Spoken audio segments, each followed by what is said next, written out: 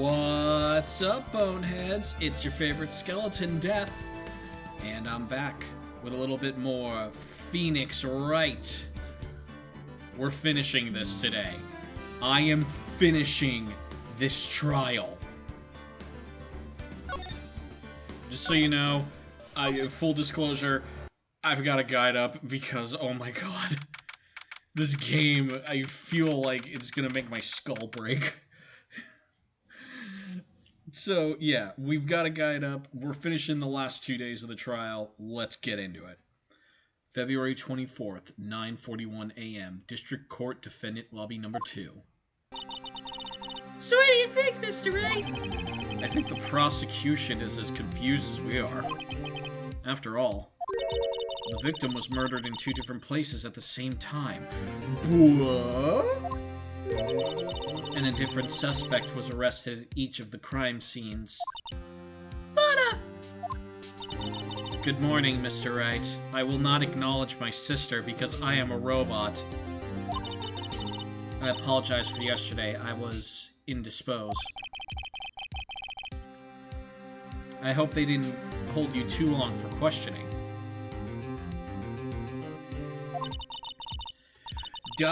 Fine, I'll drink the little clay, but I don't know how much longer I can hold on. It's my brain is breaking. My skull is splitting open, and all the crazy thoughts are gonna leak out. We just finished, actually. I'm used to all-nighters, though. so how'd it go? It's as Mr. Wright suspects, the police are clueless. But that's pretty fucking typical, actually. I figured as much, and so I struck a plea bargain. What plea bargain did you strike? A plea bargain? What do you mean by that? We agreed that if I told them the truth behind this simultaneous murder, they wouldn't seek capital punishment. That's what I mean, Emma. Alana, don't tell me you! Much to my regret. I'm as much as the dark about this as they are. Miss Skye? It would be novel if the police weren't clueless. Oh my god! I'd think I was suddenly playing another game if the police weren't fucking clueless in this game. We found trace evidences of a certain person in the police department evidence room. They belong to Officer Jake Marshall. Well, that clinches it. He did it. I think that guy would absolutely shoot someone. I mean, yeah, you're not wrong, but still, maybe we should, compile evidence. What kind of trace evidence? Blood-stained fingerprints, to be exact. That's the trump card I have up my sleeve today. You do understand what this means, don't you? In order to defend my sister, you're going to accuse Mr. Marshall? Okay, I'm okay with that, as long as it's not my sister. Yeah, that's the whole point of this. Yeah, throw him in the brig. He's weird. We have to play the cards we're dealt. Isn't that right, Miss Skye? Do what you have to do, Mr. Wright.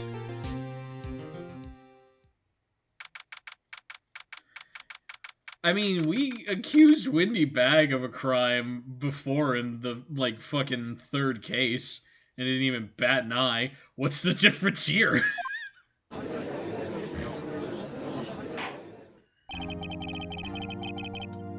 Court is now in session for the trial of Miss Lana Skye. The defense is ready, Your Honor. The prosecution is... Humph? I'm afraid you'll have to clarify. It takes 30 minutes by car to reach the police department from the prosecutor's office. Yet the victim, Bruce Goodman, was slain at both places at the same time. But that's not physically possible, is it? What's more, I hear the victim from the evidence room just disappeared. Yes, and the body eventually reappeared in the trunk of Mr. Andrews' car. Wow, this is one messed up trial. Fuck, you say that about this one, Phoenix? The difference is that no one likes Miss Windbag. Well, I'm not sure if anyone likes Jake Marshall either. So, I don't think that reason holds water. Wow, this is one messed up trial. Yeah, you're saying that about this? Really? About this one in particular? Have you just been sleeping through the other four trials we've been through, man? This is insane. One of my duties as a prosecutor is to prevent impartial evidence.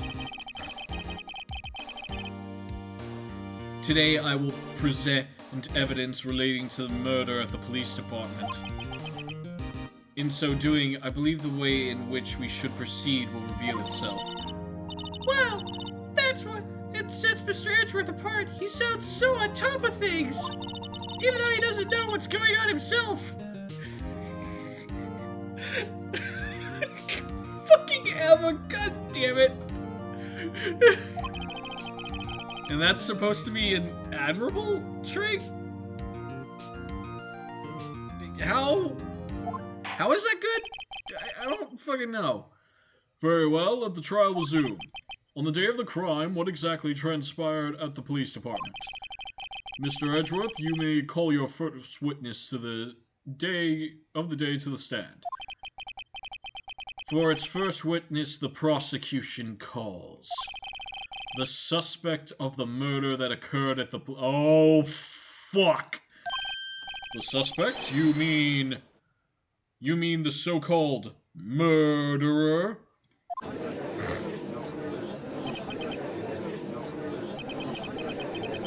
Things are getting wild from the get-go.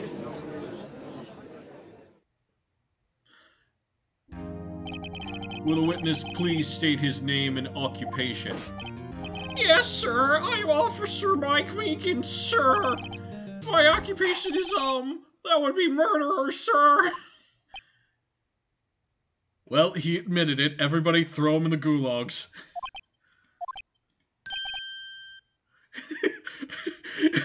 That's the best response you can give, Clay. Oh, right, this guy.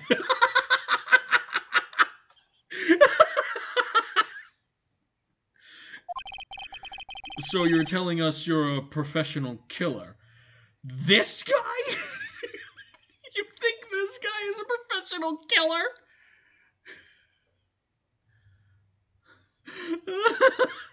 Hi, Blood. We're finally finishing this insanity. Sir, it was me, sir. I'm the one who did it, sir. I'll never kill anyone again, sir. You gotta believe me, sir. Actually, what we'd like to hear from you... Sir, I'm the one who you would call part of the younger generation, sir. Persons whose actions adults couldn't possibly comprehend. Please, Mr. Edgeworth, sir. Help me, sir. Officer Meekins. Yes, sir. Give us your report of the crime. Consider that an order. Yes, sir. As you wish, sir. After all, I am part of a generation that must be told what to do, sir. I'm kind of a beta, sir. You can't fault him for a lack of enthusiasm. Yeah, no shit, Emma.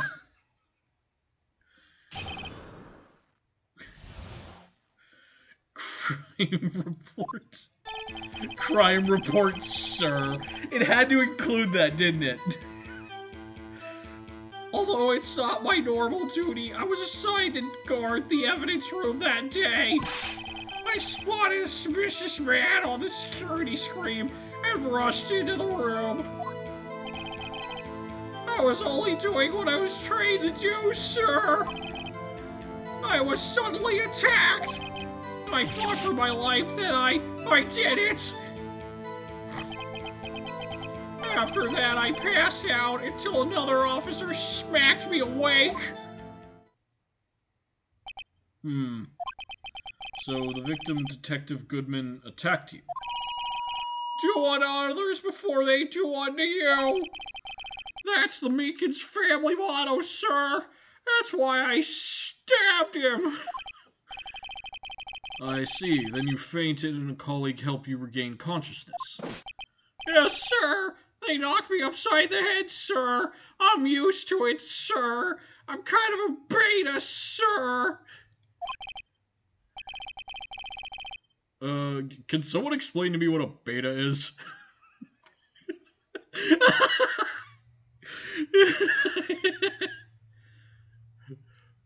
Very well. I'm sorry, fuck. Just imagining the judge saying that.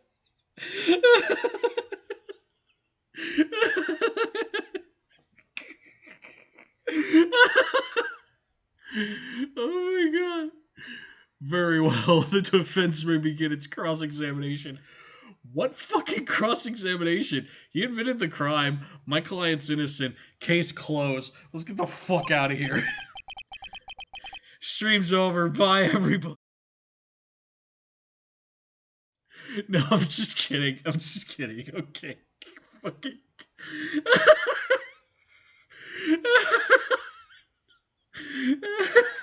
These trials are fucking insane.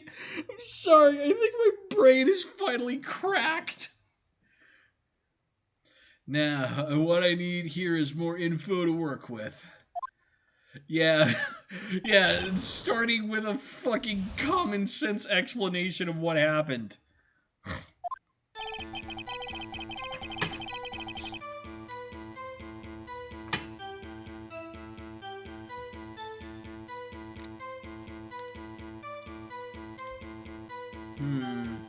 That's a possibility. I'm not entirely sure.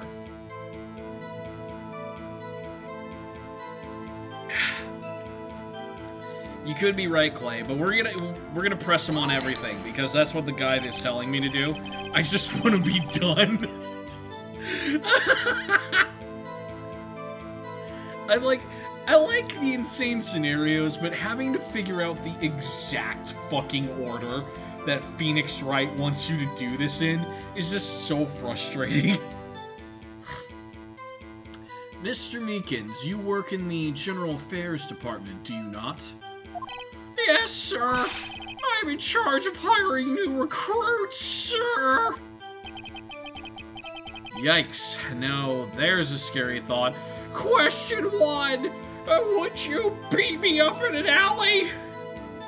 I don't think so. Okay, question 2. Will you please not beat me up in an alley? I just said I wouldn't.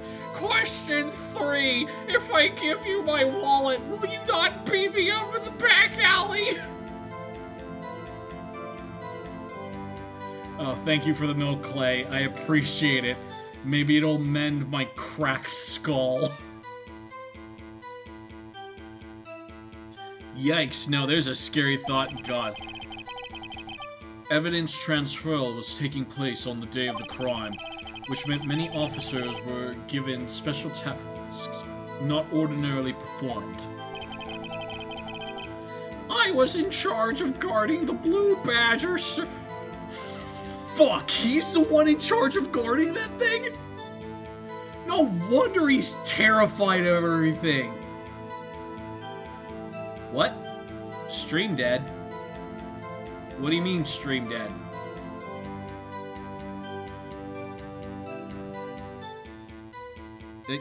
Did my stream stop running? Hold on.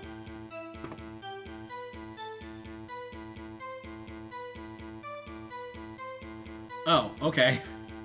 I was about to say, did my stream just die?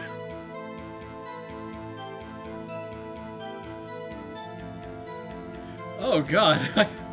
Woof. It's okay. It's okay. You know, I prefer anyone tell me about those things. If something's like squiffy, just go ahead and tell me. Like, because I would prefer to know rather than just people be like, oh, you know, probably he notices. Like, no, I don't. I don't know it. Please tell me. I don't know what I'm doing half the time. Oh, fuck. Not that one. There we go.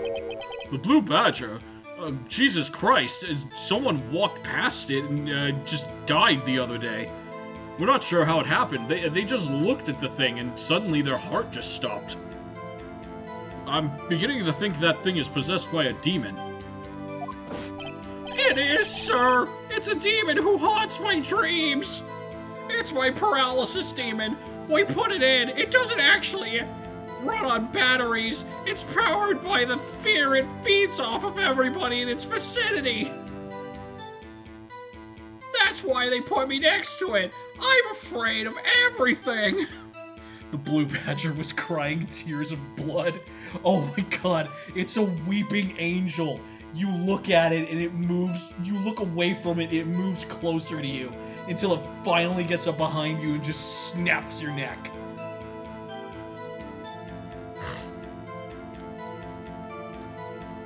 Yes, sir, the lovely policeman. Fuck you, lovely. God damn it, no. That thing is awful. Yes, sir, the lovely police mascot created by the chief of detectives, sir. Oh, God, why? Why are you showing it to us? We've seen it enough. I was just sure it wasn't broken during the transferal process. That was my sole mission for the day, sir. I see. Hold on, let me check. Yes. Yes, Yes? Okay, yes. I'm sure of it now. My heart stopped. Anyways, I'm dead. Continue the trial without me.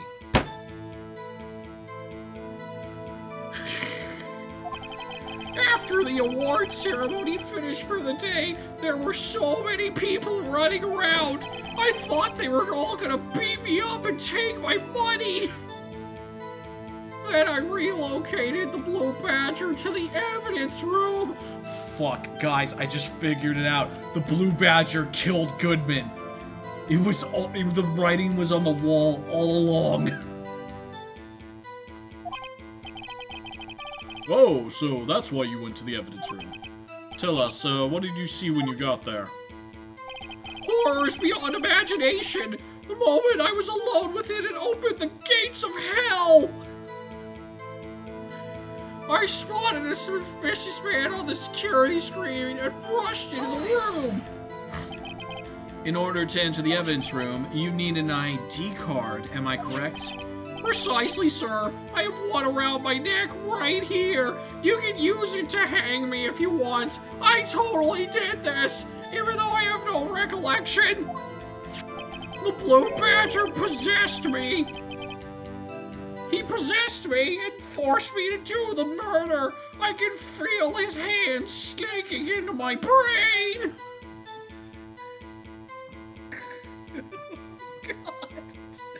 Okay, I may have taken the bit too far. Let's keep moving. So then, your ID number should be listed on here, right?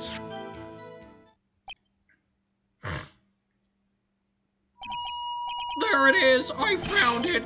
It's the one right here. Could you please read us the number? Yes, sir. It's 4989596. That's my number, sir. I see, huh? But the number 4989596 is shown as being used twice. Please explain, witness. It's no real mystery, sir. The first time is when I relocated the Blue Badger to the evidence room. And the second time is when I went to go, and after everything settled down. I see, so it was during the second time when... Yes, sir. That was when I spotted the man on the security screen.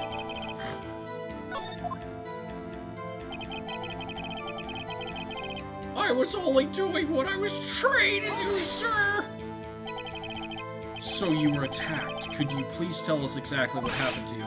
It was a knife, sir. A knife! All I have is my gun!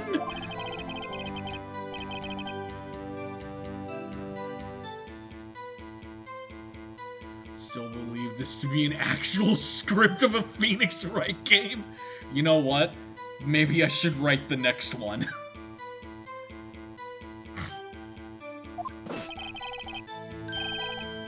Well, with me charging in on him, charging in on him like that, he looked as surprised as I was. You aren't exactly the kind of person someone would want to run into. Unless, you know, we were in a dark alley and I could beat you up and steal your money. That's what I reacted, sir. I swung my arms like an octopus, struggling to detain him. That's how I got this gash on my hand. Maybe if you just kept your cool, your hand wouldn't be so... When I saw the blood trickling down my arm, I panicked. I thought I was gonna die. Everything went red, and then everyone in the police station had died. I don't know how that happened. I grabbed the man by his collar. I fought for my life, then I did it. What exactly do you mean by when you say you did it? I grabbed his dick and twisted! I knew I didn't look the type, but I'm really into kung fu films, sir. You know, those will definitely teach you how to do karate and not just break your arms. The man let his guard down for just an instant, so I snatched his knife from him. Enjoy your lurk.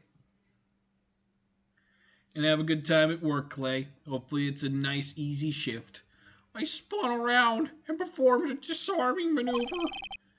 I made sure to close my eyes like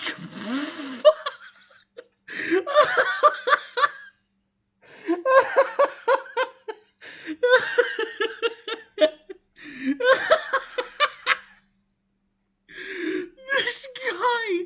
What the fuck?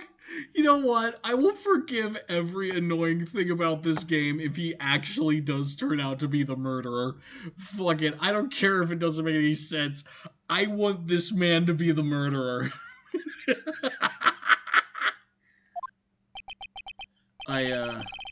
See.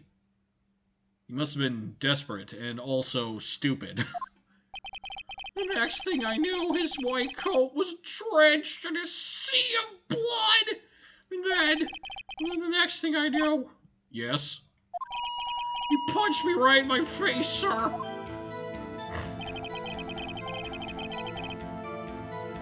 After that, I passed out until another officer smacked me awake. About what time did you regain consciousness?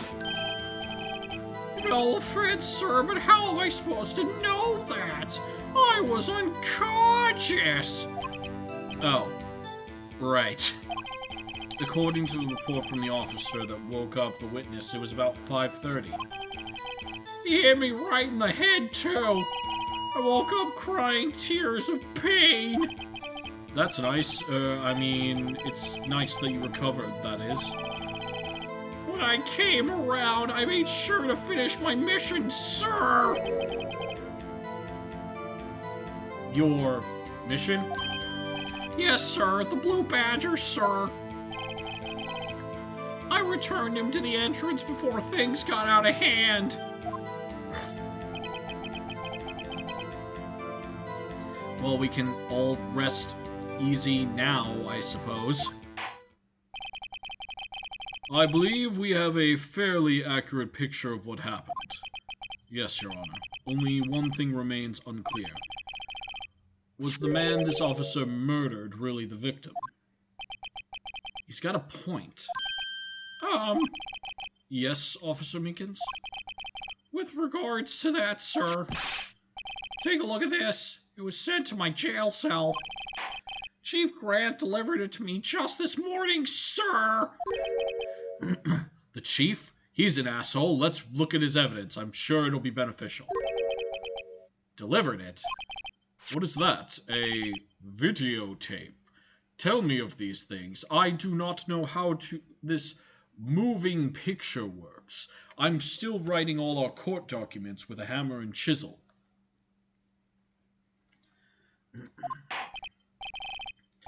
Yes, sir. That's absolutely right, sir. A videotape. Yeah, videotape. Cool, thanks. You fucking... What is with you? It contains footage from the security camera in the evidence room. Why was this not brought to court immediately? Yeah, thank you, Edgeworth. What? But I specifically asked if there was such a tape. I was told it had been mistakenly erased. That's quite a mistake. I just do what I'm told, sir. It's the only thing I'm really good at. Looks like communication with the police department is as good as ever. Fuck, Phoenix, if you aren't just preaching the truth right now. Well then, let's have a look. Show us the video of you murdering the victim, you murderer. We're gonna throw you in the gulags after this. Oh, please stop using that word, murderer, sir. It scares me. A video of a real murder. Just what are we getting ourselves into? Man, and me without my popcorn.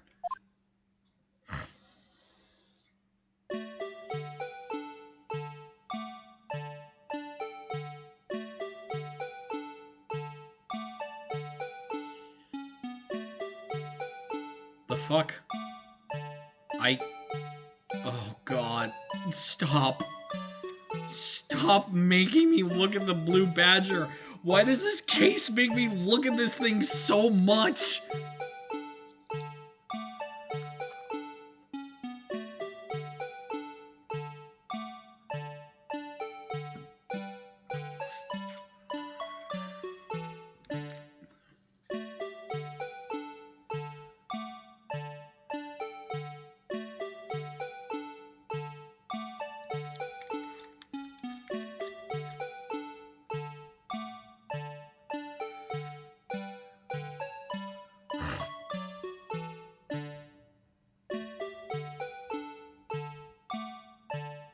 Huh. So, I don't think Officer Meekins killed him. That's not enough conclusive evidence to say he killed him.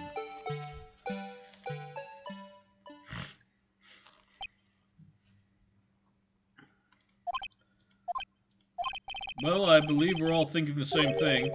How can we deal with these unsettling feelings stirred within us? Yeah, these feelings of absolute... What the hell was that wiggling piece of plywood? Fucking thank you, someone said it!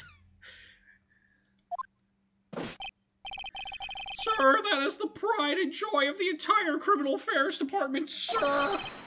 It's the Blue Badger, sir! Why am I not surprised this isn't going smoothly? Security tape added to the court record. Yes, well, anyway. The tape seems to prove that the witness did indeed encounter someone in the evidence room, and some sort of activity did take place. Your Honor, instead of relying on clearly incomplete footage, the witness's testimony will suffice. Is that all right with you, Officer Meekins? Yes, sir, as you wish, sir. Can I get you some coffee, sir? Alright. Mystery Man. The face can't be clearly seen in the video, but there's no question that the other person was Detective Goodman, sir. I mean, he opened the locker, which retired Detective Goodman's fingerprint to do. The locker he opened is unquestionably Detective Goodman's locker, sir. So it must be him. No one else could have unlocked it. Is that maybe the chief of police? What's this about a fingerprint? Each detective has been given a locker equipped with a fingerprint-activated lock. Those locks ensure that each lock can only be opened by the detective it belongs to. Intriguing. That would mean the victim at the crime scene would have to have been Detective Goodman. Very well, the defense may begin its cross-examination. I don't know where this cross-examination will lead. Yeah, fucking neither do I, Phoenix. You're speaking for both of us. But everything begins with contradictions. That's where I have to start.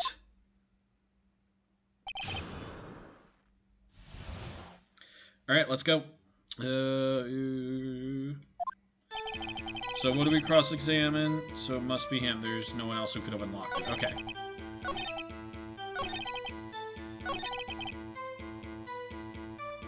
Press.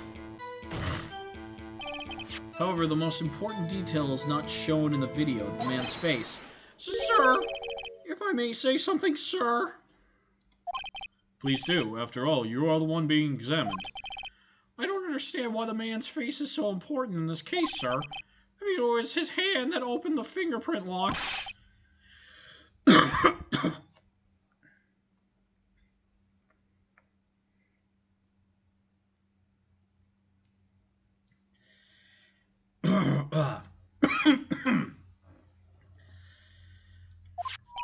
My unsettled state can testify enough to this, sir. Sorry, I had something caught in my throat there for a second. Yes, you have a point. The footage doesn't lie. That is, unless the defense can find a problem with it. Mr. Wright, let's check the court record again. Is there a... Yeah, there's a problem. There's one thing in particular that seems rather strange. The contradiction that the man may not have been Detective Goodman. What? This video contains such a contradiction? Interesting. Your Honor, I have a proposal. Yes, Mr. Edgeworth? Propose we have the defense point out to us this alleged contradiction in the video. He would want me to point it out. You want me to point it out, don't you, Edgeworth? So bad. You want me to point shit out for you all night, don't you? Very well, proposal accepted. Let us further inspect this piece of evidence.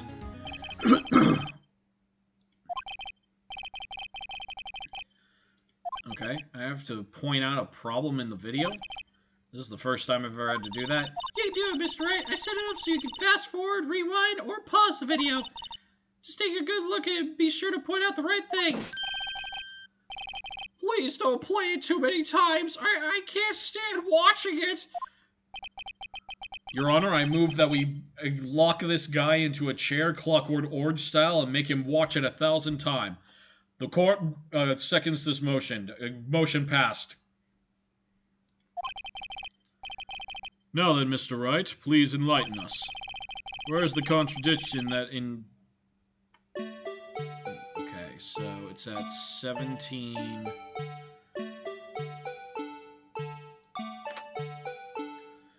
What is it? 17, 14, 32?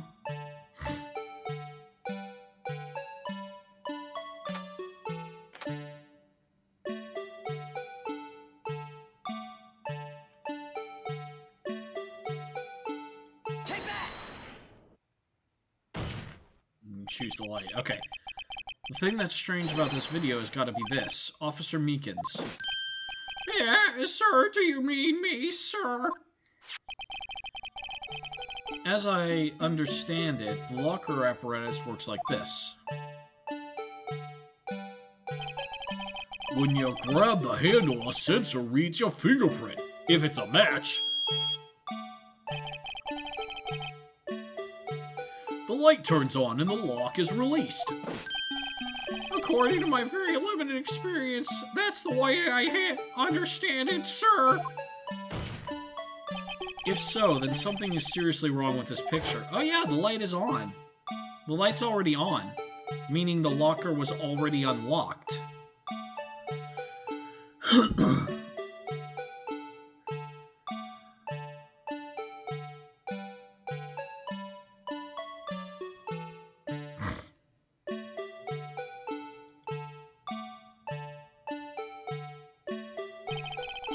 When the victim reaches for the handle to open the door, let's rewind to a little earlier.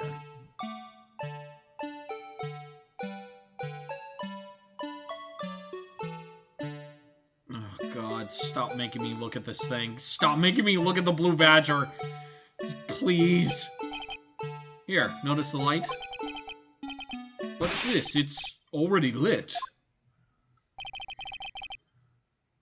Precisely my point, Your Honor. The locker was already open before the victim grabbed the handle. Ah!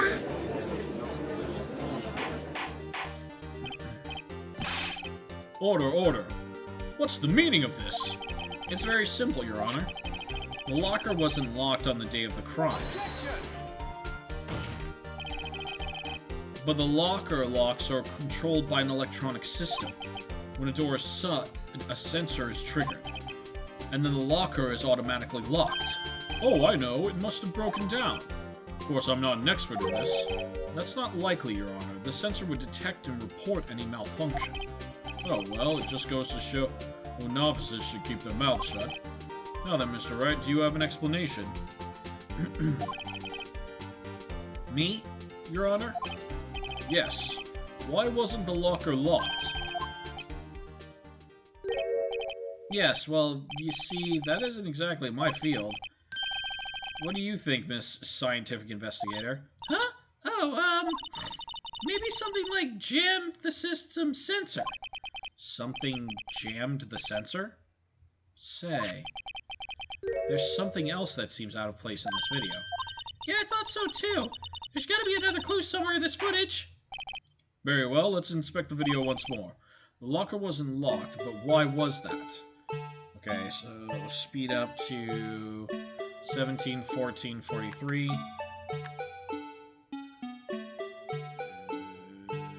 Okay, and...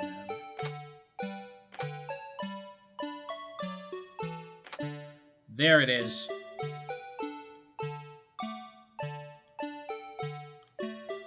I have to rewind it just a little bit. There we go.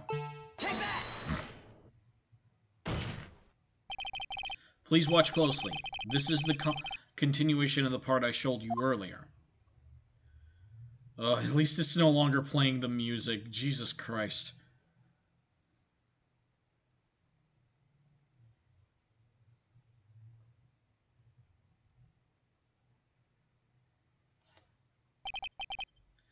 What's this? Something white fell out of the locker. But sir, it's my experience that things fall out when doors are opened. I can fall out. Shut up. You can't be sure that item was completely inside the locker to begin with. What do you mean? The sensor triggers the lock when the door is shut. But if something was inserted, say, between the sensor and the door, inserted.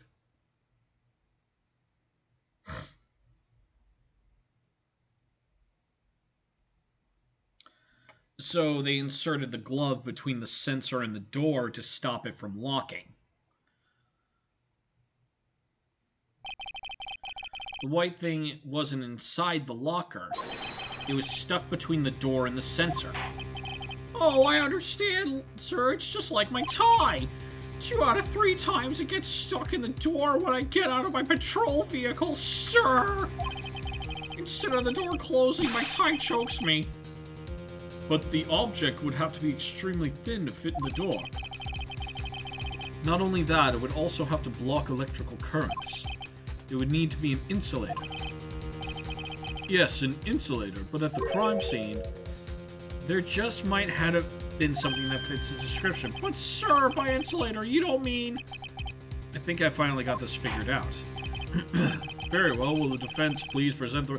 Why do I have to do all of this? Do you guys not, like, have detectives to figure this out? All I gotta do is prove my client didn't do it. That's it. That's my job. I have to solve the whole fucking crime for these idiots. Ugh, fine. Here's your fucking insulator. I found this near the locker, a thin rubber glove. But we can't be sure that was in the victim's locker. It has a tag that says SL9 incident. The video seems to depict the victim opening the locker. But that wasn't the case. The lit lamp attests to this. On the day of the crime, even I could have opened that locker. Is that not so, Officer Meekins? Sir! It would appear so, sir! Order! Order!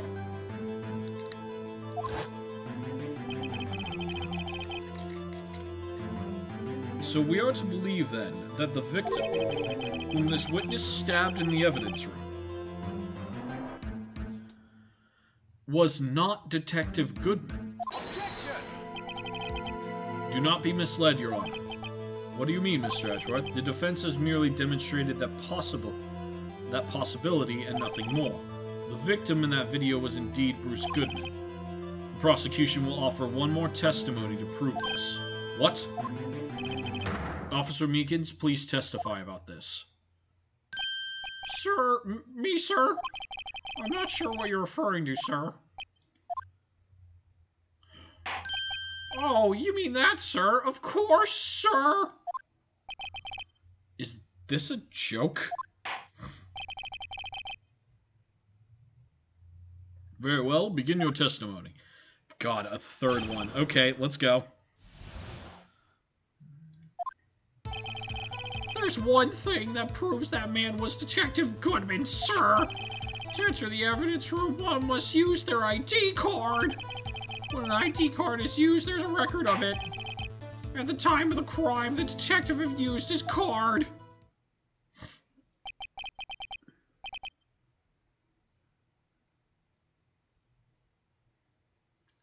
An ID card record, I see. I have the ID card record right here, Your Honor. So, yeah. The ID used at 514 is that of the victim. Just before the crime, Yes, without a doubt, this is the victim's ID. However, one thing does strike me as unusual. Several hundred cases have been due to transferal. Why was there so few people using this room? This particular evidence room is only for sorting certain special cases. Special cases? Extremely violent cases involving police staff. Just hearing that makes my hair stand on end. Me too, although it doesn't make much of a difference. There were only a few cases up for transferal there, and most were cleaned up by noon. Right, I see. Now let us move on to the cross-examination. Alright, lost item, report to the statement. Okay.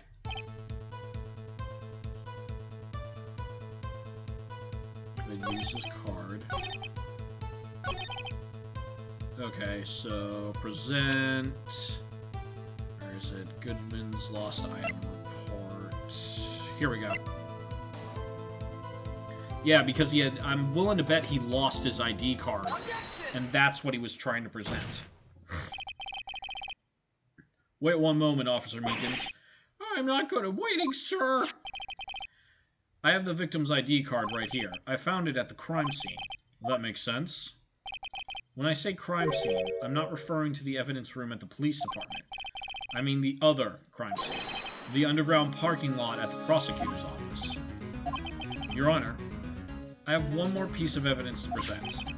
It's a very important clue regarding the victim's ID card. A lost item report. It's only half completed. But it shows that Detective Goodman had lost something on the day of the crime. Something important enough to fill out this report. Let me guess. You believe this something to be his ID card, right? I can't say for sure, but there is a high probability. On the day of the crime, Detective Goodman was not carrying his card. Order, order! So now, what does this all mean? I can only mean one thing. It doesn't even require much thought. The man Officer Meekins encountered in the evidence room was not Detective Goodman, but rather the man who stole his ID card.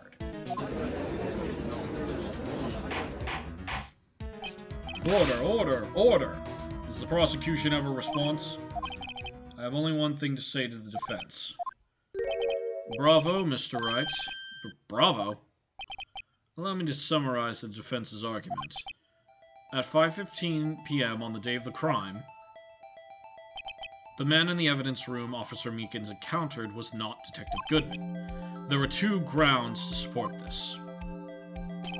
First, the locker in the evidence room was already unlocked. Second, the victim lost his ID card.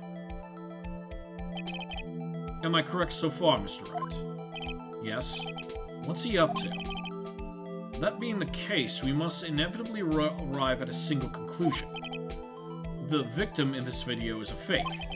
Then the murder in the evidence room is also fake. In other words, the security camera does not show the incident of the murder.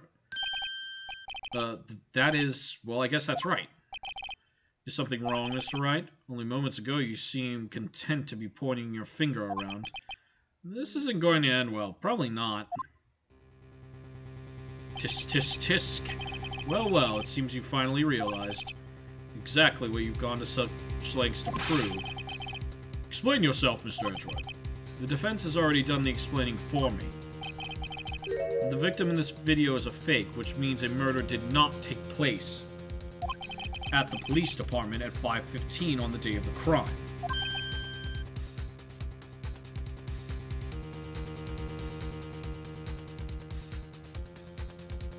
So the real crime could only take place at one location, the underground parking lot, at the prosecutor's office, the murderer being Miss Lana Skye, the defendant. The evidence is compelling. A trustworthy witness observed the moment of the defendant using the murder weapon. Ah! Oh, fuck. Yeah, Phoenix just kind of backed himself into a corner there.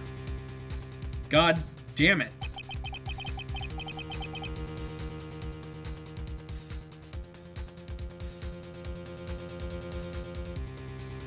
I knew that testimony was way too shabby. It was all a trap from the beginning.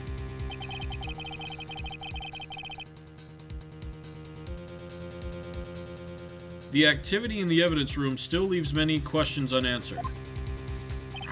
Who exactly was the victim Officer Meekins' encounter? And where did this person disappear to? However, the trial purpose is to examine only the murder of Detective Goodman. Just so, Your Honor. Mr. Wright, you have to do something, or else Lana... What do I do? How do I get myself out of this mess? Object? One moment, Your Honor. Now what, Mr. Wright? Don't tell me you're objecting to what you've just proven. Of course not, but I'm also... Oh, walked right into the prosecution's trap. What are you talking about? The cross-examination has proven one thing and one thing only. The security video did not show the actual murder. Okay.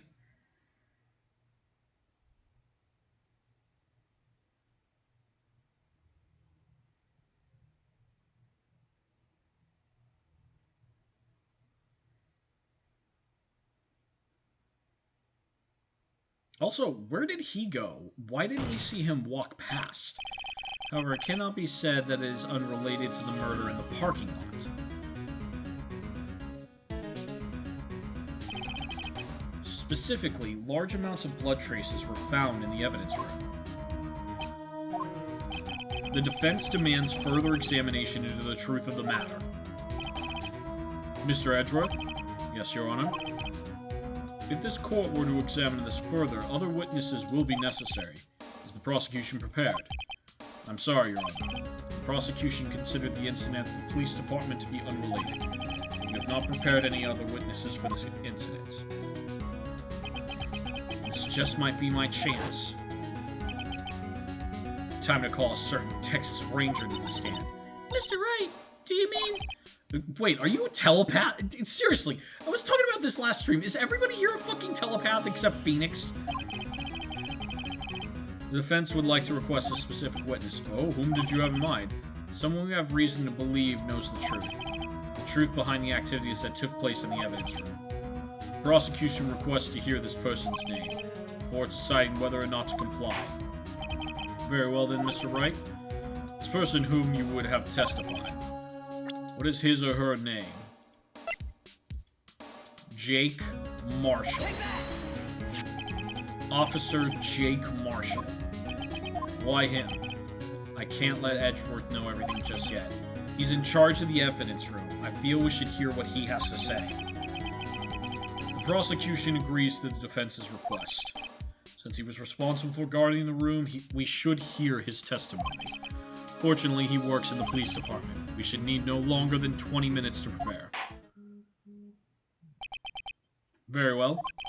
The court will take a 30-minute recess while the witness is subpoenaed. Will the prosecution please prepare the witness during that time? We will, Your Honor. Court is now in recess.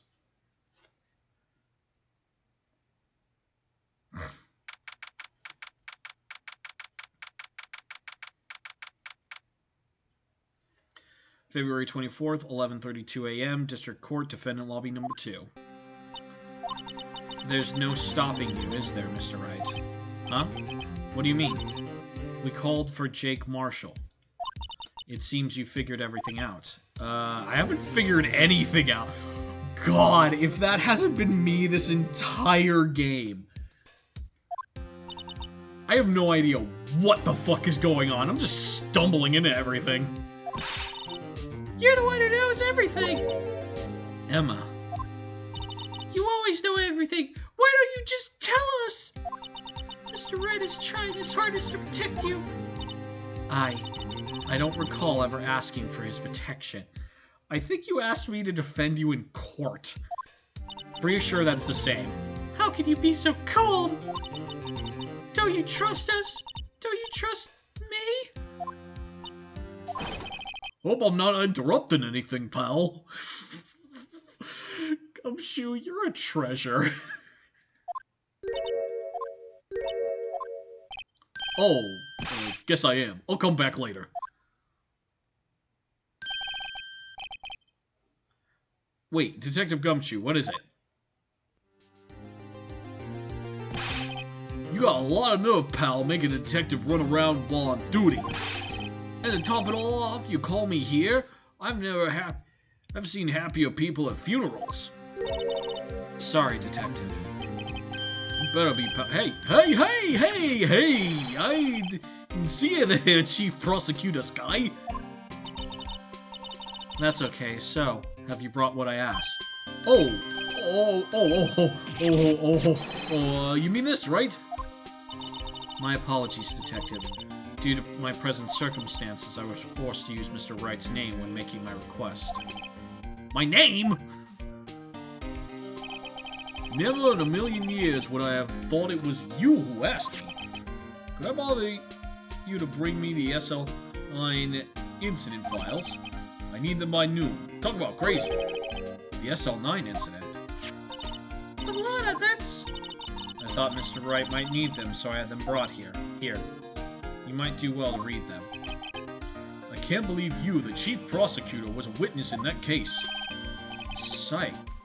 Was a witness?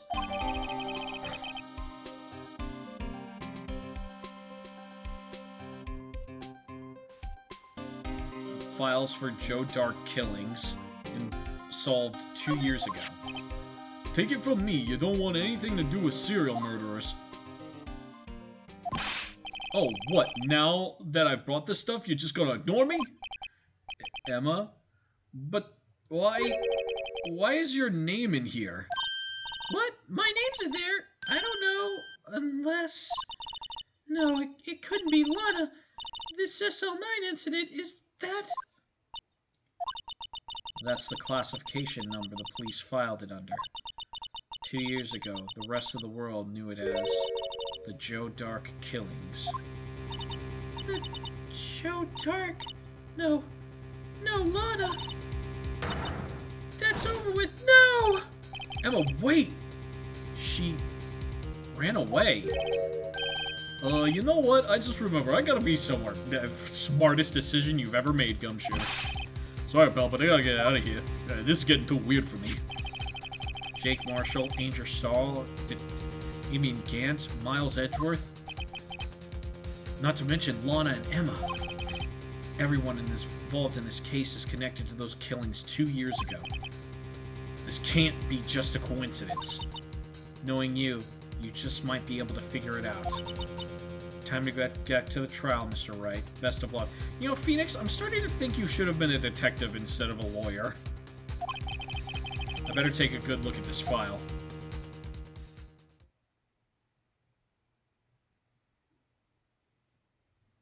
Can we stop with the to be continued, please? Yes, we'll save. Fuck. Trial former, trial ladder. Let's go. Come on. February 24th, 12:14 p.m. District Court, room number 9. The court will now reconvene for the trial of Miss Lana Skye. Emma didn't come back. Allow me to call the next witness to the stand. The officer in charge of guarding the evidence room on the day of the crime. Witness, please state your name and occupation. Me, partner? Oh, I'm just a man, same as you, wandering the trail of civilization. Occasionally helping the elderly cross intersections when needed. Yes, we get it. Oh, I know. You're a patrolman. As for my name, if you listen hard enough, you can hear the howling wind call it out. To be exact, it's Jake Marshall, Your Honor. Howling wind? I've never heard Edgeworth described that way before. Now, Mr. Marshall, let me ask you something. You were in charge of guarding the evidence room on the day the crime took place. Is this correct? According to the papers, partner. What do you mean? A desperado's soul is as boundless as the desert sea sands. No paper can sum it up. Maybe it's best we get on with this quickly, before I have a fucking aneurysm. Please share with us your testimony of the day of the crime. In plain old English, please, before I slam this gavel into my brain. Day of the crime. Let's go. My job was to keep a weary eye on that bone orchard. Fucking Christ. They said I was supposed to make rounds 3 times a day, but that ain't my style. To do your job? Besides, the room's protected by 2 security systems anyway. If I remember right, I was at a side street saloon at the time it went down. I'm just an innocent traveling man, so if you're out of ammo, it's time I hit the trail.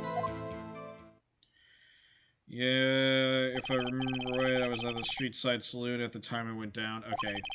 Can't say I care for your beard, but you don't see me complaining. Wait a minute. What do you mean by 2 security systems? I mean the security cameras and the ID card reader. I reckon even a cowpoke like you knows about those. Yes, well, what about the fingerprint-activated locks on the evidence lockers? Fingerprint-activated locks? What kind of newfangled doohickeys are those? He's not being very helpful. No one has been helpful. This entire game, not a single witness has been helpful as they let a waterfall of perjury come out of their mouth, Phoenix. The fact that you have not realized this 5 cases in is astounding and says way more about you than it does any of them. He's not that good with machines or with following orders. Everyone's got their weaknesses now, don't they, partner? Now, don't they, Mr. Prosecutor? This one seems like trouble. Yeah, he did it. Throw him in the gulags. Okay, Mr. Wright, he's all yours. You deal with this bullshit. We're gonna go get lunch or whatever. Alright, what do? Fucking present Marshall's fingerprints to the statement. If I remember right, I was okay. Yeah, present... and... Marshall's fingerprint.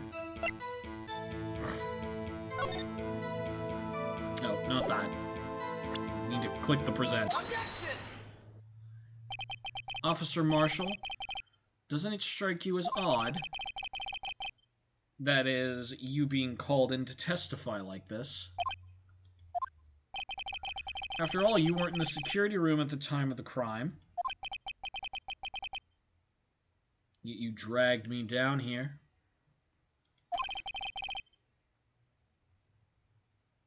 Explain yourself, partner. Yeah, except you were in the security room because we have your fingerprints, jackass.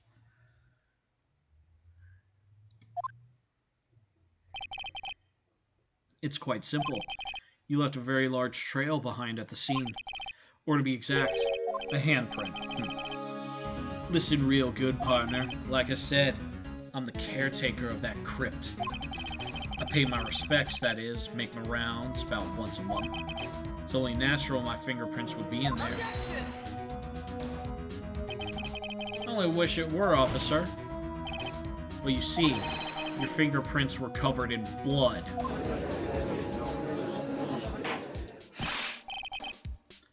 Witness, what's the meaning of this?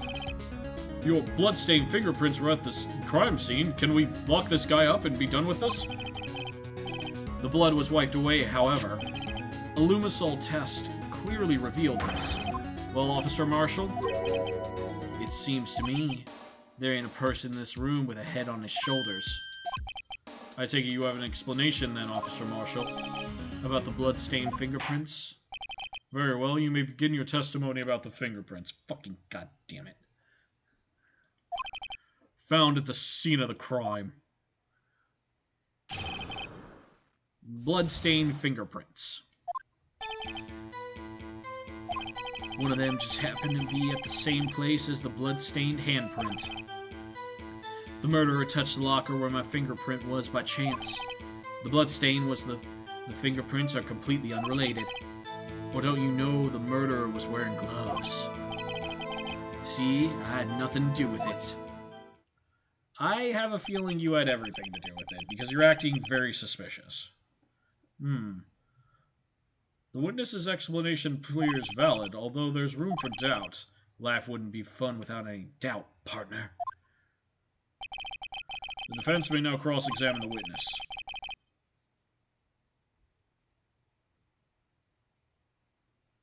This guy's hiding something.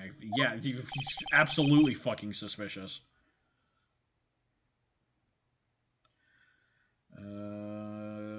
Okay, we gotta press him on 3 statements. First statement. Like I said, it's only natural for me. Okay, press. That's because you, how do you put it, pay your respects once a month? Yeah, that's right. That and one more thing. That locker happens to be mine. What? What do you mean? I mean, what I said. That locker I used when I was a detective, the locker I still use. All that's there now, though, is a heap of broken dreams. I see. It'd be strange if my prints weren't all over that locker. Apparently his fingerprint data was never removed from the locker's programming. He must have been using the fingerprint lock all the time without ever knowing it. Okay. Alright,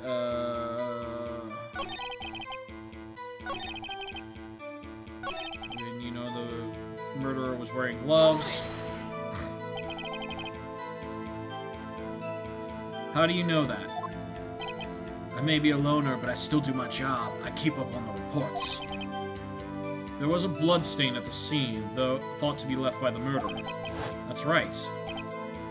That's right, it was found on Detective Gumshoe's locker. However, no fingerprints were detected on that handprint. Oh yeah, I think we tried that too. So that would mean the murderer, wearing gloves, happened to place their hand on top of Officer Marshall's fingerprints. That's the only logical conclusion. Are you starting to get the picture, partner? The picture? This seal of blood in the desert is just food for the buzzards. There's only one reality, and that's this. The security tape. So long as my trail isn't in there, you can't say otherwise. This isn't getting us anywhere, Mr. Wright.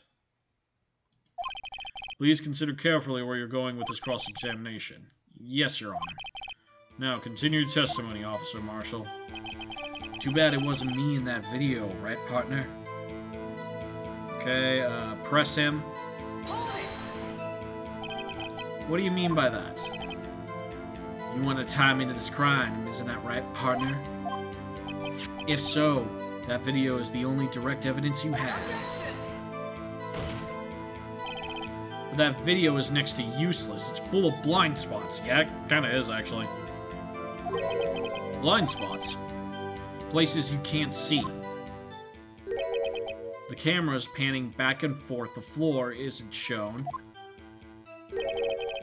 If someone with familiar with the camera's position, they could leave the room without being caught on tape.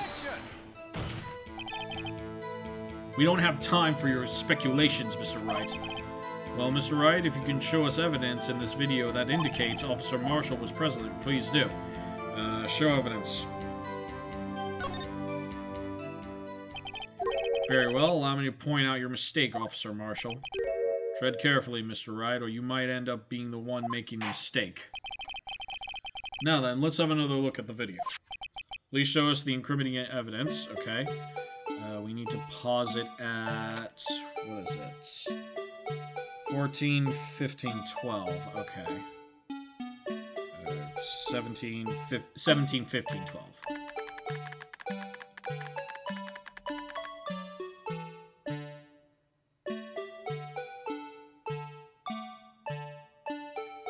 God, I hate this so much.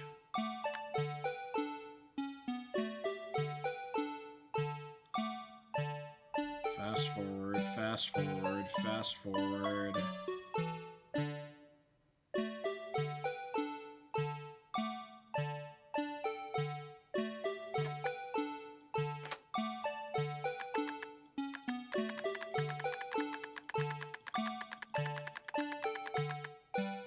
Okay. And then choose white object under Marshall's locker. Yep. Oh yeah, because it wasn't there before. Bringing our attention back to the security camera is a mistake I'm afraid you'll soon not forget, Officer Marshall. Days short in Texas are so in my temper. Could you sum up what you have to say in 8 words or less?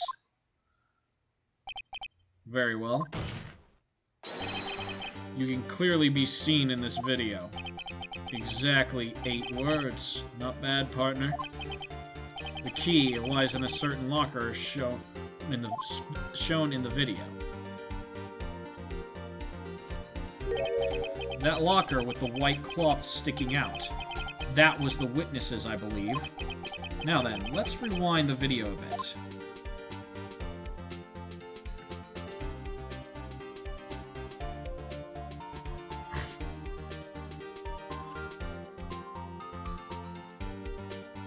And back here. And it's not there. Yeah, he shoved it in a rush.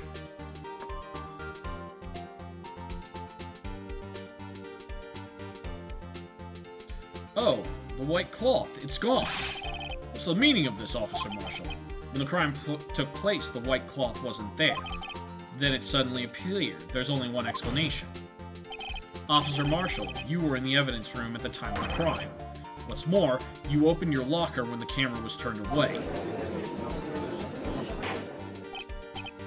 Order, order. Would seem that the... Hold your horses. Sorry, partner, but you got the wrong man. So what if my locker was opened? That doesn't mean I'm the one who opened it. The murderer needed to hide something, so he opened the locker and stuck it in. That's not my fault he happened to choose mine. Why is everyone staring at me like I'm a wanted man? This guy isn't just playing dumb. He really doesn't know. I hate to rain on your parade, but you're the only person who can open that particular locker. Oh yeah, I call your bluff. Say I opened the locker, now prove it. Present evidence lockers. Okay.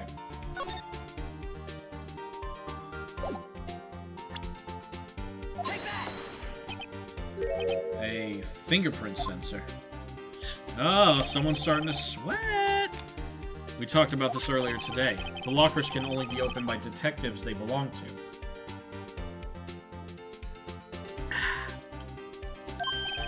What kind of crazy talk is this? Well, Detective Gumshoe did mention something about this. In any case, the locks aren't obvious. There are even some people on the force that know about the fingerprint locks. So, Sheriff, what do you have to say in 8 words or less? Ooh, dunking on ya!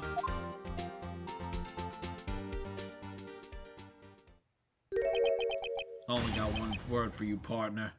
No!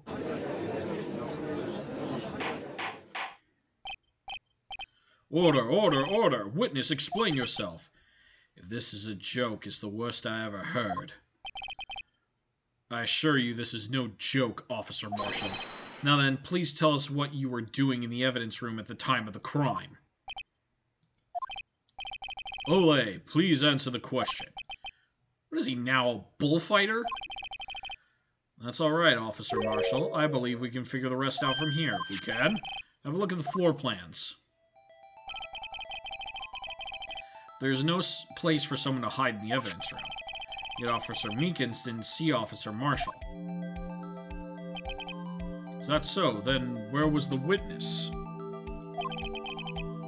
Seems Mr. Wright has an answer. That's right, the only possible conclusion. Well then, let's hear it. He was the one who was the victim. Officer Marshall was standing right here.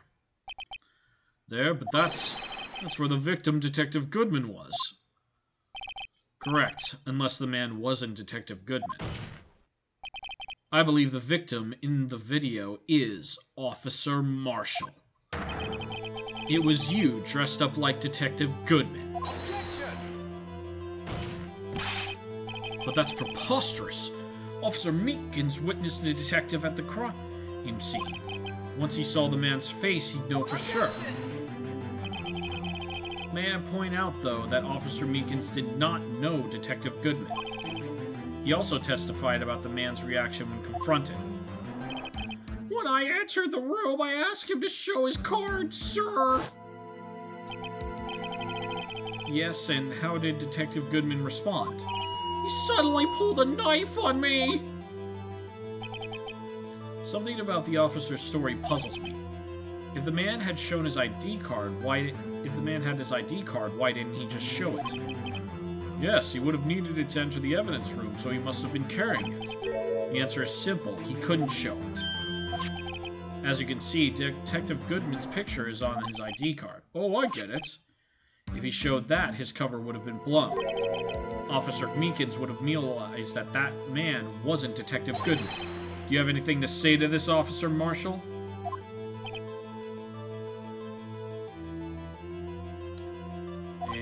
You got quite an imagination, partner. We got a term for that. It's called circumstantial evidence. Circumstantial evidence? He's still denying it? You're gonna have to do better than that to break a detective. Unless you have hard evidence proving I dressed up as the victim. Can't say I particularly care for the uncooperative disposition. I can't say I care for your beard, but you don't see me complain. Fuck you, his beard is glorious. Better than that peach fuzz you got, Marshall. That's not a beard, that's stubble. Well, Mr. Wright, do you have any evidence proving beyond a shadow of a doubt that Officer Marshall dressed up as the victim? Give me that evidence. I need to put him in jail. Well, who am I kidding? I don't have anything like that. I can see the fear in your eyes, partner. Seems like you're the one who can take the desert heat. This isn't happening.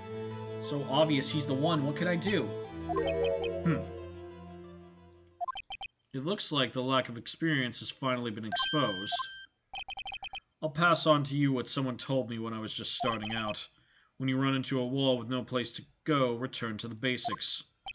The basics? For me, that would be what Mia used to tell me. Phoenix, try thinking outside the box. I shouldn't look for proof that Officer Marshall was in disguise.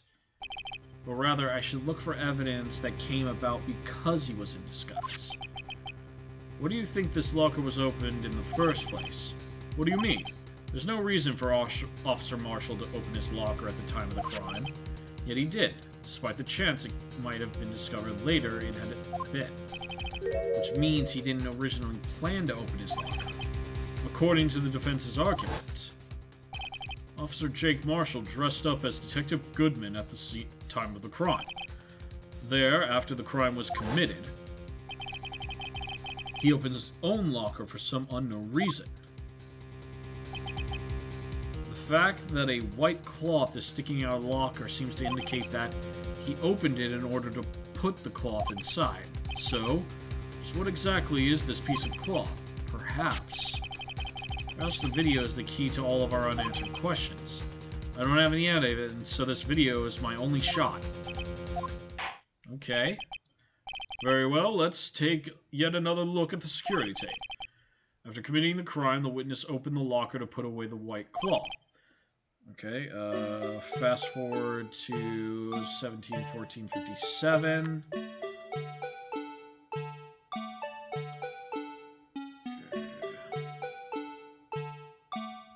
Fast forward.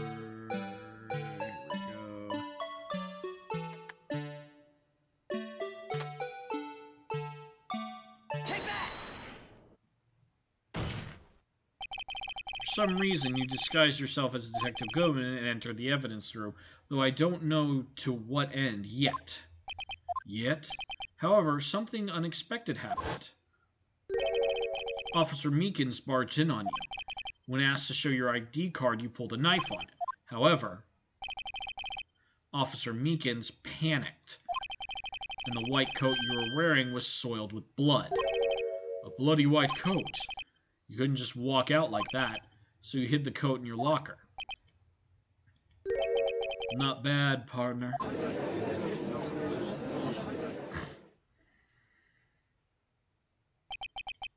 Now then, Officer Marshall. Are you ready to tell us the truth? Looks like I underestimated y'all. I hope you're happy now, Mr. Edgeworth. 2 years ago, if you were half as persistent then as you are today, we all wouldn't have to be here now, would we? Officer Marshall, tell the court what you did. All of it. All right. Seems the time has come.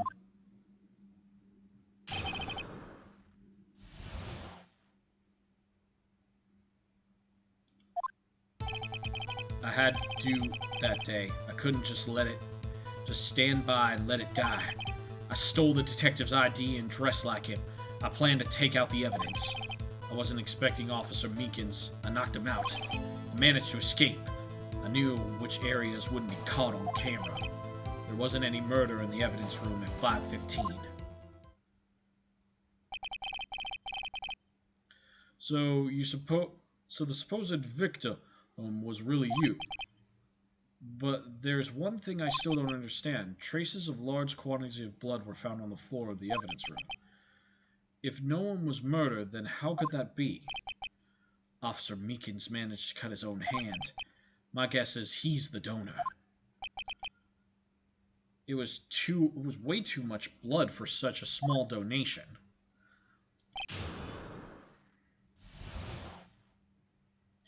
Okay, we gotta press him on every statement. Back. Press. When you say it, you mean... Do you even have to ask, partner? The SL9 incident. 2 years have passed since the case was closed. Hold on, I need to open up the...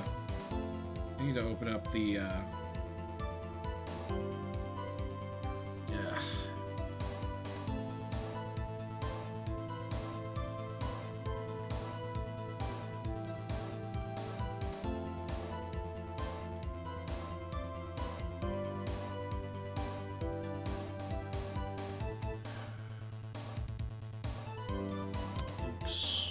Right.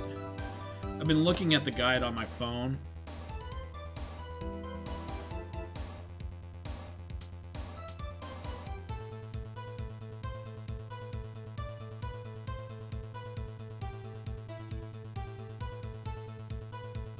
I spelled it wrong.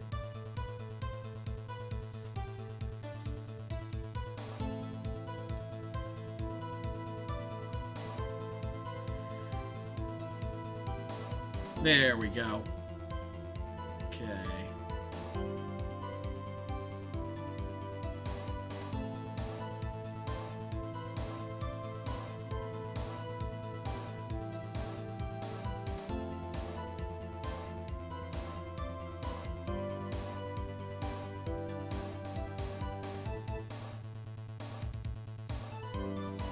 There's the... Sorry, I just need to pull up the walkthrough on my PC because I've actually just been using my phone.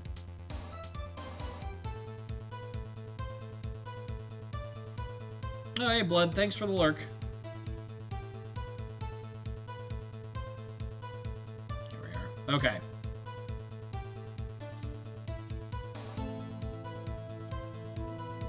Two years have passed since that case was closed. I was going to completely end the transfer that day. Not if I had anything to do with it. The incident's not over.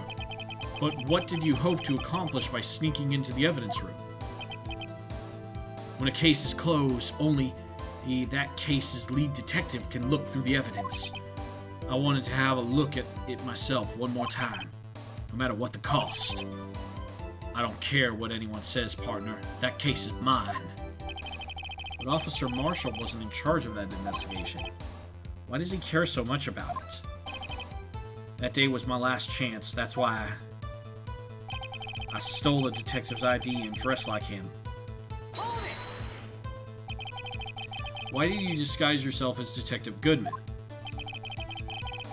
If I didn't make it look like Goodman was carrying out the evidence transfer, I'd be arrested for stealing evidence, which wouldn't get me anywhere. So you did it to fool the security camera. And the detective's ID card. I stole that the morning of the incident. So, that really was why Goodman was started filling out the lost item report. I returned his ID card. I left it on the floor of the prosecutor's office parking lot. The ID card I found was left there by Officer Marshall. So essentially, you managed to succeed despite your lack of foresight.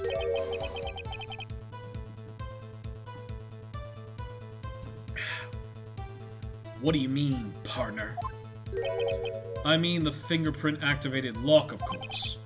No matter how well you disguise yourself, you can't change your fingerprints. Under normal circumstances, you wouldn't have been able to open the locker yourself. But he could because a rubber glove had just happened to get stuck in the door. That means Detective Goodman must have opened the locker before Officer Marshall. I wasn't expecting Officer Meekins. I knocked him out. He pulled a knife on Officer Meekins and tried to drive him off. Let's just say I was a little surprised. I only planned on being in the evidence room for no more than 5 minutes. I didn't think anyone would actually come in during that short time. Officer Meekins, certainly a one-in-a-million type of person. Mistaking a detective for an intruder and demanding to be shown his ID. I have to think a little more about his raise this year. When did Edgeworth get so much influence? Anyway, he threw himself at me and I ended up cutting him slightly. I'm sorry it had to turn out that way. Me knocking him out and everything. By the way, what happened to your knife? Oh, you mean this one? I don't know what to say. So you knocked Officer Meekins out and managed to escape. I knew which areas wouldn't be caught on camera. So you did your research beforehand. Those who go into the desert unprepared won't live long, partner. I didn't think it would make a difference, though. The security tape is erased every 6 hours. If all had gone as planned, no footage would have been left. However, you bloodied your coat in your struggle with Officer Meekins. If someone was in the security room when I came out, the jig would have been up. I opened my locker and stashed it in there. What was Officer Meekins doing during that time? What else? He was sleeping like a baby. So, what you're saying is, on that day, there wasn't any murder in the evidence room at 5:15 p.m. But the blood found at the scene certainly indicates a crime took place. What are you, blind? The victim shown on that tape is me, and I'm not dead yet, partner. So you stole the evidence from the locker? Actually, no, I didn't. Why not? When I opened the locker, the evidence... That must be the pieces that was missing from the vase! What? Mr. Edgeworth, where is that evidence? It's still missing, Your Honor. Detective Goodman's locker was already empty. Someone else stole the evidence. Officer Marshall, may I ask you one thing? Fire away, partner. It's a free country. Just remember, I'm also free to decide whether or not to answer. Why did you do this? Stealing a detective's ID, injuring a police officer. This is no small offense. Moreover, you're an officer yourself. This will have serious consequences. It can't just be forgiven with a simple cut in salary. Not that salary cuts are ever a valid solution. Like I said, this isn't your case. This one's mine. And I'll do anything it takes to get an answer I'm satisfied with. The witness has an unusual amount of zeal. Let's hear more.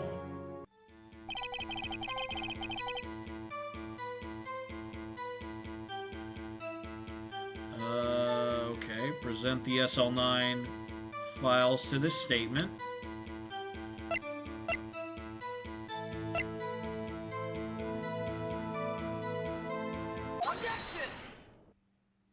Officer Marshall, I think I understand. I think I know why you care so much about the SL9 incident. Sounds like you've been sipping too much cactus juice, partner.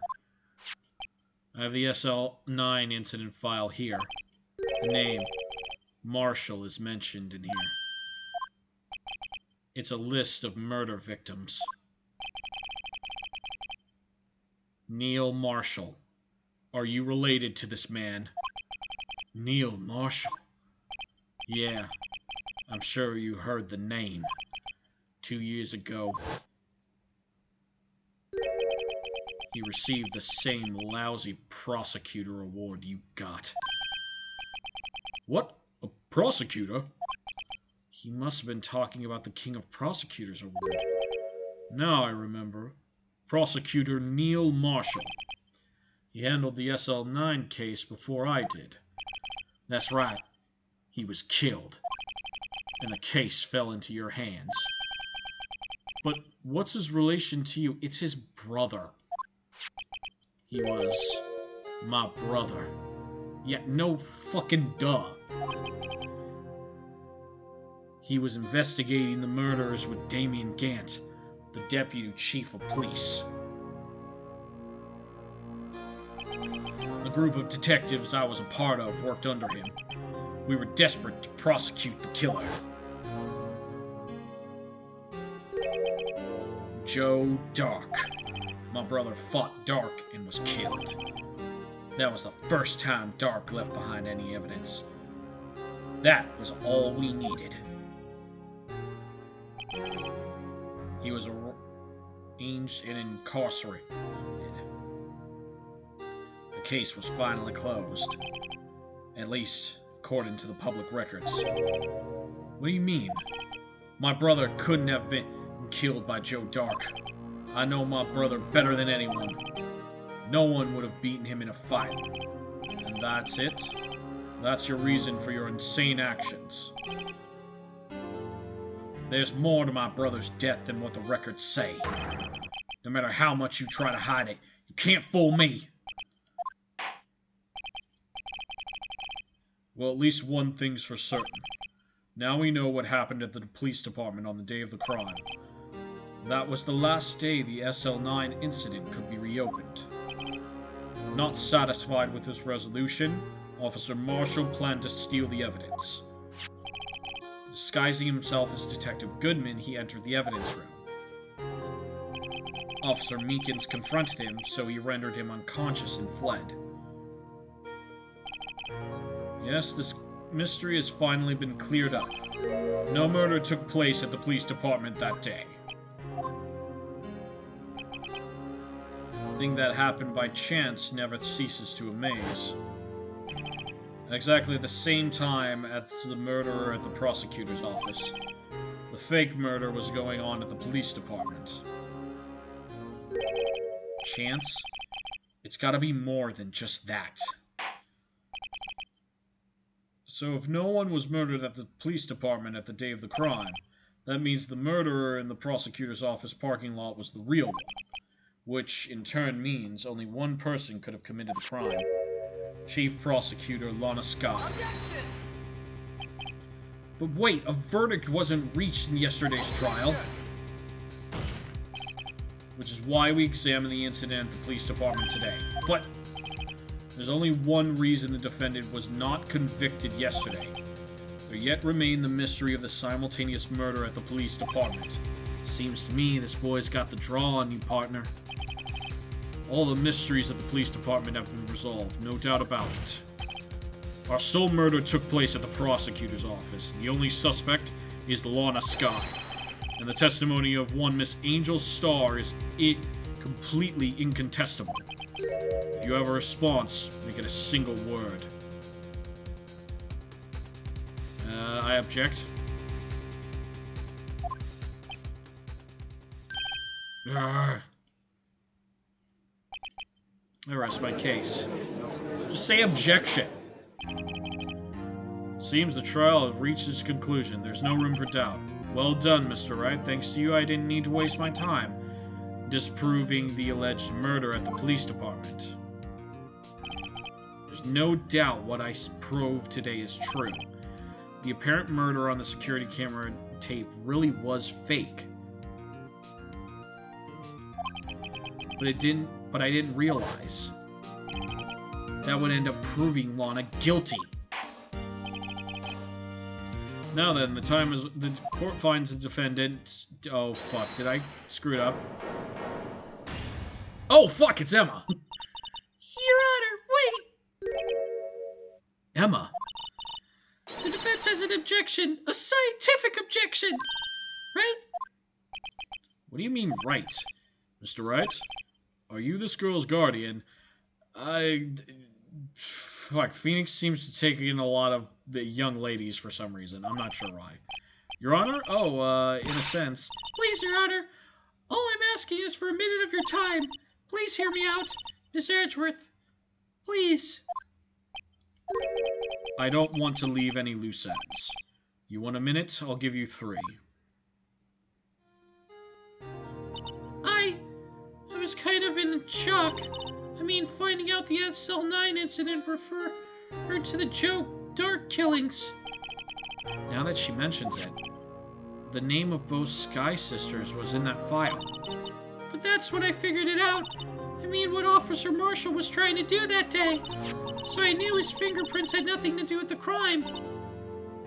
That left only one thing, the other handprint. You mean the traces of blood found on Detective Gumshoe's locker? But no fingerprints were found on it, right? No, but if I figured it exactly, but if I figured it, I examined it scientifically, I'm sure to find a clue, so I ran over there and looked at it again. So did you find something? No. Fucking goddamn it. God damn it, Emma. I thought you were gonna have a moment, and then you just like, no, I'm still worthless. Sorry, I guess I'm not much of a scientific investigator after all. Is that all? Please don't be mad, I'm just a high school student. Yeah, no shit. And I'm just an attorney. Mr. Wright, these traces of blood are the only clue we have. we can't find something wrong with them. Please, Mr. Wright, you're a professional. If anyone can save Lana, it's you. Me? Oh boy. Time's up. Now then, Mr. Wright. Regards to the incident at the police department, does any reasonable doubt remain? It appears the defense is troubled by the other blood mark. Looking at the floor plans, a handprint was discovered around here. Is there a problem with this? Mr. Wright, I'm sorry I can't be of more use. But still, if you can't find anything wrong with that blood mark, Lana will be... I need you to do everything for me, Phoenix! Quick! Do my math homework for me! I can't figure it out! I didn't file my sister's taxes! Please answer my question, Mr. Wright. We don't have all day. Yes, Your Honor. If ever I needed to concentrate, it's now.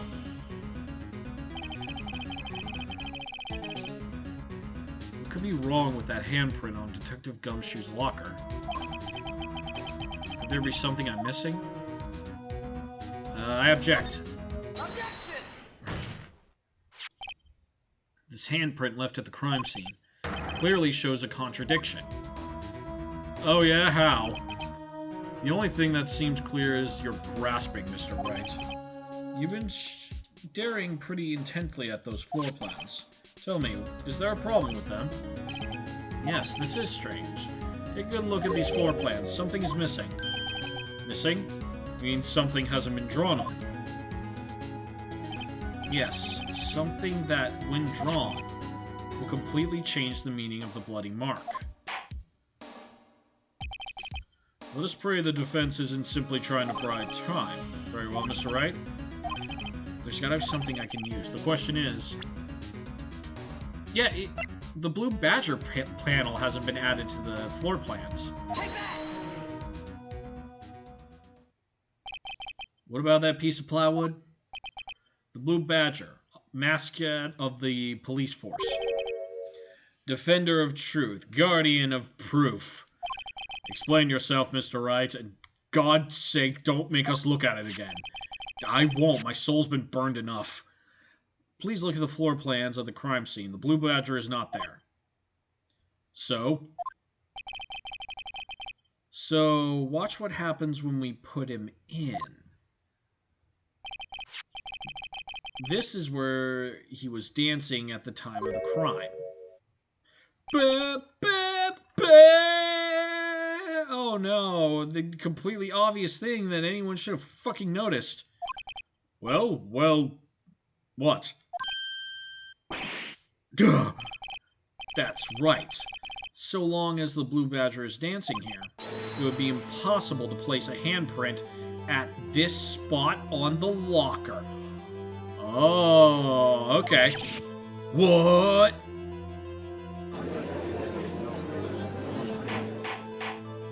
Calm down, you JPEGs. So that means, just exactly what does that mean? It means it can't be done. What are you saying? Blood traces were undoubtedly found on that locker. Don't look at me like that, I don't know. Mr. Wright, think it through scientifically. Emma.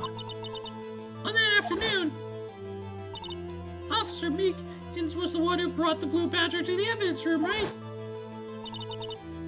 After he put it down, it would be impossible to leave a handprint on that locker. So that must mean this blood mark was left there before the Blue Badger was brought in. Just a moment. We'll not allow such far-fetched balderdash in my courtroom. It may sound far-fetched, Your Honor, but it's the only possible explanation. On February 21st, in the police department's evidence room, blood was spilled not once, but twice. But how? One time was captured on the tape taken by the security camera. Officer Meekins cut his hand from which a trivial amount of blood fell. The problem is the other time.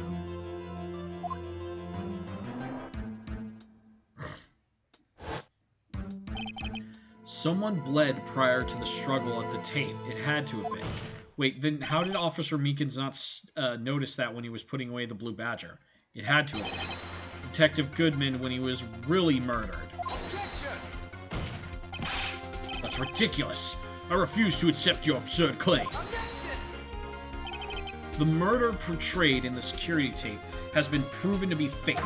However, that does not explain the blood mark found on the locker. So then, assuming this murder you purport really happened, when did it take place? I demand you show evidence that proves when it occurred. When did the first incident occur? Yeah. Prior to Officer Meekins being cut by Jake Marshall, who was posing as Detective Goodman, another incident took place in that evidence room. That's right. The blood mark on the locker proves this. Very well, then tell us. When the first incident occurred, as Mr. Edgeworth said, proof must be presented. Proof that shows when the murder took place. There's only one piece of evidence that can show that. Now then, will the defense present... Please press the evidence?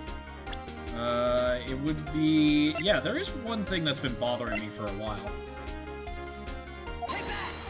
What's that? If the crime took place inside the evidence room, then the killer would have had to enter it. And in order to do so, an ID card would have been required. An ID card? Oh, the ID card record. What's this record? Up here. Officer Meekins brought the Blue Badger panel into the evidence room at, let's see here, 4:50. If the crime took place before that time, then it would have to have been 4:40. Ah! Oh? Miles Edgeworth? Just what have you done? I never would have figured you had the nerve, boy. Drop the act, witness. It doesn't take a lot of thought to figure out it couldn't have been me. Huh? Well, Nope, I ain't getting it. I'm afraid I don't understand either. It's clear from the luminol test that blood was there. However, when the second crime took place, both Officer Meekins and Officer Marshall failed to notice the blood, which means the blood from the first crime was wiped away. But the real murderer, I would have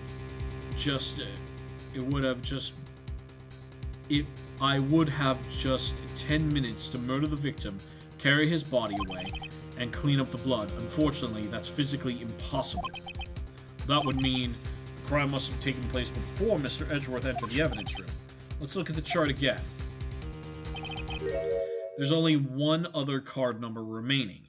7777777. Talk about a lucky number. But wait, that doesn't make sense. How could Detective Goodman have entered the evidence room? Since there's no record of his card being used beforehand, he must have entered it along with the real murderer. That's the only plausible explanation. He went in with 7777777. Mr. Edgeworth, please look into this ASAP. Find out whose ID number is that's one 7 too many.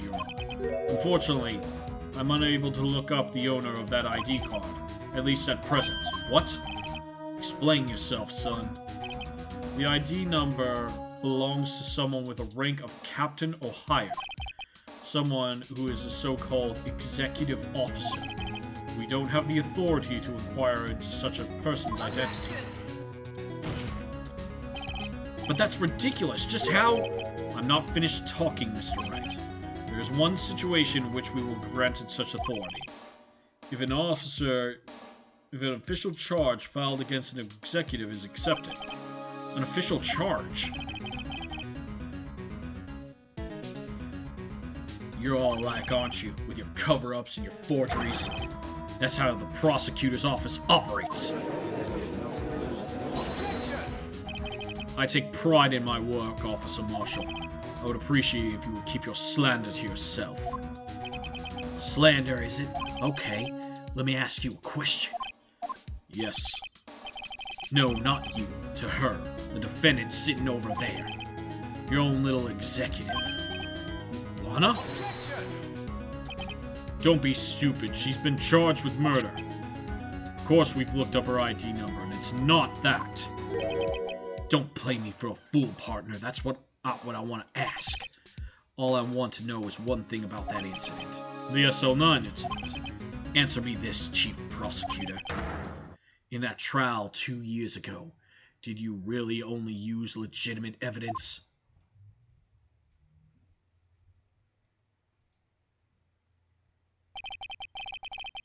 Do you need the witness to repeat the question, Chief Prosecutor? I heard him fine, Mr. Edgeworth. 2 years ago, I was in charge of the prosecution for that trial. At the time, we felt the powerlessness of the law. At least, I did. But Lana! I became a prosecutor in order to suppress crime with the law. But before I realized it, we were the ones being suppressed by the law. Defendant, just what are you saying? I'll ask you again, Chief Prosecutor. During the trial 2 years ago, did you really present all the evidence in court? Can you look me, an investigator in that crime, in the eye and say that you did? Chief Prosecutor, you didn't! I didn't have to, Officer Marshall. Why won't you answer him? Drastic crimes require drastic measures. That's just the way it is. We did what we had to, in order for him to get the verdict he deserved. But Lana! Even if it involved forging evidence.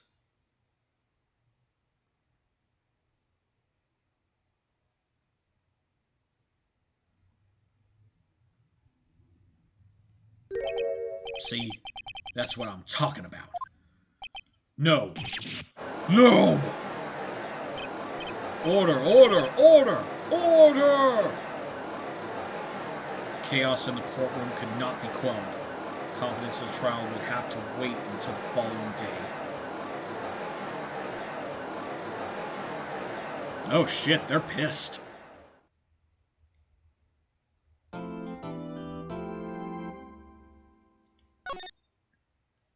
Alright. Alright, final investigation day. Let's go.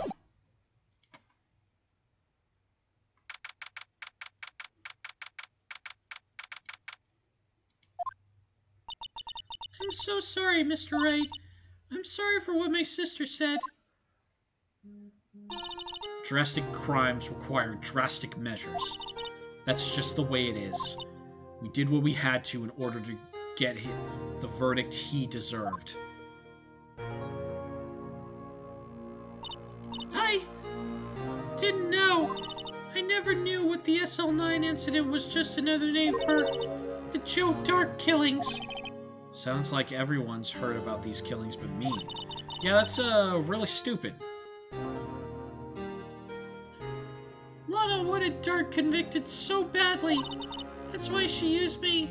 That's why she used what happened to me. What do you mean, what happened to you? It's all there in the file. Joe Dark's last victim was prosecutor Neil Marshall. When he murdered Officer Marshall's brother, he left behind an incriminating piece of evidence. What do you have to do with those killings, Emma?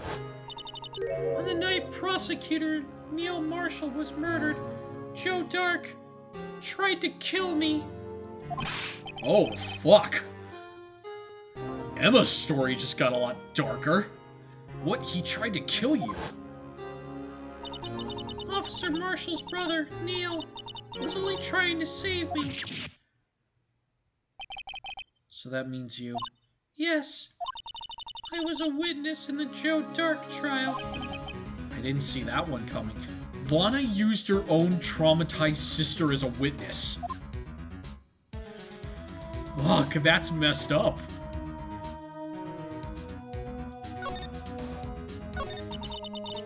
It happened 2 years ago. It was right about this time of year, too. There was a terrible thunderstorm that day, unusual for the season. I was alone in my sister's office. We were planning to eat dinner together once she finished her work. Then suddenly, this terrifying man burst into the office. Joe Dark! It seems like he was running from someone. He pulled out a knife and screamed at me. I didn't know what was going on. Just then, Prosecutor Marshall showed up. Jake Marshall's brother? Joe Dark tried to take me hostage. Before he could, Mr. Marshall tackled him. Then What happened? I'll never forget it. Lightning struck, and the lights went out. Suddenly, a bolt of lightning flashed outside the window, lighting up the office for an instant. What I saw then burned a permanent picture in my mind. I can still see it now. Permanent picture? Alright, after the incident. I don't remember the moment when Dark stabbed Mr. Marshall. So you weren't able to testify about that? No, I was only asked about when I was attacked. Yeah, that makes sense. I mean, the lights went out when he was murdered, so they probably wouldn't ask her about that. Plus, you know, she was a traumatized 9th grader at the time. Fucking hell. That must be why Lana, why she made up the crime. Made it up? You mean provided bogus evidence? The prosecutor's office wanted the guilty verdict so badly. Lana forged the evidence. Mr. Edgeworth used it. Edgeworth? Yes, but I'm sure he didn't know anything about it. He couldn't have known he was being given false evidence. Even so, that's when it all started. The rumors about Mr. Edgeworth, I mean. It's all my fault. Actually, it's not your fault at all. It's kind of your sister's fault. She gave him false evidence, and he used it unknowably, and it tarnished his reputation.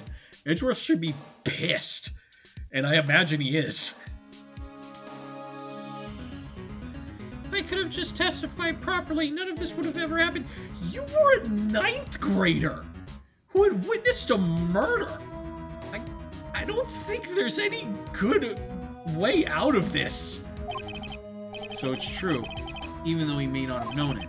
Edgeworth really was involved in falsifying evidence. After that case ended, Lana was never the same. She became cold, like she is today. She must not have been able to face up what she did, especially not to Emma. Yeah, because she used her sister. I feel like shit too. What did you see in the instant that crime occurred? Drake knocked down Mr. Marshall and raised his knife. Neil Marshall was stabbed right in front of this poor girl. Yeah, fuck.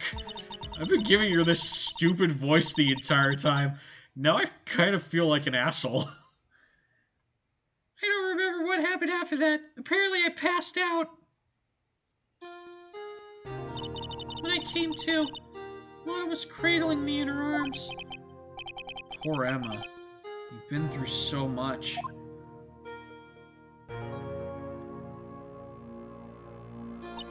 I couldn't bring myself to testify about that incident. I tried, but the words just wouldn't come out. I drew a picture, but it wasn't any good.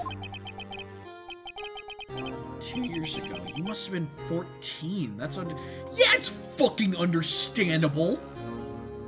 She was a 14-year-old who had witnessed a murder. Of course it's understandable that she couldn't testify. Is that even legal?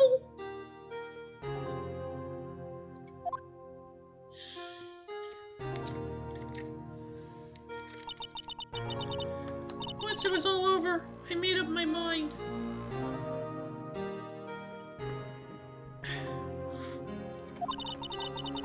I decided that when I grew up, I'd become a scientific investigator. I want to be able to fight crimes with my testimonies. And find the evidence to make an airtight case. That way Lana would never have to forge any. I see. I think I'm finally starting to understand what makes Emma tick. But there's still something that bothers me about that crime.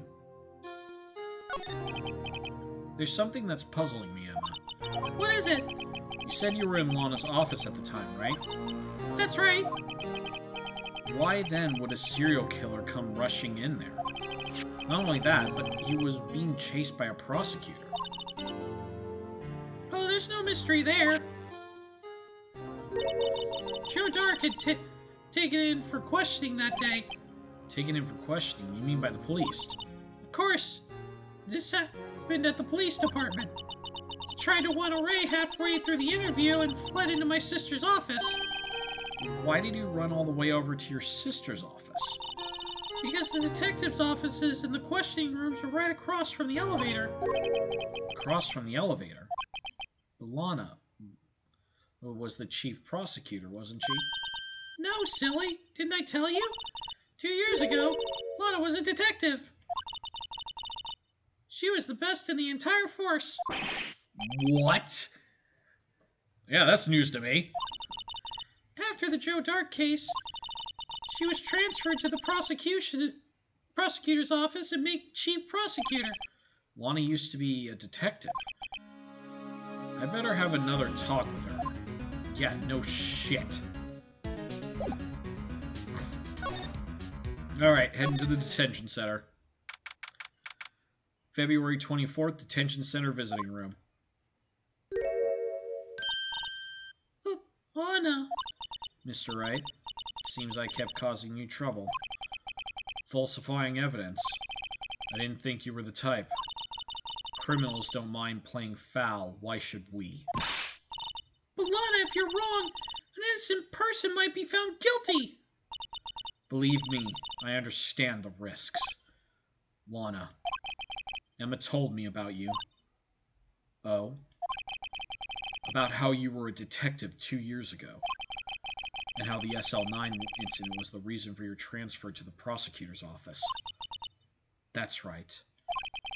Could you fill me in on the details, especially about the unusual change of jobs?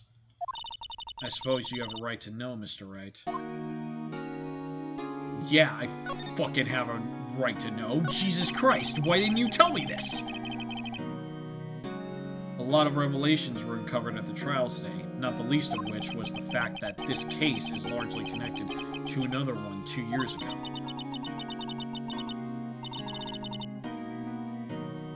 Evidence from that case was stolen as well, though I expected as much. I know how obsessive Officer Marshall can be. That trial really wasn't fair, was it? I believed in you, Lana. I believed that no matter what happened, you'd always stick to the truth. It couldn't be helped, Emma. At that trial 2 years ago, I sold my soul. All drama aside, the fact of the matter is, at 5:15, there was no murder at the police department. Tell me it's not true, Lana. What the witness, Miss Starr, said. About you stabbing Mr. Goodman with a knife. Lana, I don't understand. Why won't you tell us? Emma, this doesn't involve just me. I don't think I've ever seen Lana look so fazed before. It's true. I was a member of the police force 2 years ago. She was amazing. They still talk about all the cases she and Chief Gant cracked together. Chief Gant? He was the deputy chief of police back then, but he still worked the crime scene. Damon Gant. He was everything I aspired to be. They were the best team ever. They solved crimes before the reports could even be filed. Emma really idolized her big sister. But now you're chief prosecutor. What happened? God, because prosecutors are just worse than police, right? God, they're just fucking terrible. Oh my god. This game's world is so fucking skewed.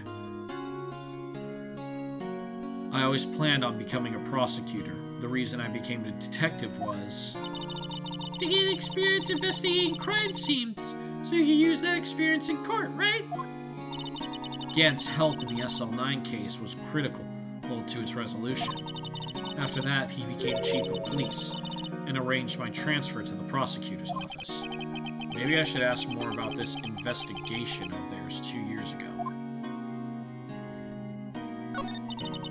The Dark investigation. 2 years ago, I was second in command of the detectives investigating Dark. Second in command, that means the investigation lead was Damien Gant, right? Yes. Deputy Chief Gant and I share the same office and the same investigations. They even have the same office? We led a team of the best detectives on the force. Detective Goodman, whose case it was, Jake Marshall, and Angel Starr. That was the first time Marshall worked with his brother. He was quite gung-ho. Without a doubt, Joe Dark was the serial killer. We asked him to come in for questioning. We were desperate for evidence.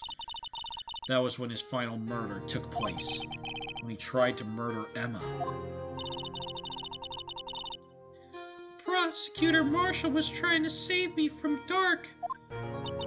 You see, the first person who happened upon the scene of the crime was me. Now you tell us.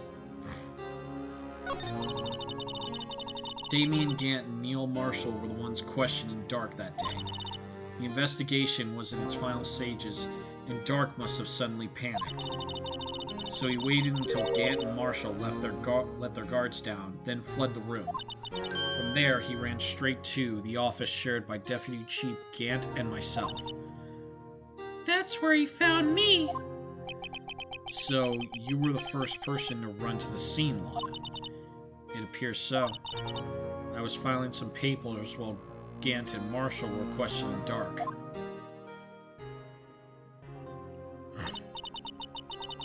When I returned to my office, I saw 3 bodies on the floor and smelled blood. 3 bodies? Prosecutor Marshall was the victim, Emma, who had passed out, and the suspect, Joe Dark. During the struggle, it seemed Mr. Marshall struck a final blow before he died. Joe Dark had incurred a minor concussion and lay unconscious. What did you do? To be honest, I panicked. I picked up Emma, carried her out of the room, and just held her. Can't blame her, after all her sister must have gone through. After that, I placed Drake under immediate arrest. Let me get this straight. You were all involved in the SL9 incident. That's right. Quite a coincidence, huh? I don't buy it. What are you saying? There's no way everyone involved in this trial was also involved in that incident. Just by chance. But that case was solved 2 years ago. At least one person went to extremes because they didn't believe it was truly solved. Officer Marshall. Yes, his actions came as a surprise to me as well. Ever since his brother died, he completely changed. He started talking in a stupid Western accent and acted like he was from a John Wayne movie. It got pretty dumb most of the time, but most of us just kind of ignored him. I guess he wasn't convinced with the ruling after Joe Dark. Life doesn't end with the closing of a case. Everyone has to live the rest of their lives with their memories. That case might just not be over yet. Emma was assaulted by Dark at the police department, right?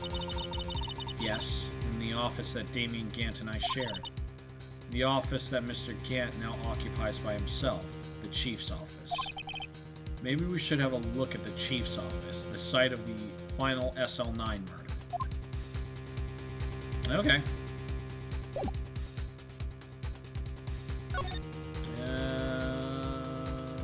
Move to the police department entrance. Okay.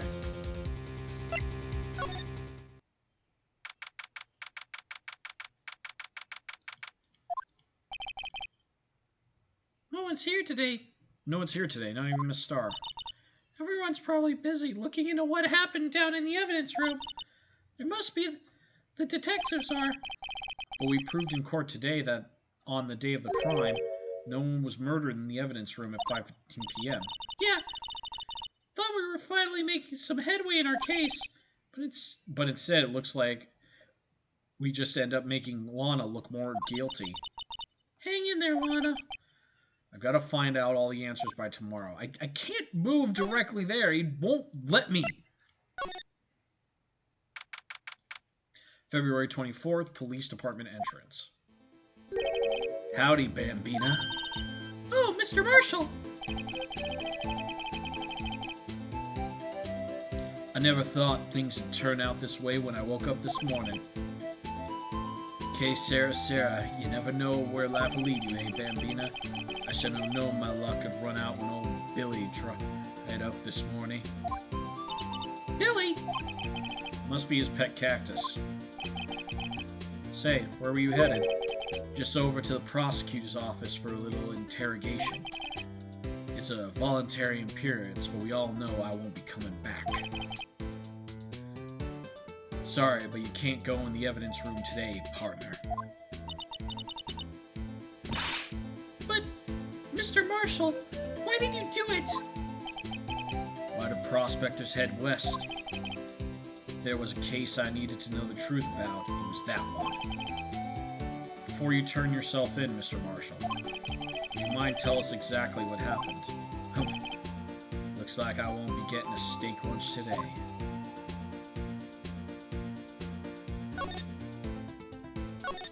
Dark trial. Something was fishy about that trial from the beginning. It wasn't just me either. All the detectives thought so. What do you mean fishy? Some of the facts reported were inconsistent with the evidence we found. For example, the murder weapon. The murder weapon, you mean the switchblade knife with the broken tip. That was Joe Dark's, alright. But, in the initial autopsy report, a question was raised. The blade of the knife was not a perfect match with the wound the victim sustained. What does that mean? It means there's a good chance that knife was not the murder weapon. However, in the report that was finally submitted, the possibility had been erased. Could the facts have been concealed with forged evidence? The case left behind scars on all of us. The scars the SL9 incident left behind.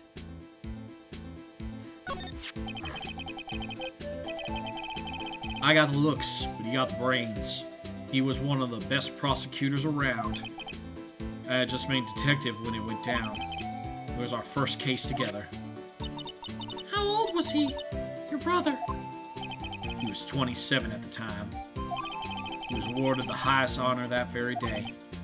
The highest honor? You mean the King of Prosecutors? Yep, hey, K-Joel. Yeah, I'm sitting pretty close, actually. I just need the viewer count. If I can get to 3 average viewers, then I'll hit it. I'm very close. Honestly, I never thought I'd get this far, but here we are. I'm gonna keep streaming, and, you know, even if I never hit it, I'm still having fun. So, yeah. What are you looking at me like that for? That's an honor for a prospector. Mr. Marshall must have really been close with his brother.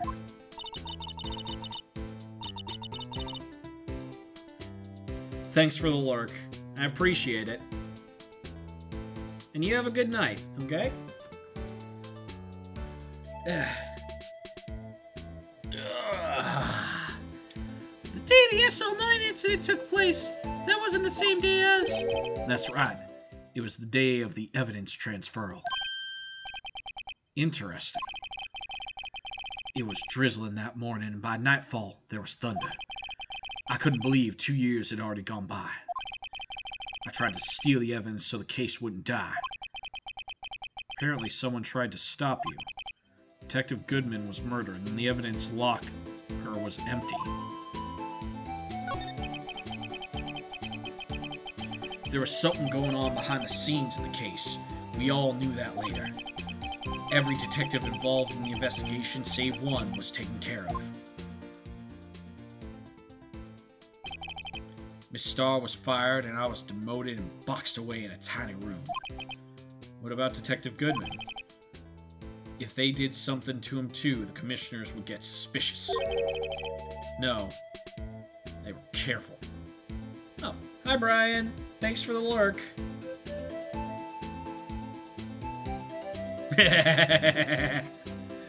Well, thank you too. You wonderful goblin you. I love goblins.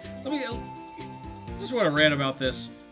I specifically love goblin VTubers because every one of them is just chaotic energy, and that's the best fucking part.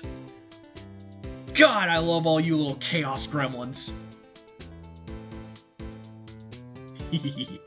Yep, yeah, I feel the wrecked. I feel the wrecked, Brian.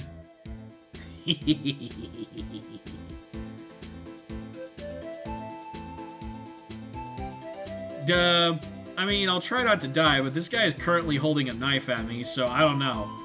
Then again, I'm a skeleton, so it's kind of hard to stab me. No, they were careful enough not to be too obvious. They? Who are you talking about? Don't get upset, Bambina. I mean Damon Gant and Lana Skye. Gant and Skye. The investigation lead, Damon Gant, and his second-in-command, Lana Skye. There wasn't a person on the force who hadn't heard of that duo. The case was the biggest step in both of their careers. After the case ended, Lana transferred to the prosecutor's office, right? Yeah, Damon Gant, the new chief of police, arranged for that to happen. She'd never been the same since she left. Everyone who knew her said so. Chief Prosecutor Skye was totally different when she was a detective. Now that you mention it, Emma said something like that too. Tell me, what happened to my sister? Sorry, Bambina, but her secret is too well guarded. I never found out. Lana's secret. It all started 2 years ago. So there you have it. That's my story. Did you enjoy it, partner? It was certainly enlightening. There's only one thing I'm sure I found out in court today. That boy Edgeworth isn't my enemy. He was the one who used falsified evidence to get a guilty verdict.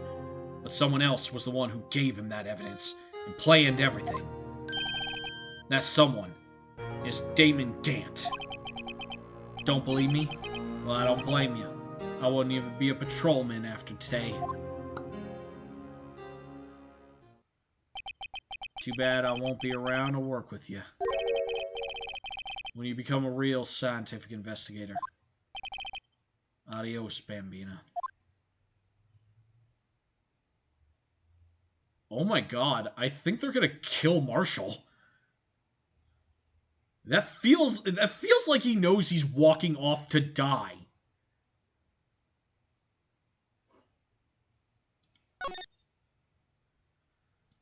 Oh my god. Yeah, Criminal Affairs Department. The place is looking pretty empty, but today it's deserted. It must mean everyone's busy solving crimes. Or if you're looking for other... Oh, if you're looking for the others, they're all in the conference room. Thanks. Oh, he actually talked to us. With the chief prosecutor saying what she did and the decision about what to do about Mr. Edgeworth, not to mention our statement to the media and tomorrow's trial, there's more chaos going on than Thanksgiving and Christmas put together. I think festive is the word usually used for those. Sir, we'd like to have a look around Chief Gant's office. Just use the connecting hallway to the other building and take the elevator to the top floor. You just let people walk into the chief of police office? Without even asking them? Without even asking them why they're going in there. You're not even asking a question as to why they're doing this. Okay, fuck it. Let's go. Let's just all walk into the chief of police offices. Hey, boneheads, I'm going to actually leave stream for a second, go to my local police station. I'm going to be like, hey, can I snoop around the chief of police office? I'm sure they'll be okay with it. I'm sure they'll be very okay. Hey, you're right. You can't go in there. It's off limits. Now I see where Detective Gumshoe gets his unique, charm. Well, what are you waiting for? Let's head to the chief's office. I fucking don't know how to handle that.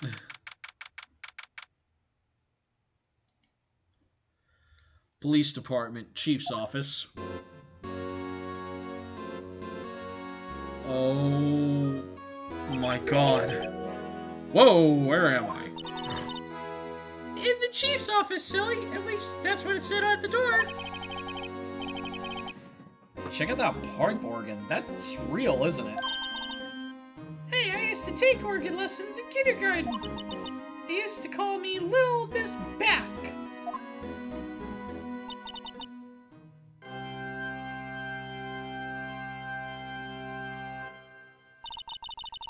I never could remember where C was. Huh? Hey, what the fuck are you doing in my office? Get the hell out of here! That should be his response, but it's not gonna be. Oh, it's you two. Chief Gant. Put that paper he was reading in his desk. So, Righto, have you been swimming lately? Why do you keep asking that? No, I haven't. I've been kind of busy lately. I can appreciate that. I've had my hands full, too, with Mr. Marshall's misconduct. And Lana's proactive statement. Proactive statement? You mean about the forged evidence? 2 years have passed since that incident. My, how time flies. See that big picture on the wall over there?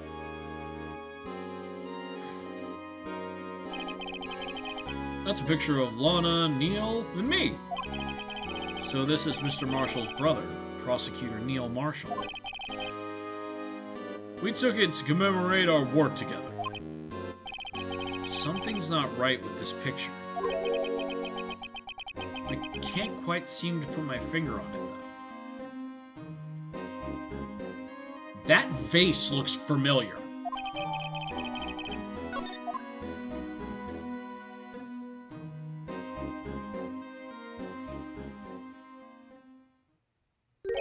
Anyway, I'd like to reminisce all day, but there are matters that need my attention. I'm going to lock up here, so let's go out together. Oh, but this office, it was a crime scene 2 years ago, wasn't it? That case has long been over. There's no need to investigate it anymore. All the same, we'd still like to have a look around. Perhaps you didn't hear me. I said there's no need to investigate. Fuck, he did it! He murdered Goodman. I'm sure of it now. Now hurry up and get out. I have a meeting to attend. Looks like we aren't welcome. It seems that case isn't over with yet after all. What do you mean? Chief Gant denied our request to search the crime scene. That means there must be a reason he doesn't want us looking around in there. You mean like a clue? There's gotta be a way we can get inside the Chief's office. Okay. Move to the Criminal Affairs Department. February 24th, Police Station, Criminal Affairs Department. Hey, pal! Detective Gumshoe, aren't you supposed to be in a meeting? I'm, just taking a breather. My feet hurt. From sitting so long? Actually, from serving everyone coffee. Oh. Oh, Gumshoe. Oh. You poor, poor man. Sounds like Detective Gumshoe's still out of the loop. Say, have either of you seen Mr. Edgeworth? Mr. Edgeworth? No. Why do you ask? He's under fire from both the police department and the prosecutor's office. It's almost like the battles between you two in court. That sounds serious. Is it because of what my sister said? That's basically what it all boils down to. That falsified evidence 2 years ago. Now Mr. Edgeworth has the whole world after his blood. That's not exactly his fault. Whether it's true or not what Lana said, Lana was the one who gave him the false evidence. So it's not his fault. This is kind of dumb. It's kind of dumb that the prosecutor's office and the police are blaming him. Yikes!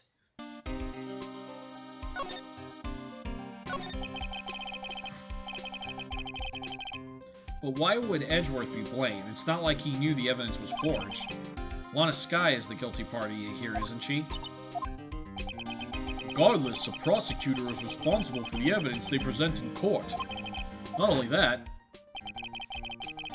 but as you know, there's been a lot of rumors going around about Mr. Edgeworth. His amazing talent as a prosecutor kept him safe from those who didn't like him. But now with this... Are there really so many people who hate him? Well, he's kind of a douche, so... yeah. In other words, only those with talent rise to the top. Mr. Edgeworth not only has that, but he's young. There's no better recipe I know for making enemies. Hey, Dick, keep up the good work. Yes, sir. Let's go out for lunch again sometime. My treat. Yes, sir.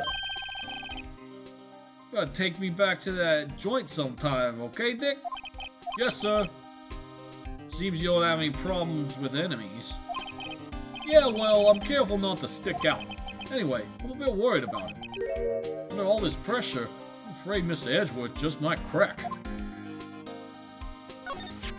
Actually, I took a look at the file earlier while the coffee was brewing. He seems genuinely concerned for Edgeworth. Well, did you find out anything? The only evidence Dark left behind was during his final attack. His final attack, you mean when he killed Prosecutor Marshall, who was trying to protect some girl? Me. It seems Detective Gumshoe never realized Emma was the girl. That's when he left the most incriminating evidence of all. Well, what was it? Oh, let's see. I think it has something to do with the murder weapon. Oh, I forget. Look, it's all written in here somewhere, okay? His powers of recollection never fail to impress. You shut up, Phoenix. Gumshoe is a treasure, and you will respect him. Maybe we should show him the murder weapon. Might jog his memory. But first, we're gonna ask him about Dark's crime. Joe Dark was 42 at the time of the crime. He was just your run-of-the-mill businessman. Businessman? What made him take to serial killing? One day on his way home from work, he hit someone with his car. With his car? So it was an accident. An accident, yes, but it transformed him into an animal. An animal? He killed a man that was a kid walked by then, so he killed him too. Then we buried the bodies. A jogger came up to the scene and killed as well. Finally, he turned himself in. So he killed 3 people in the same day? Seems like he was a pretty careless animal. Of course, this is all conjecture. There wasn't a single shred of evidence. So he turned himself in. Yes, but in the middle of his question, he fled and murdered his final victim, Prosecutor Marshall. The crime was witnessed by someone too, but luckily, Dark was arrested on the spot. It's a good thing that last witness wasn't killed. That last witness? AKA Emma. Gumshoe, oh god, please read the rest of the file. Alright, back. We're gonna present the switchblade.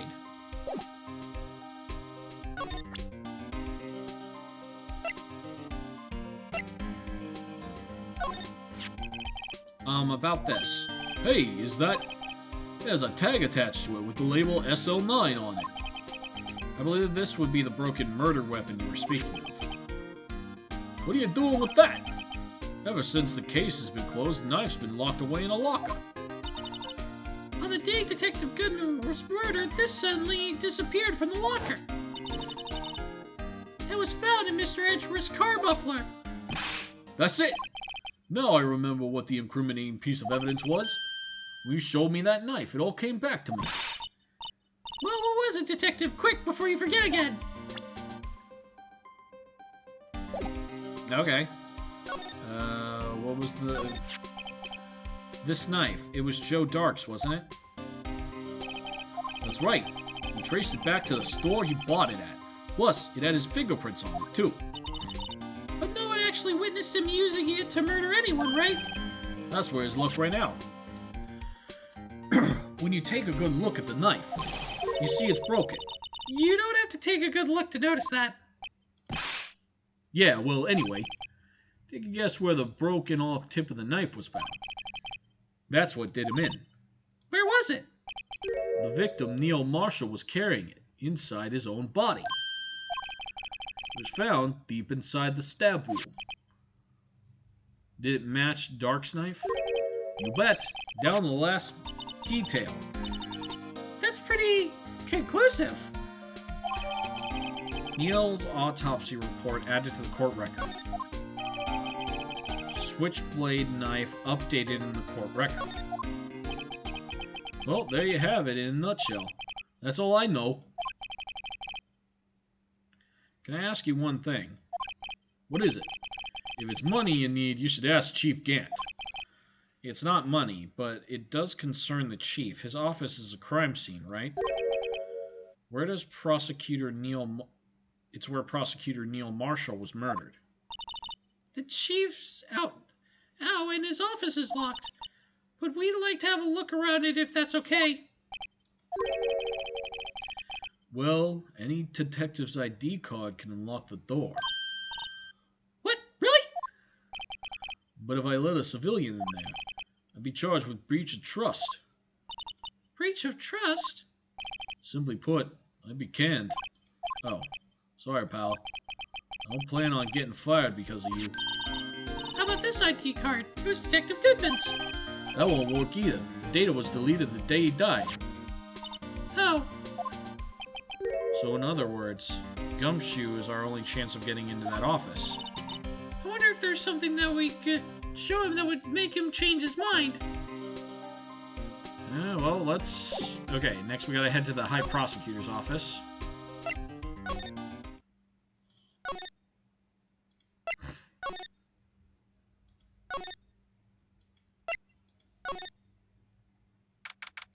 Gotta talk to Edgeworth. He's probably super pissed off right now. February 24th, High Prosecutor's Office, room 1202. I wonder if Edgeworth is back yet. There he is! Looks like he's writing something. What are you doing here? Sure was quick to throw the paper on the floor. Tough day in court, huh? Humph. I've had to live the past 2 years with rumors flying around. What's another allegation to me? Cheer up, Mr. Edgeworth. I'm rooting for you. That's Edgeworth for you. Always trying to hide his real feelings. So what do you want? Unlike some people, I don't have all day.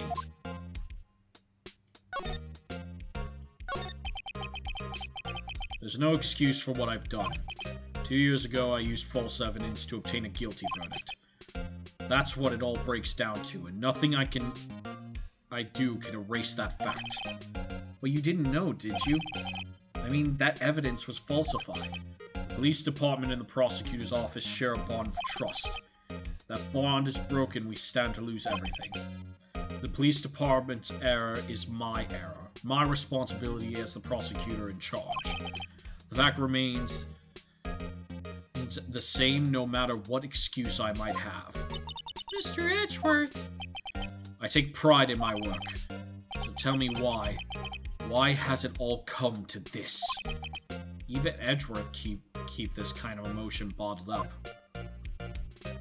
Why has it all come to this?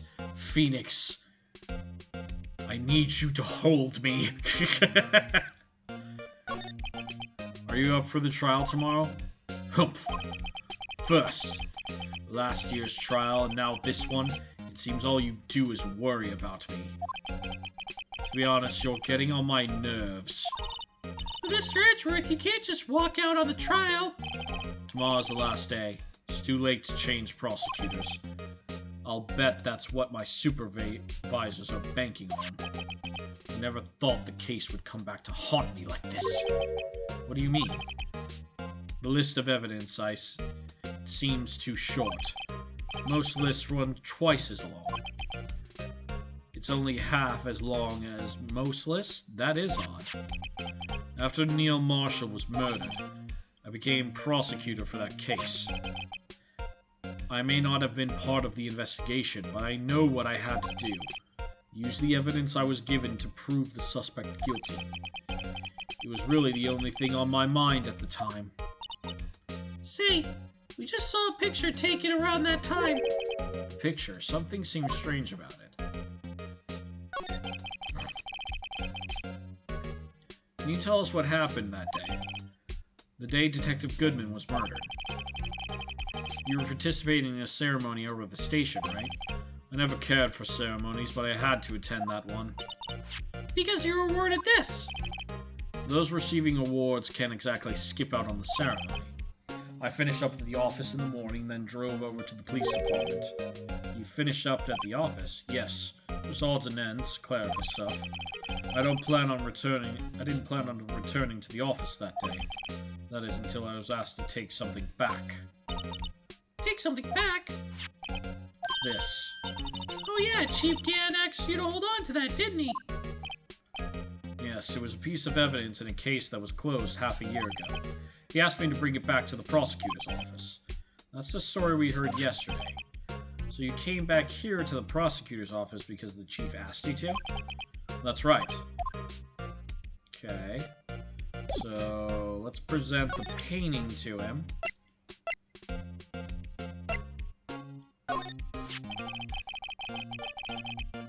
This picture was hanging on the wall in Chief Gant's office.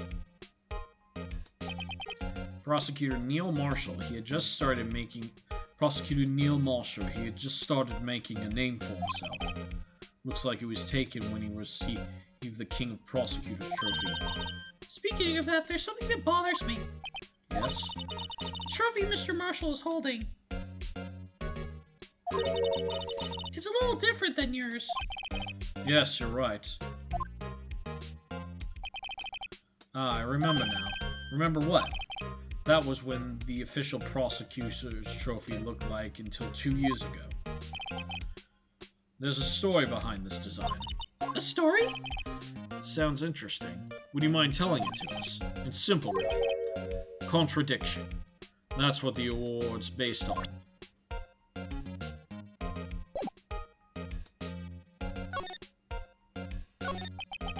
The award originates from an ancient Chinese tale. In China, the word contradiction is written with 2 characters, the first meaning halberd and the second meaning shield. Have you heard this story?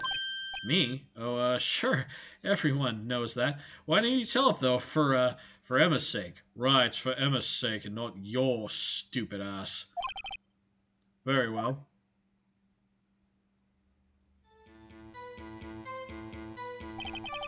Long ago, in the Kingdom of Chu, there was an arms merchant.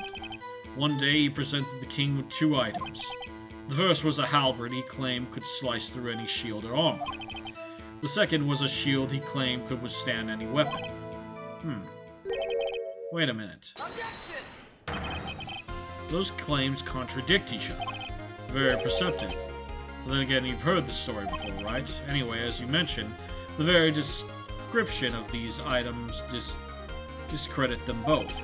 When the king pointed this out, the merchant was left speechless. And thus, the Chinese word for contradiction was born. Oh, I see. So the chip shield and broken knife symbolize... Precisely so. They symbolize the merchant's items. The ancient tale ends with the merchant at a loss for words, but it's in our nature to pursue matters to their conclusion.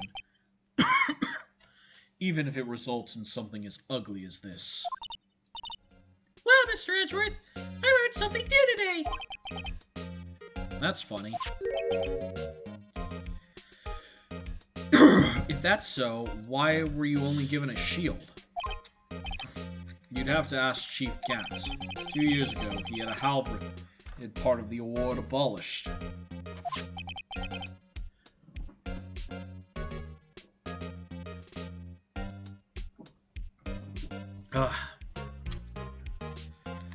Oh man, doing these voices kind of hurts my throat a little bit, but as long as I got like a lot of lemon lime soda near me, I should be fine. King of Prosecutors trophy added to the court record.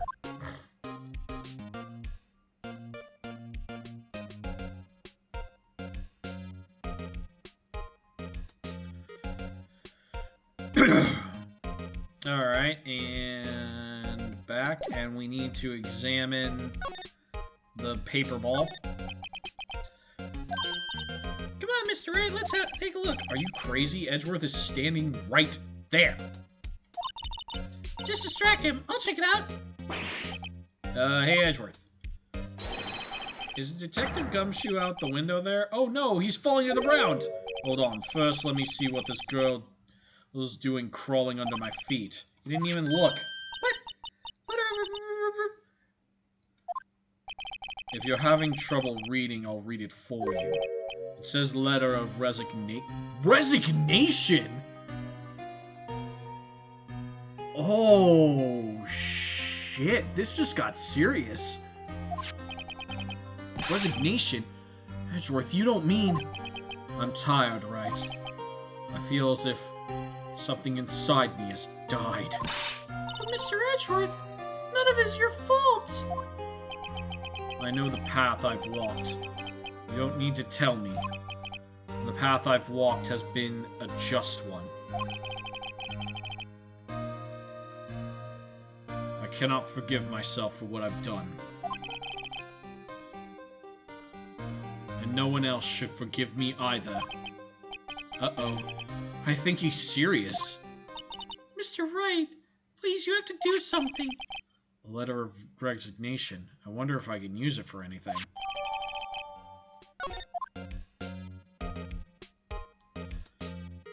Well, fuck. That sucks for you, Edgeworth. Anyway, at least you won't be around to, you know, fucking annoy me. Bye!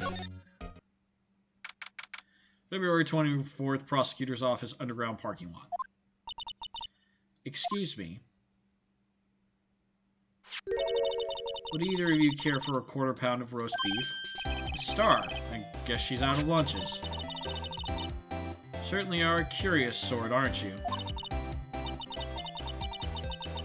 Kind of like the first person who sucked a cow's nipple to discover milk.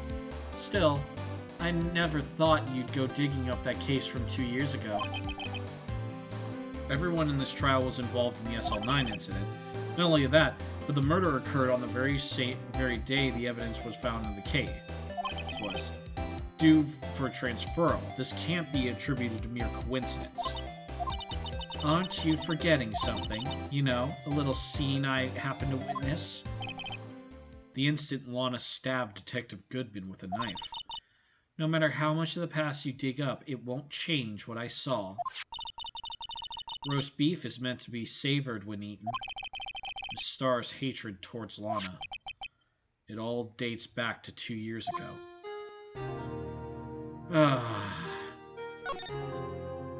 So the Dark Investigation. That's a name I'll not soon forget. We trailed him for half a year. Oh, the pressure. Still, I don't think I was ever more alive than I was then. Those days were steamier than a bowl of hot gravy.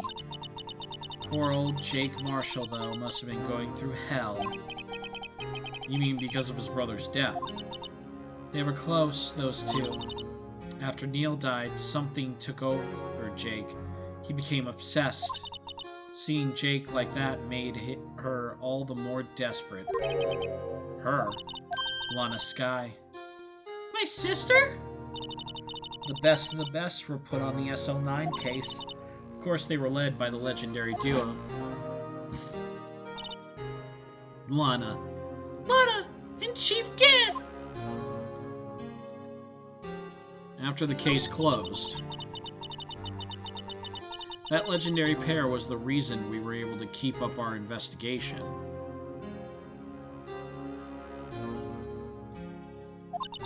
That's why we were so shocked how everything turned out.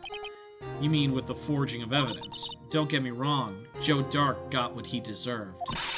Still, it was obvious the evidence produced in court was being manipulated.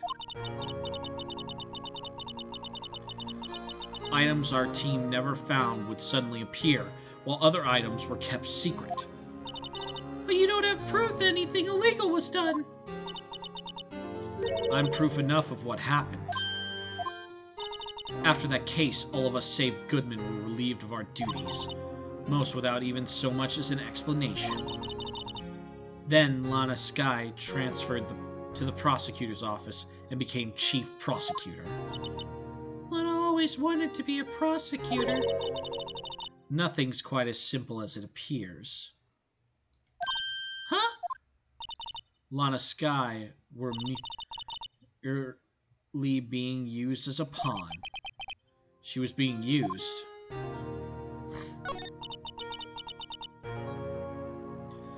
Damon Gant and Lana Skye.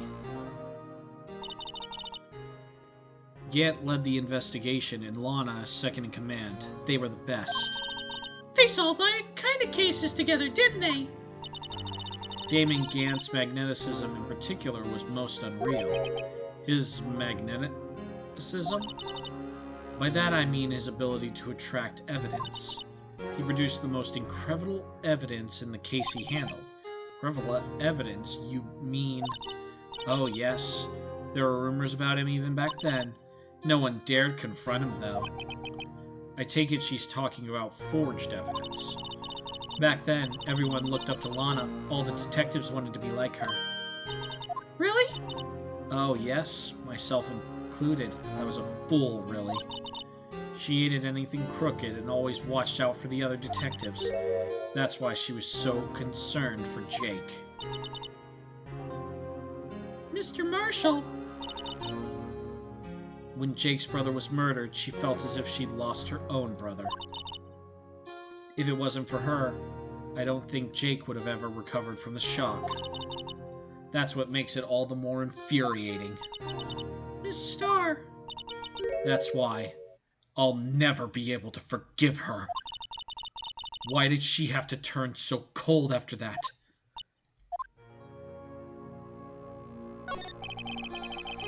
Lana transferred to the prosecutor's office 2 years ago, didn't she? Yes, thanks to Chief Gant's powerful influence. Chief Gant? That's right. Having solved the SL9 case, his position as chief was secured. There's only one thing left. No one could stand in his way. The prosecutor's office. What? You mean that's why Lana was transferred? If he could control the chief prosecutor, he could control the prosecutor's office. That must have been his goal all along. But how can he control Lana? I don't know, but one thing's for sure. Ever since that case ended, she's never been the same. It's only logical to conclude there must have been a reason for her change. At last, I'm finally getting close to the bottom of this ugly mess. Thank you, Miss Starr. You listen to me, rookie. It takes more than just ingredients to create fine cuisine. I hope you turn out to be a better chef than I've been. Well, shit. Alright.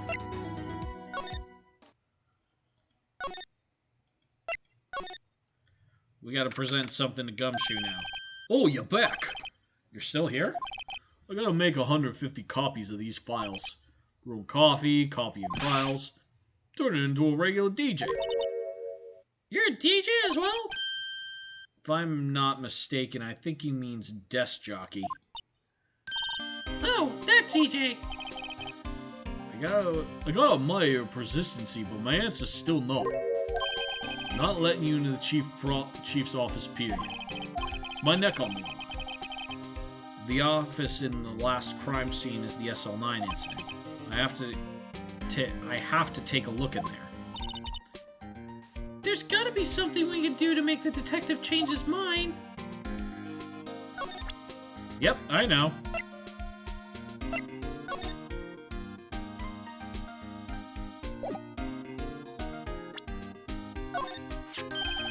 What's this crumpled up piece of paper? No way! Mr. Edgeworth can't be serious! Is he ever not serious? I can't believe they pushed him this far.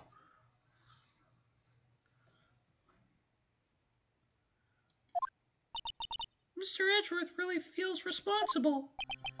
When I first met him, I thought he was cold as ice too. But I know different now.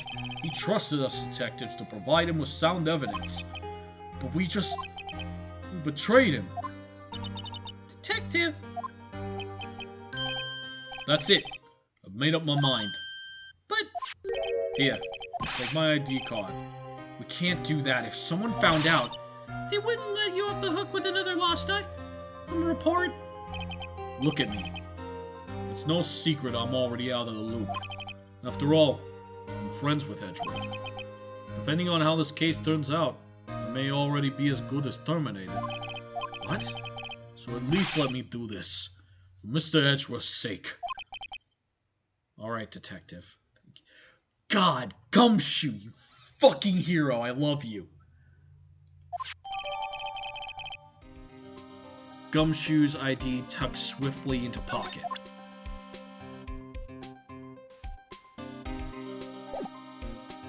Alright, let's move.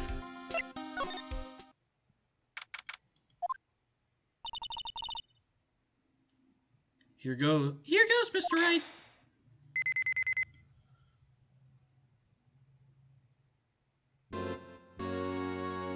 God, the creepy-ass organ music.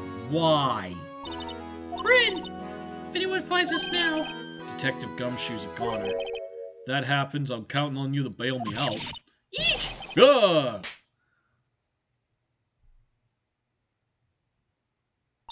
Sorry, I thought you were a ghost.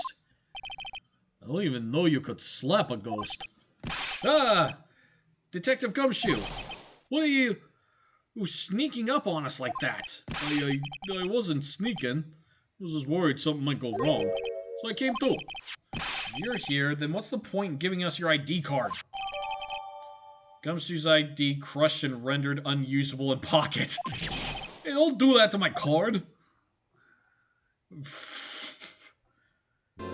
I hardly ever get a chance to come in here, so I figured I'd have a look around myself. Besides, we're all in this together now. You really do want to get fired, don't you? Not if we're lucky. Now come on, let's see what we can find out. I got a bad feeling about this. Okay, we gotta talk to him. The desk on the other side of the room. Was that your sister's? Yes! That's where I was waiting for Lana! On that day 2 years ago. Is anyone using it now? No, sir. That's entirely cheap. This is entirely Chief Gant's office now. He practices a strict policy of preserving the crime scene. That's a strange reason to leave it there. He leaves it as a warning to anyone else. He wants us to always be alert. He told us so himself at our New Year's party. Of course, he was pretty intoxicated at the time. I see. So ever since Lana left, no one ever touches that desk? No one except Chief Gant and the cleaning lady who's in here each morning. Still, 2 years have passed since that incident. There can't possibly be any clues remaining.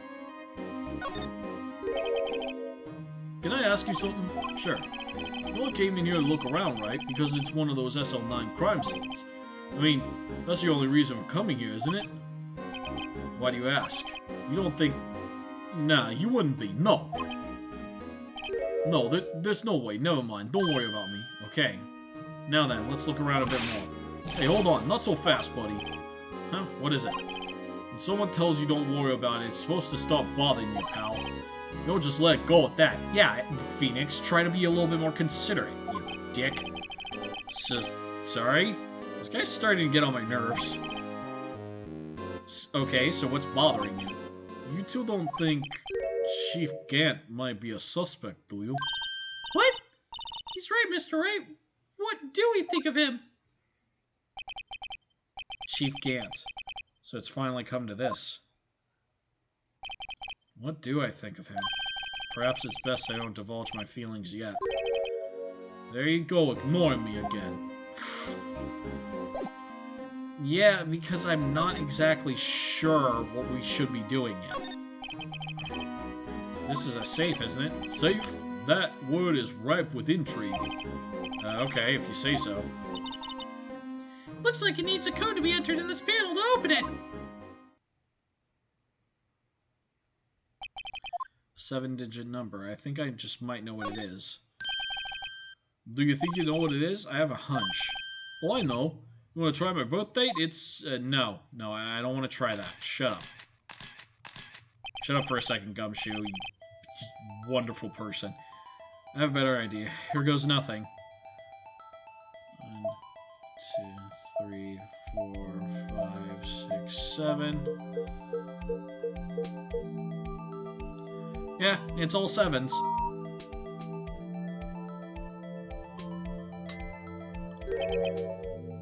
Bingo.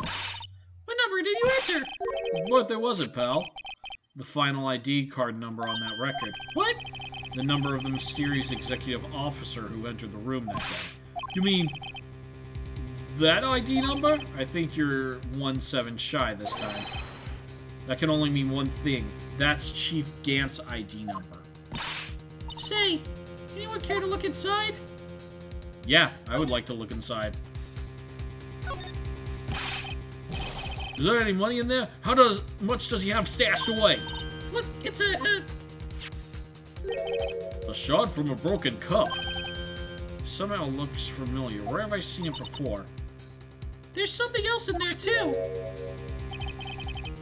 It's a piece of leather cloth.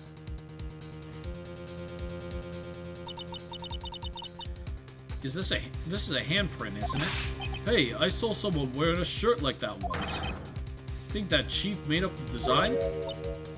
I don't think so. Oh. Well, it's just a thought.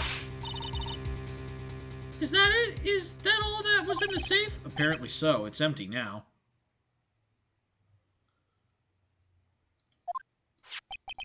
A piece of cloth with a handprint on it and a broken shard from a cup. They look like pieces of evidence. Yeah, but unless you can prove they have something to do with this case, I'm afraid I can't just let you take them. After all, it's my neck on the line here. Great, now I have to prove their relevancy to get them. Okay.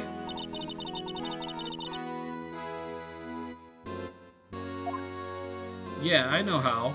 I know that one of those things is actually a piece of the unstable jar. Detective Gumshoe, could you have a look at this jar? I remember when the three of us put that back together. Oh, those were the days. It's kind of it was 2 days ago, Gumshoe. Wasn't this jar a piece of evidence from that case? That's right. One of the shards has an SL9 incident sticker on it. Does this ring any bells? You know, that fragment we just found? You mean this one? That was in the safe. Yes, that one. That was in the safe. Give him a second. There we go. Now that you mention, it's ringing a lot of bells. Let's see if it fits. Here, let me see that shard. I'll take a crack at this. Go ahead, pal. Show us what a rookie can do. Mr. Wright, have some glue. If I can piece this together again, it'll prove Chief Gant was knowingly hiding evidence. Here goes.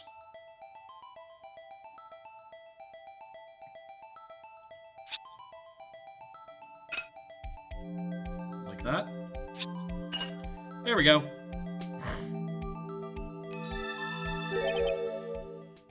There. It fits like a charm. That, of course, means Chief Gant willingly and knowingly hid a piece of this jar in his safe. Gasp! In other words, he concealed a piece of evidence from the SL9 incident. But... Hey guys, get a load of this!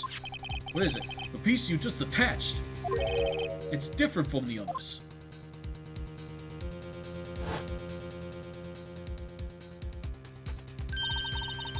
There's a reddish line on it. A reddish line. That's blood. I don't get it. Why would Chief Gant hide this in his safe?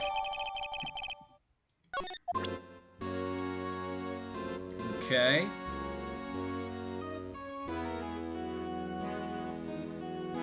Now we need to...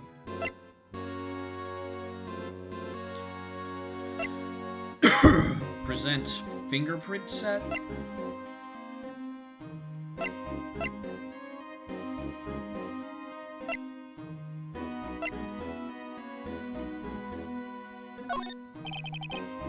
Here we go. Detective Gumshoe, I'd like you to take a... Hey, I know what this is. Oh, you want to take some fingerprints? That's a great idea, Detective. Alright, go to town. Sheesh. What are you doing? Why are you sticking out your hand like that? Go ahead, take my fingerprints. It's not your fingerprints we want to take. Huh? Come on, this isn't the time for jokes. We're talking about that cloth we found in the safe. Oh! I knew that.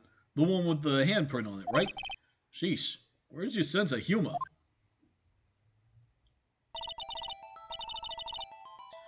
Okay, gotta examine the middle finger.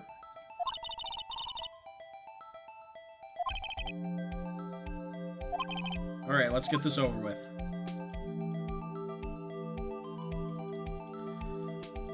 Let's dust this heavily so we can get it the first time.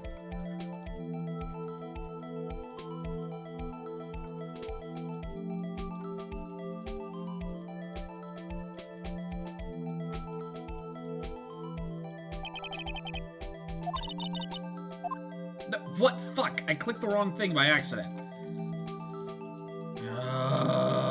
Alright. Do this again. Come on.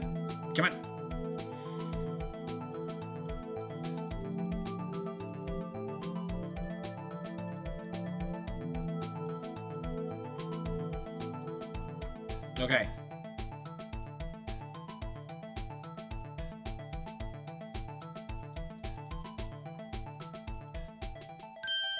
There we go.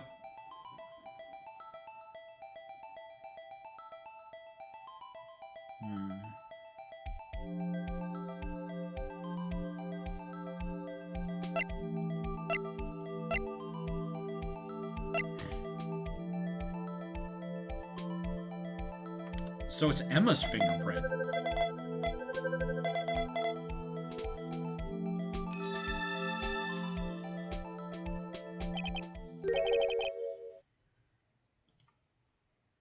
No, how can this be?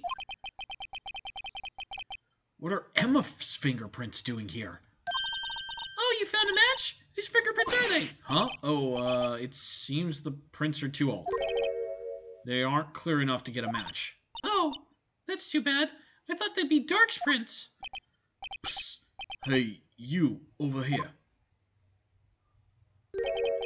What's going on? What are that kid's prints doing inside the chief's safe? Don't ask me. Let's just keep this information from Emma for now. Here, maybe you should hold on to this. You found a piece of cloth folded and added to the court record. Oh god, my brain is mashed potatoes.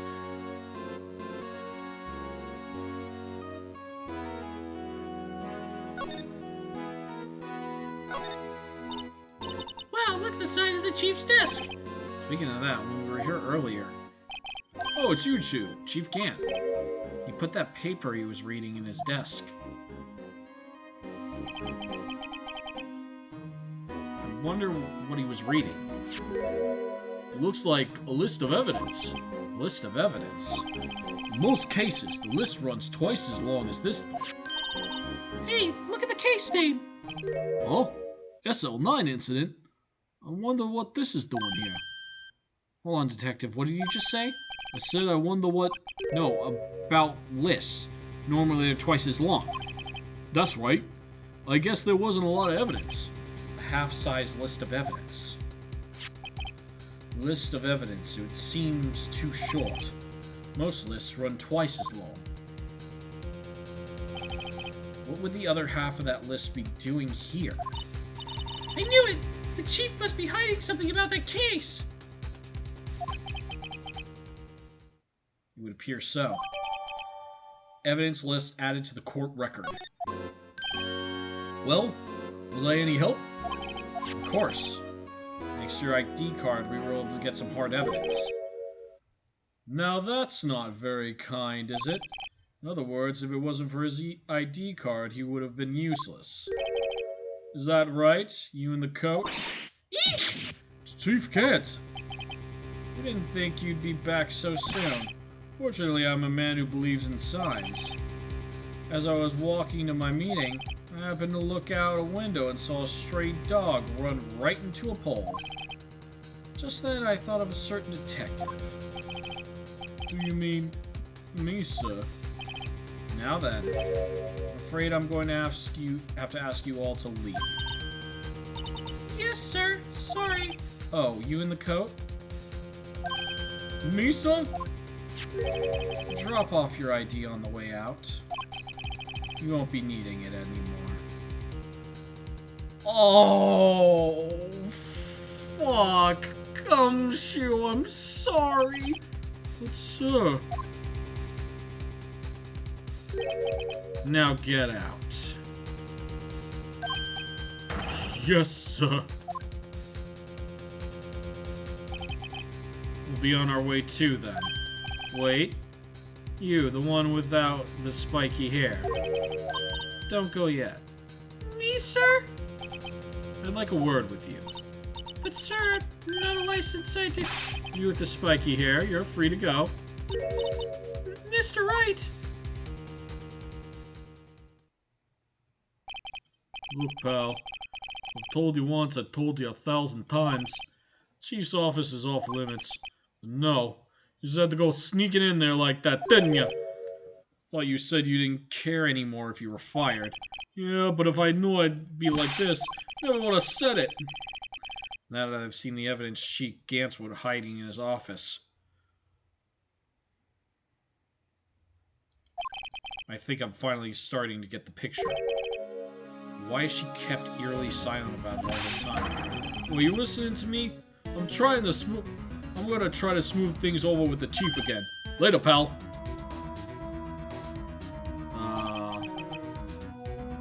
After that, I heard from Emma. She said the police wanted to ask her some questions. So she'll be busy for the rest of the day.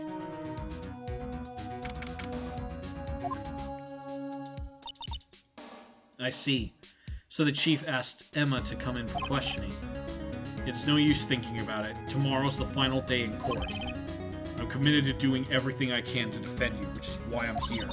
But I've already told you all I can. What you've told me over these past couple of days is absolutely nothing. Not a single useful thing. Really. I believe I did mention something quite important. Something I told you right at the beginning. I said I was the one who stabbed Detective Goodman. You know, I think I've finally figured it out. I know who it is that was lurking behind your words. Mia did a good job mentoring you. I'm rather jealous. It seems Edgeworth was right. Edgeworth? Once you're convinced you know something, no one can persuade you otherwise. Thick-headed is the term he used, I believe. Now's my chance to get her to tell the rest of the story. Why were you keeping quiet? I have to admit, I'm more than a little perplexed at first. You insisted you did it, yet there was no incriminating evidence. That's when it hit me. It's not that you're unwilling to tell the truth. It's that you're incapable of doing so because of a certain individual. What an intriguing notion. A certain individual, you say. So you think I'm protecting this person? Protecting? No. I think afraid of is more like it. If I'm not mistaken, the person in question may have persuaded you to silence. For argument's sake, Mr. Wright, who might I ask is this person you're speaking of? The one I'm supposed to be frightened of. Damien Gant, the obvious evil asshole who's probably forcing you to do this. Well, Miss Skye. Mr. Wright, you're addressing the chief prosecutor. Do not forget your place. I take it she's still not ready to spill the beans. Will you please tell me a little bit about what you think you know? We were partners until 2 years ago. I respected him as a detective. Assuming he is respectable, then tell me something. Why would he try to hide his crimes? His crimes? Both you and Edgeworth will be brought before a board of inquiry for what you did. Specifically, hiding and forging evidence. Of course, these are serious offenses. Why is it, though, that Chief Gant's name was never mentioned? Chief Gant. Edgeworth didn't know the truth behind the forgery. The only part who could have possibly tampered with the evidence was me. I had access because I was second in command in that kitty. Yes, but also one other. Damon Gant. If you intend to accuse Chief Gant, you'll need more than just words. Show me proof that Chief Gant falsified evidence in that case. I just found this in a safe in the Chief's office. This jar piece and this piece of cloth. Do you know what these are? They're pieces of evidence from the SL9 incident. The person concealing evidence was none other than Chief Gant himself. Now tell me, why are you taking all the blame for him? Touché, Mr. Wright.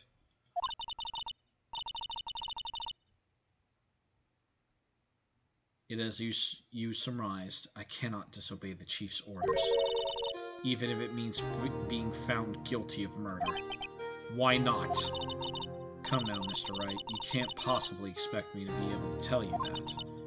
3 days ago, I had no choice but to cooperate in the murder of Detective Goodman. Or perhaps I should say follow orders. Yes, that's more accurate than cooperate. What were your orders? Well, I can't tell you the details. I can say I was given an order that day. I need you to dispose of Bruce Goodman's body. You'll find it inside the trunk of Mile Edgeworth's car.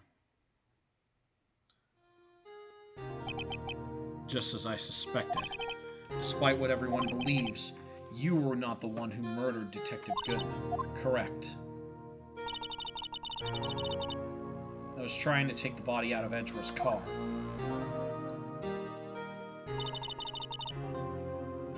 The trunk lock was broken, and I discovered that murder weapon while inspecting the body.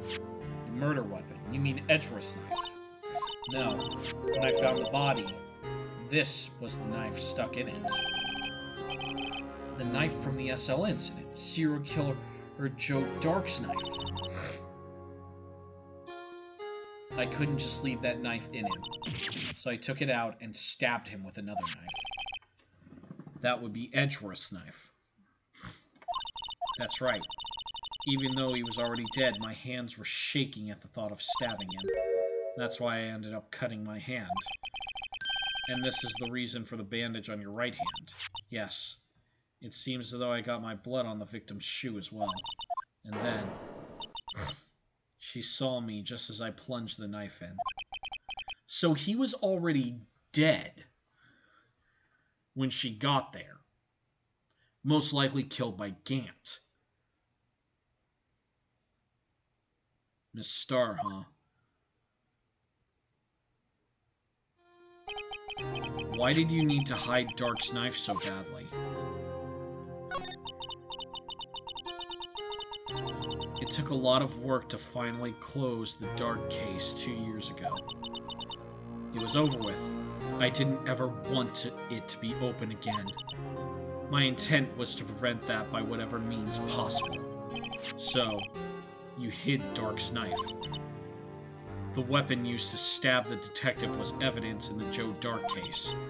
If word got out, which it would, the reporters would have a field day with that. So you wrapped the knife in your scarf and hid it.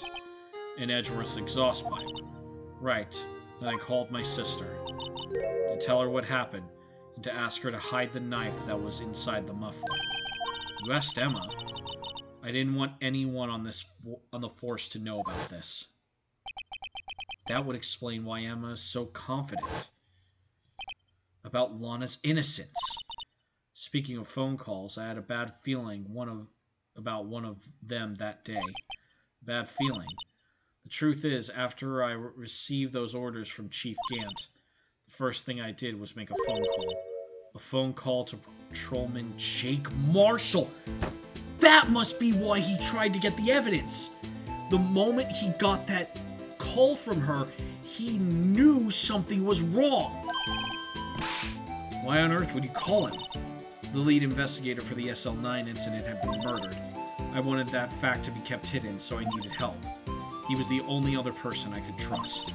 Or at least I thought I could trust him at the time. However, it seems that after I spoke to him, he went off on an escapade of his own. Oh, you mean, not wanting the case to die, he decided to take things into his own hand. He disguised himself as Goodman and tried to steal the evidence. He had already stolen the ID card, but it seems he still hadn't made up his mind to break into the evidence room. After my phone call, any remaining doubts he must have disappeared. So your phone call caused the evidence in the evidence room.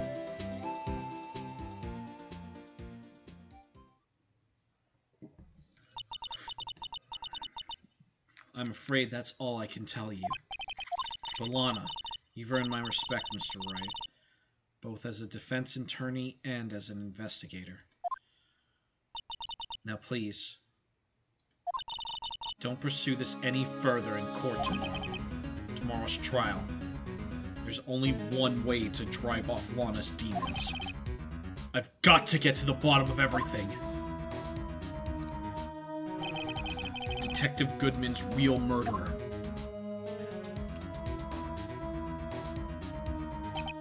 And what went down in the chief's office 2 years ago.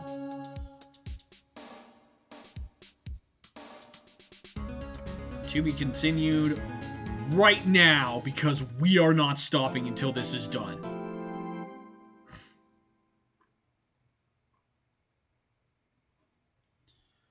Whew, yeah.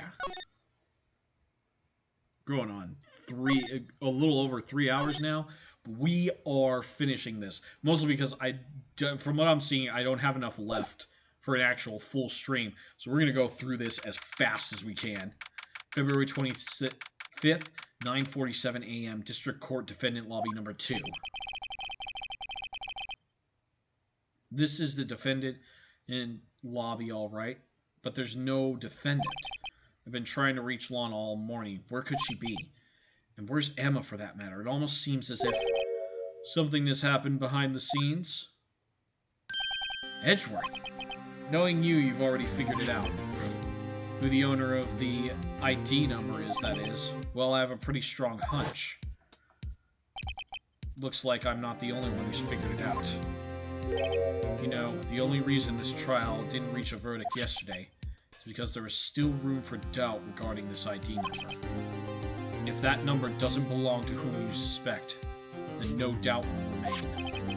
After all, he hasn't been officially charged with anything. True, not yet. In any event, once all doubt has been removed from the list, I can call a ruling. 5 minutes, right, and Chief Prosecutor Skye will be found guilty. But she didn't do it! I figured you'd say as much, that's why I came here, to hear what you have to say. This is the first time he's ever done something like this. Lana's hiding something, and the only way we'll ever know the truth is to draw it out of her. The truth. Everything goes back to the SL9 incident. Don't be stupid. Today's the last day of the trial. We don't have time to reminisce about the past. That depends on you. If she's found guilty, you'll lose your only chance to find out what really happened. I'll think about it. See you in court, right? I can't even make any jokes about this. This is fucking serious. This is it. If I'm ever going to find out what Chief Gant has on her, it's now. February 25th, 10 a.m., District Court, Courtroom Number 9. Court is now in session for the trial of Miss Lana Skye. The defense is ready, Your Honor. The prosecution is ready, Your Honor. Normally, this is the prosecution puts forth his opening statement. Before that, the police chief has a proposal to make. Chief Gant! Hey guys, I can just materialize here. Isn't that impressive? Morning, folks. How's everyone doing? Hey, Udgy, been back to the pool yet? No, I've been drowning enough as it is in my work. Ho ho, that's a good one. Don't think I can top that. If you don't mind me asking, Chief, what is this proposal of yours? Lana, that is to say the defendant, has asked me if she could speak directly to the court. She wants to do what? Having heard what she intends to say, I feel she should be granted her request. In the end, it should save everyone a lot of time and trouble.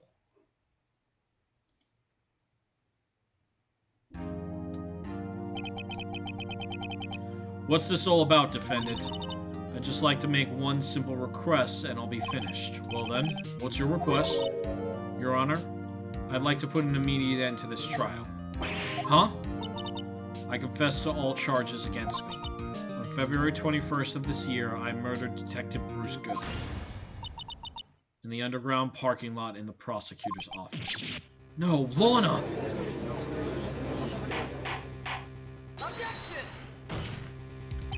You can't! Your Honor, the defendant's claim does not change the defense's plea.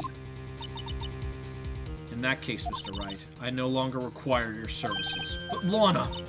Your Honor, I hereby forfeit my right to an attorney. The prosecution may lack direct evidence against me, but it has sufficient proof in case enough testimony and circumstantial evidence. I would like you to render your verdict now, if you please. Well, the defendant certainly has the right to self-representation. The request is legally valid, though it is an unprecedented situation. Indeed, it appears there is no need to continue this trial, even if Mr. Wright may feel otherwise. This can't be happening. It appears the time for the verdict has arrived. The court finds the defendant... Objection! Yeah! Fuck yeah, Edgeworth, thank you! One moment, Your Honor. Mr. Edgeworth, the prosecution has yet to prove the defense guilty beyond reasonable doubt. Any ruling at this stage would certainly be premature. Come now, Worthy. I understand this is a difficult time for you. Why don't you just be a good boy and keep your mouth shut, I don't think I care for your tone, Chief Gant. What? Creating another fabrication to cover up your past mistakes. Sorry, but I'm no longer the naive little boy you would have me be. With this sudden confession from the defendant, it's obvious to me some kind of deal was struck behind the scenes. Some kind of deal, Not everyone operates as you do, Worthy. I thought so. Your Honor, the prosecution would like to change its first witness. Oh? To whom? As its first witness, the prosecution would like to call Miss Emma Skye. I request the court hears her testimony. Mr. Edgeworth, I am exercising my right to self-representation. I don't think we need to continue. I don't care what you think, Miss Skye. The exposure of truth times results in tragedy. However, no matter how tragic the truth may be, it would be an even greater tragedy to avert one's eyes from it. Very well. The court shall grant the prosecution's request. That's okay with you, right, Chief Grant? Worthy. You'll live to regret this. Mark my words. Oh, fuck, that's ominous. Miss Emma Skye, please take the stand. Looks like Edgeworth has decided to take the horse by the reins.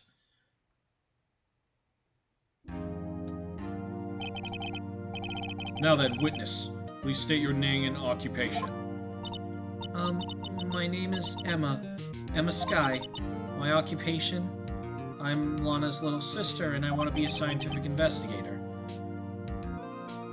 I'm finally giving her a normal voice, because fuck, this is too... One, I can't do that voice anymore with her, and two, this is serious. 2 years ago, you encountered the serial killer Joe Dark of the Joe Dark killings. Is this correct? Yes. I'm trying my hardest to forget about that, though. I'm sorry, but I'm afraid I'm going to have you recall those events once more. Mr. Edgeworth, please remember the trial concerns the murder of Detective Goodman. Is an incident that was resolved 2 years ago really all that relevant? Yes, it most certainly is. Well, okay then. You sure gave in fast. Now, please testify about what happened to you 2 years ago. The trip to yesteryear has finally begun. It's bound to lead to the truth behind this trial. 2 years ago. I was waiting in my sister's office that day. A man came running in and took me hostage. Neil Marshall rescued me, but I'll never forget what I saw that instant. Man raised up his knife and stabbed Mr. Marshall in the chest.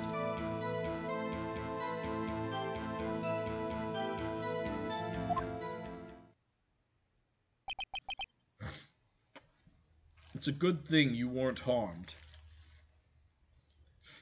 I passed out. I don't remember much. That's understandable. However, please tell me, Mr. Edgeworth, what does this testimony have to do with Detective Goodman's murder? That will soon become apparent, Your Honor. You gotta admire him for his courage, considering he has no evidence. Very well, the defense may begin its cross-examination. 2 years ago.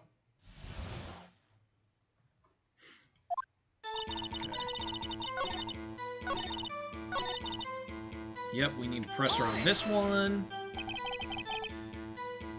Can you tell us about that? Mr. Marshall jumped on dark. Just then, the lights went out.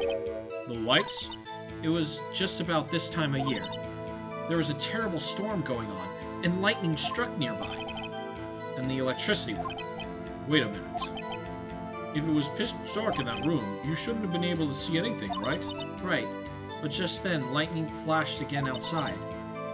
That sudden flash left an unforgettable image of the scene in my mind. I see. I told the detective about what I saw then. The detective? Yes, Detective Goodman. He was in charge of the case. Detective Bruce Goodman, the victim. So you spoke with Detective Goodman about this 2 years ago? Yes, that's what's so scary about this trial. And you told Detective Goodman about what you saw? Yes, but...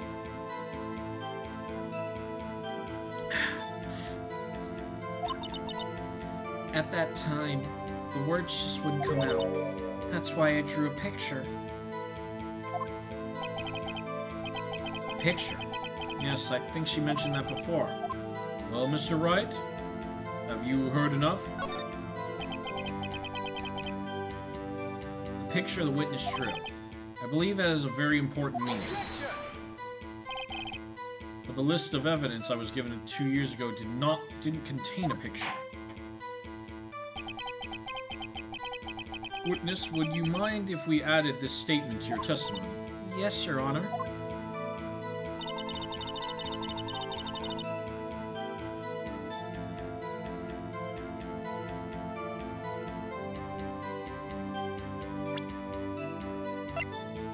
What did that evidence list say?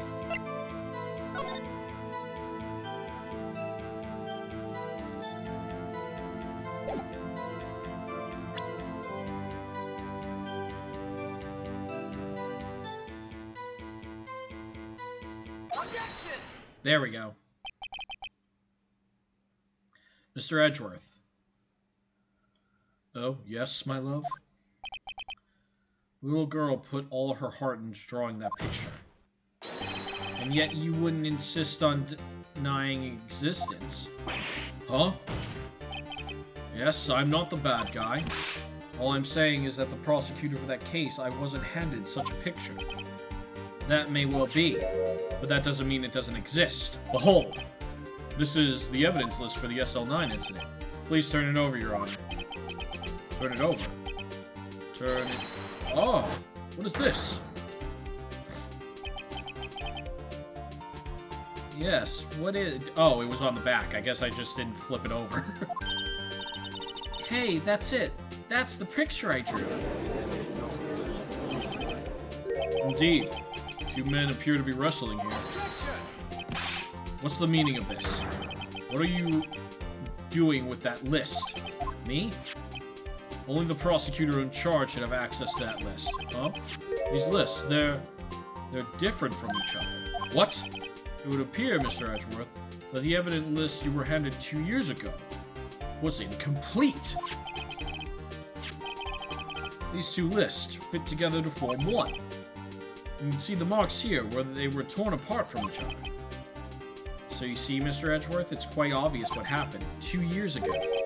Only half the evidence in that case ever reached you. What? What?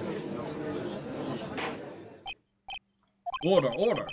But, Sky, why did you draw your picture on the back of such an important list? Because that's what Detective Goodman handed me in the questioning room, Your Honor. Wait a minute. If this list was torn in half, then that means... Your Honor! Are you alright, Mr. Wright? Your eyes are burning from your head. If the evidence list was torn in half, then there might be more of the drawing on the back of Mr. Edgeworth's list. Yes, that's quite conceivable, Mr. Edgeworth. It's possible, let's see. Something wrong? Do you even have to ask? Sorry, Your Honor. There's indeed something written on the back of my list. It's that thing.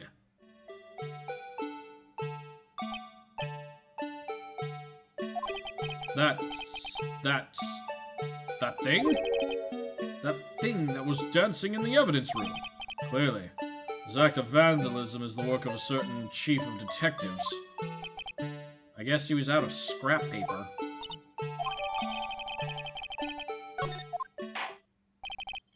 Very well, witness. Will you please testify about this picture you drew 2 years ago? Huh? Oh, yes, sir, Your Honor.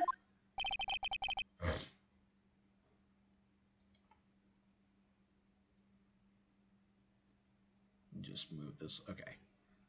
What's wrong, Emma? She seems to be thinking about something when she was looking at the picture. Something's wrong. Yeah, she's starting to realize something, too. This is the picture Sorry, I gave her the stupid voice. This is the picture I drew 2 years ago. The flash of lightning was so bright, all I could see were shadows. After that, I must have fainted. The picture shows exactly what I saw in that instant. To think a flash of lightning could burn such an image in your mind. Thanks to that, she was able to show us exactly what she saw. Well, I don't see any contradictions here. This clearly shows Joe Dark about to murder prosecution Neil Marshall. The defense may now begin its cross-examination.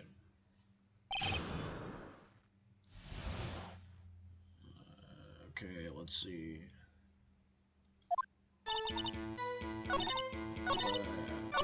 Picture shows exactly what I saw in that instant. And present Neil's autopsy report. Stabbed in the back, died from a punctured heart and lung. A knife tip was in the wound.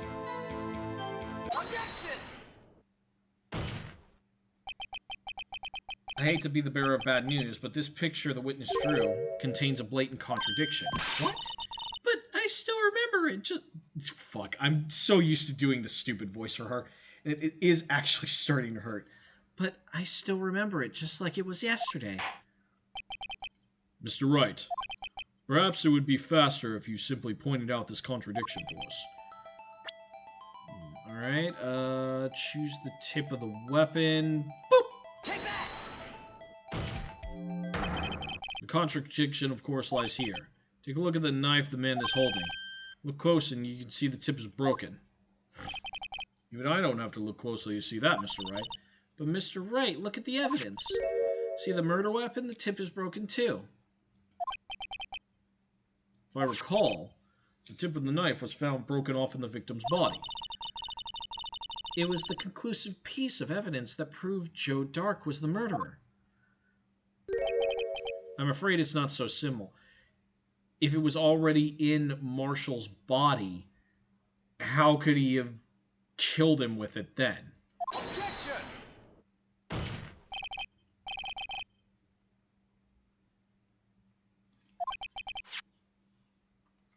The victim suffered a single stab wound to the back. If the victim was only stabbed once, then the murder weapon should not yet be broken. Oh, what's the meaning of this? Perhaps the knife was broken beforehand. Sorry, but I'm afraid that's not possible. The tip of the knife was found inside the victim's body. If it were broken beforehand, it could possibly wind up there, unless someone planted it. That's right, but what does that mean? The tip of the knife was undeniably discovered within the victim's body. The only possible explanation is the witness's memory is mistaken. That's why I asked her so many times if she remembered correctly. I believe you were annoyed at the time, but she said she remembered correctly. But there's no other way to explain this inconsistency. Not so fast, Mr. Edgeworth. There's another explanation. Have you forgotten already? About a little something called falsifying evidence. We're treading on thin ice, right? All I'm saying is that this broken tip knife might be the piece of evidence that was forged.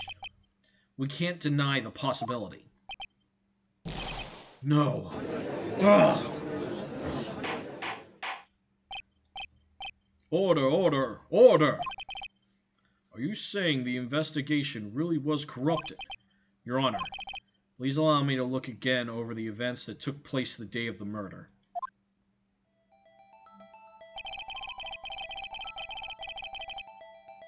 The police department and the prosecutor's office were holding a ceremony that day. After receiving the King of Prosecutors Award at the ceremony, Neil Marshall questioned Joe Dark along with Damien Gant.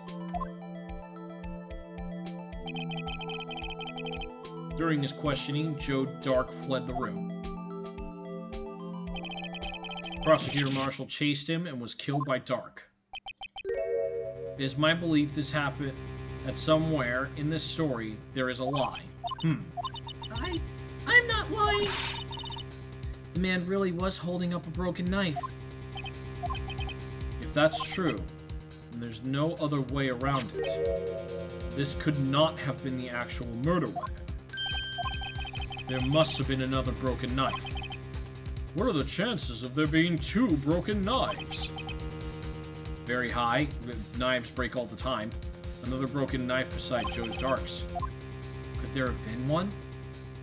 There is another one. Can't just be explained away by a simple observational error. Mr. Wright? In that instance, Emma really did see a broken knife. I'm assuming, then, that you have other information about this other broken knife? So, please feel free to enlighten us. The murder weapon was really broken prior to the murder. There's no other way.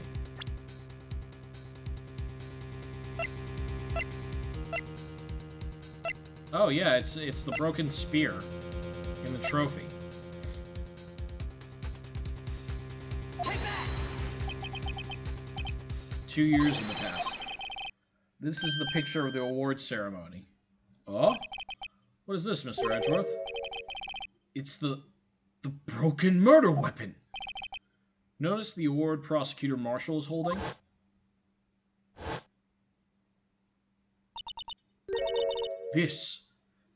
That's a broken knife.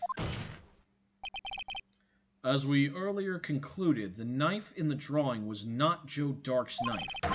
That being the case, the knife the witness saw was in all likelihood from this award.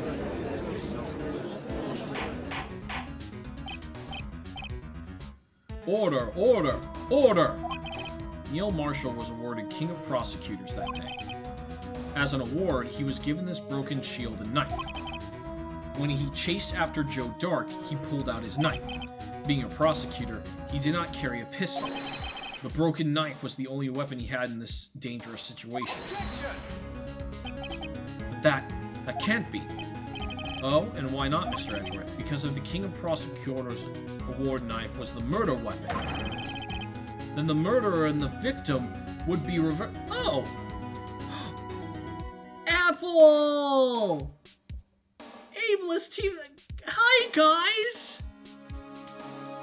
Hello, everyone! Oh, how was your stream? I'm finishing up Phoenix Wright, even if it kills me. Hold on, let me give you both a shout out.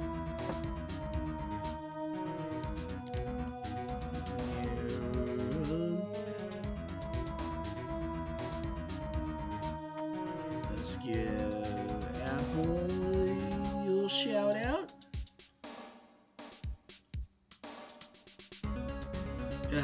God, everything. So, sorry, my screen is messing up.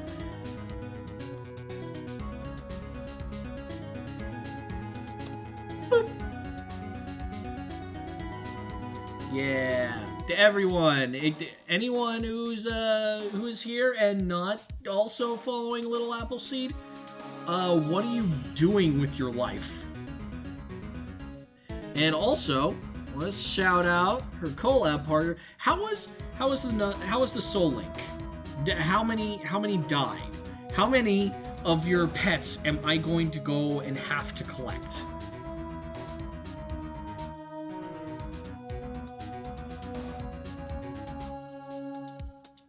Ooh, 2 of them, huh? Well, don't worry. They're in a better place now. I shove them all into Bill's PC every time. It's all staying there forever. That's a better place. At least I think so.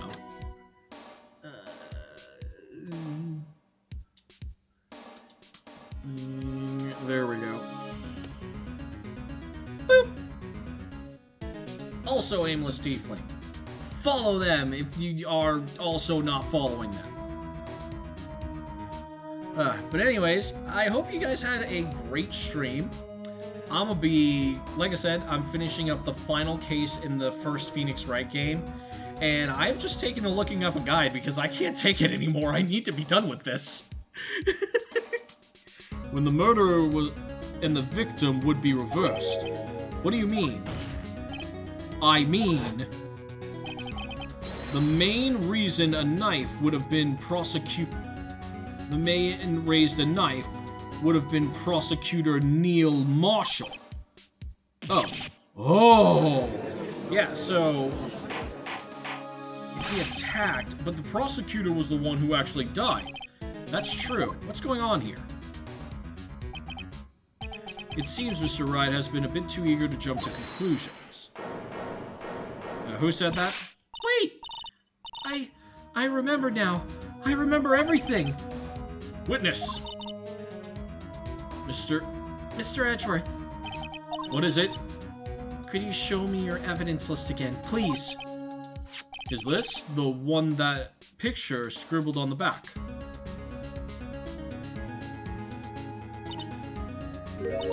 I knew it. The picture. I'm the one who drew it. What? You drew that? That's right. The list wasn't torn in half at the time I drew this picture.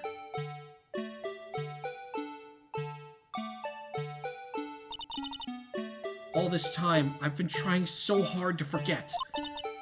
It must have locked this part away deep inside me.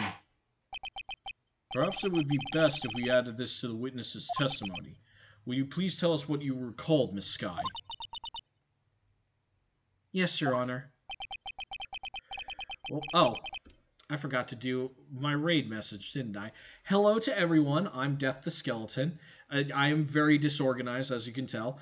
Feel free to lurk, use me as background noise, or just, enjoy the insaneness of Phoenix Wright. We are almost to the end of this. I'm sorry, I'm so disheveled and so just broken by this game. I like I like Phoenix Wright, but at the same time, like, how this game forces you to, like, just get everything in the exact proper order at once is just kind of frustrating. And honestly, I just want the case to be done so I can do other visual novels, because I'm having fun doing a visual novel, but I want to do other ones that don't force me into these scenarios. Anyways, Emma's recollection. Let's see here. What is she gonna say? When I saw the man raise his knife, I panicked and rushed over towards him. I think I knocked away the man with the knife. Just then was another flash of lightning, and that's when I saw the Blue Badger. He wasn't in the room. I'm sure I just saw his shadow. Oh god, the Blue Badger murdered him, obviously. Hold on. For anyone who hasn't seen it, let me show it to you, because I've had to see it. Stare into its eyes as it burns into your soul. This thing is freaking terrifying.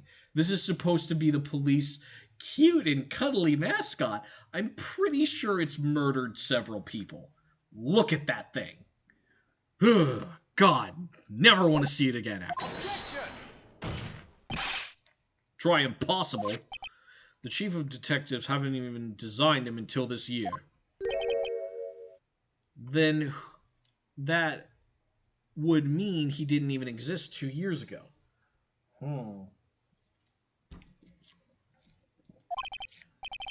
Yes, well, the defense may now begin its crossing. Hold it. Stop, please. Don't pursue this any further. Lana, what's the meaning of this? Please remain seated in the defendant's chair. But you can't do this. I've already confessed to the crime.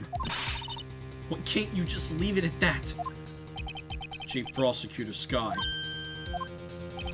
We've already come this far. It's too late to turn back. Silence. The defense will now begin its cross-examination. Bailiff, please detain the defendant. It seems we're finally getting close to the core of the matter. Emma's recollection. When I saw the man raise his knife, I panicked and rushed towards both of them. I think I knocked away the man with the knife. Okay, present unstable jar to, there was a flash of lightning, and then when I saw the Blue Badger. Okay.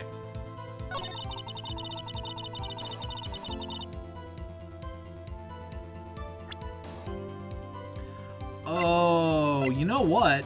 That actually makes sense. Okay, so the unstable jar that she saw, that was the image of the Blue Badger that she saw. The mysterious Blue Badger was in fact this. But that's... what exactly is that? Fuck if I know, Judge. Jesus. I believe it's some sort of jar. But Mr. Wright, this doesn't look anything like the Blue Badger. Indeed it doesn't. As it stands now, it's just a plain jar. However, what if we were to change our viewpoint?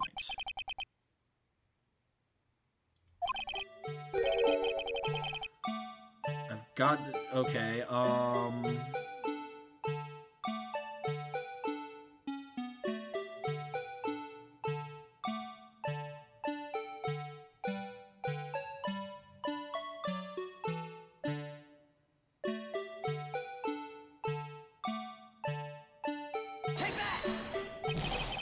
This...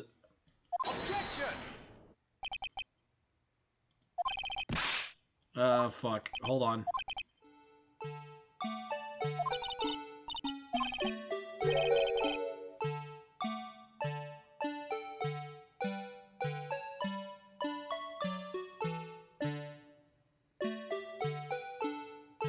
Just gotta angle it a bit more.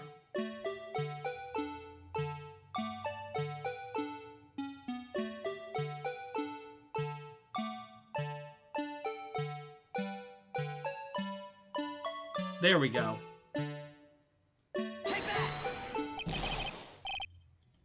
It does look like it, though.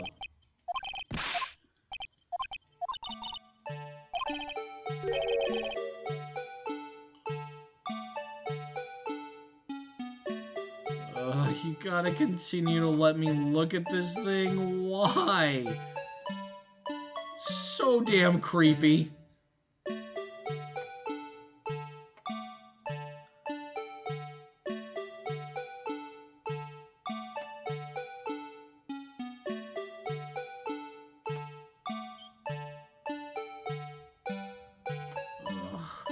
Oh god, this is miserable.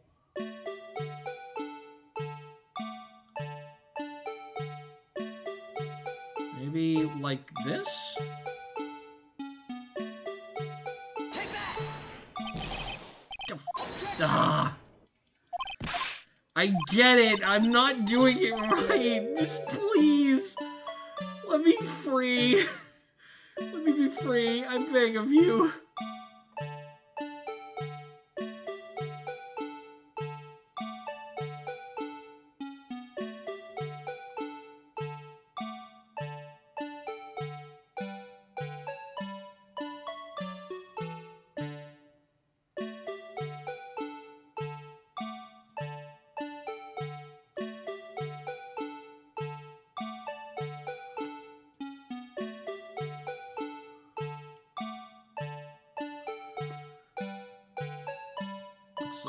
The guy just says looks like this. Oh, hold on. There's something for me to click. I did do that! And it was just like, nope, that's wrong.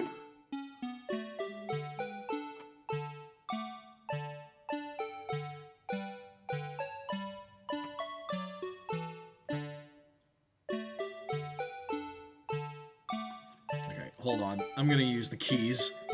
Because using the mouse isn't working. Alright.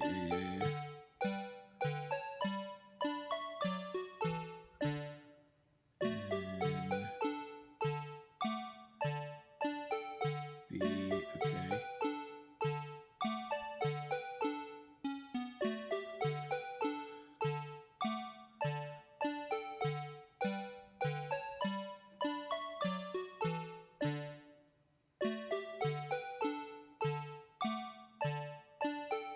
Make sure I got it right. Not.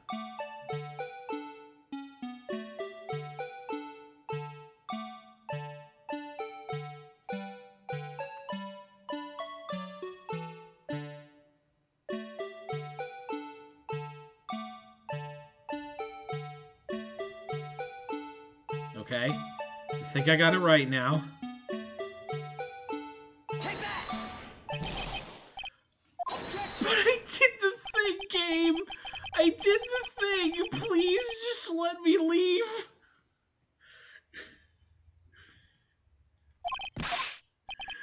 I did the thing! I did it! Please! Just... Okay. Oh my god.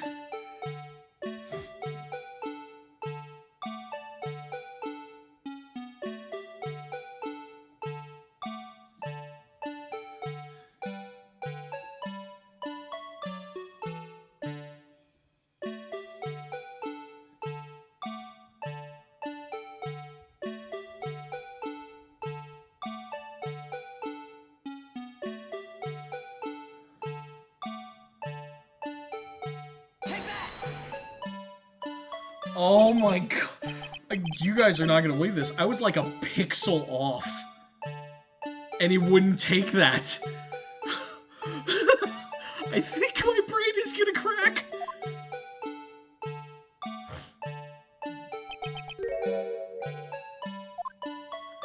Oh my god. Okay, can we stop? No. It can't be. Oh, it fucking can, Edgeworth. I don't believe it can be either. Order, order. The defense has proven this claim. The mysterious blue badger witnessed on the day of the crime was actually this. Although we all enjoyed Mr. Wright's dramatic performance, one question remains. What's your point? Thank you. Oh my god. What do you mean? So this badger thing was actually just a jar. That doesn't change anything. Yeah, oh god. He's not wrong, actually. I'm afraid that's where you're wrong, Mr. Edgeworth. You see, this changes everything. Oh, I'm gonna love this. How? Indeed, very well then. Please tell us. What difference now, oh, that we know the witness saw this jar? The location. Allow me to take these in turn. At the moment of the murder, the witness saw this jar. At a very specific angle, I might add, Mr. Wright. Very well. Knowing this, where could she have seen this jar? Where? The location of the jar is shown in the picture taken on the day of the crime. It's on the shelf of the office of Damien Gant. But the body was found lying near Lana Skye's desk. The witness testified as much. Yes, and it makes these two, and it's these two facts that reveal what actually transpired. You see, the struggle between Dark and Marshall did not take place in Lana Skye's office. It happened on the other side of the room, in Chief Gant's office. Are you implying the murderer moved the victim's body from Damon Gant's office to Lana Skye's office? Yep. Yes. Why would he do that? There's no reason. Exactly. If there wasn't a reason, he wouldn't have gone through the trouble.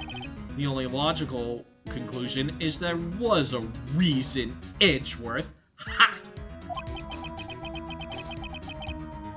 Do you know what that reason was, Mr. Wright?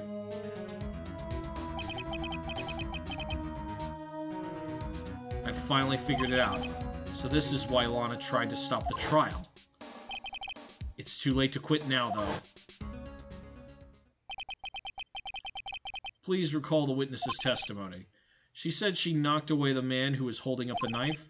In the next instant, the jar was hit and flew through the air. Now tell me, what could have sent that jar flying? That would have to have been the impact the man made when he was knocked into the wall. Ladies and gentlemen, if I'll draw your attention to this picture once more. If the man was knocked in the direction of the shell on the jar was sitting on, what would he have hit? The suit of armor, holding a very sharp and dangerous-looking sword. Yes. And since the man who was knocked into the armor was carrying a broken knife, he would have been near Neil Marshall, wielding the King of Prosecutors trophy. No. Mr. Wright, you can't be thinking... Yes. There's another possibility of what actually transpired in that room. Another possibility. Of course, the perpetrator would have no idea, but nonetheless. I don't know if I can go through with this. Mr. Wright, what's the matter? If events took place as the defense theorizes, then the outcome is obvious. In that moment, assuming the man Emma Skye knocked away was actually Prosecutor Neil Marshall.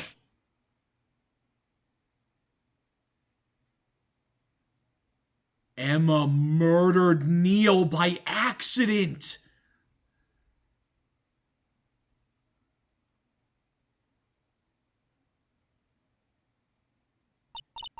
You mean Mr. Marshall died because of me? No!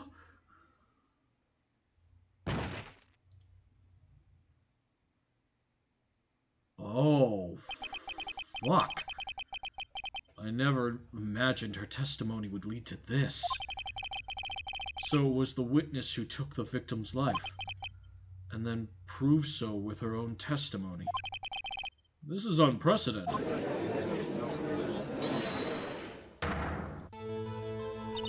What? What are you saying? I'm sorry, Miss Skye, but given the circumstances, Joe Dark murdered Prosecutor Marshall. How can you think it was Emma? How dare you try to pin the crime on her? Imagine that coming from you.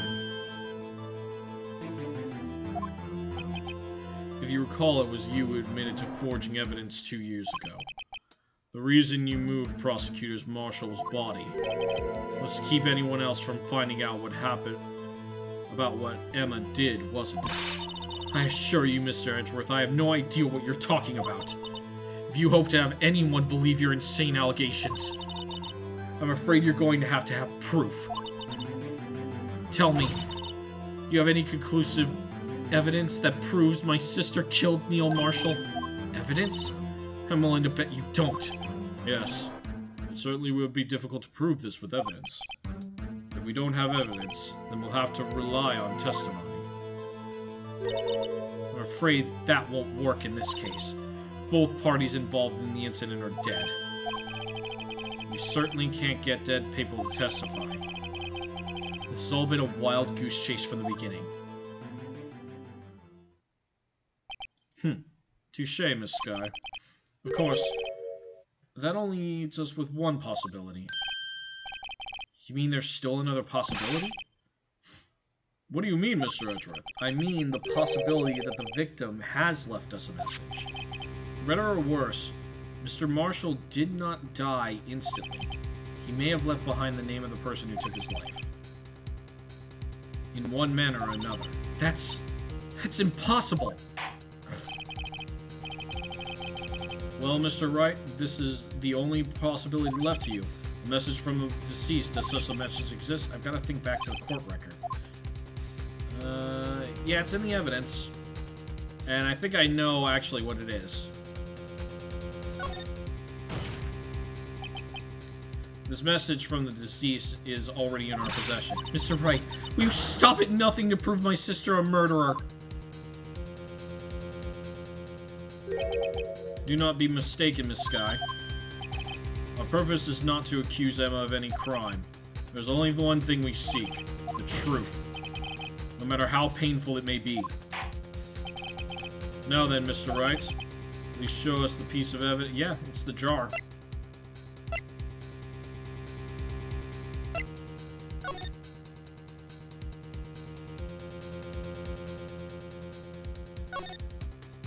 He tried to write out Emma. Dark red stains must be traces from the incident 2 years ago. Only the fragments found in Chief Gant's office still have lines remaining on it. Yeah, present the pot. Take that! Yep. The message left by this is that blue badger from before, right? Oh, is he just going to speak the killer's name? If that thing could, I'm sure it would. Looks like everyone's forgotten this is just a jar. A message was left here on the surface of this jar. What do you mean? When you look closely, you can see a faint trail of blood on this jar. Looks like someone wiped the blood away. Yes, but notice, for some reason, the blood on some of the fragments was not wiped away. Yes, there is a line here, drawn in blood. So what you're saying is these dots, they were once lines. Prosecutor Marshall did not die instantly. He used the few precious moments he had left to him to leave behind a message. Once that someone apparently wiped away, the blood must have seeped into the jar when the lines changed directions. Precisely so. All we need to do is connect to these points, and the victim's message will become apparent. No. Mr. Wright, what kind of message to the victim, Your Honor? I believe these bloodstains will reveal the answer.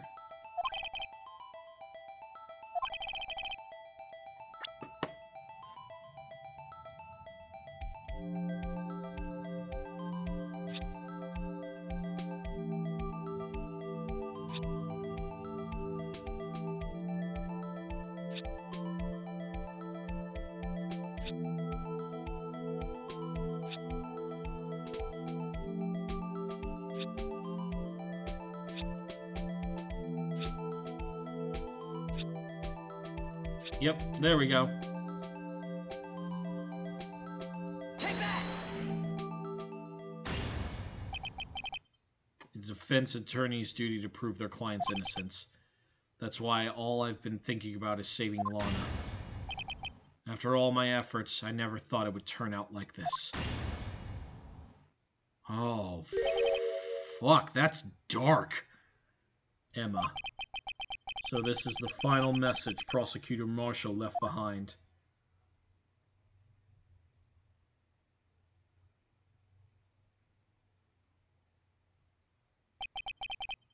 Of all people, she may not have meant to, but in the end, the one who took the victim's life was Emma Skye.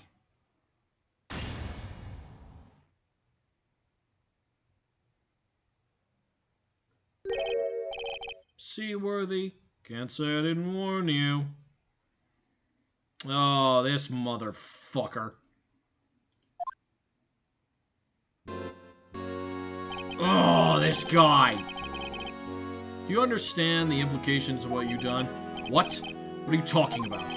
2 years ago, Joe Dark was sentenced to death.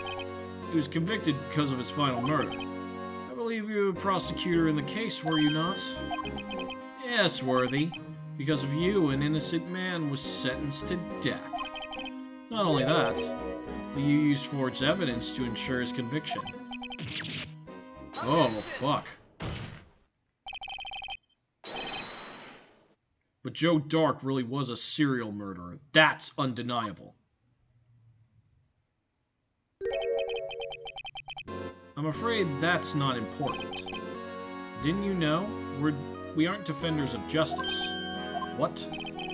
We are merely keepers of the law. Sentencing a man to death is no light matter. Even if there wasn't any cover-up or evidence forgery, ultimately the responsibility falls on the prosecutor in charge. Despite what anyone may say, this fact cannot be denied. What's going on at the prosecutor's office? They might have sent an innocent man to his death. How can he just stand there like it wasn't his fault? Oh, everybody's really mad.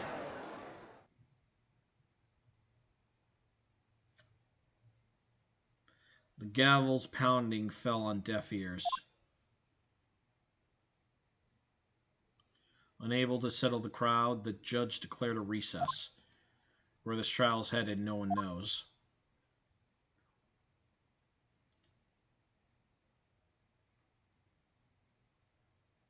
Whoa, we still got more to go. We still got more to go. I'm gonna power through it, Boneheads. We got this.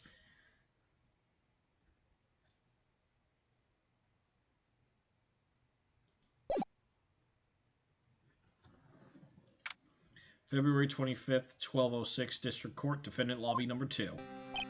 Sorry, Edgeworth. I didn't mean to get you in trouble. Don't worry about it. This is my problem, not yours. Hope I'm not interrupting anything, pals. Oh, yes I am. I'll come back later. Wait, Detective Gumshoe, what is it? You got a lot of nerve, pal, making a detective run around while on duty. And to top it all off, you call me here? I've been seeing happier people at funerals. I'll take it Lana's having you run errands again? Let me tell you, this is the last time, pal. Here, she asked me to give this to you. It was on the... if there was a break in today's trial. Evidence law. Edgeworth was talking about this just the other day. You must know the 2 rules of evidence law. Rule 1, no evidence shall be shown without the approval of the police department. Is that right, Mr. Wright? It seems so. You can at least study some evidence law, really. Yeah, Phoenix, isn't that your job? The chief prosecutor also wanted me to give you a message. A message? She said if you're planning to take him on, you're gonna need this book. Him. Well, I guess I'll need to give this book a thorough read.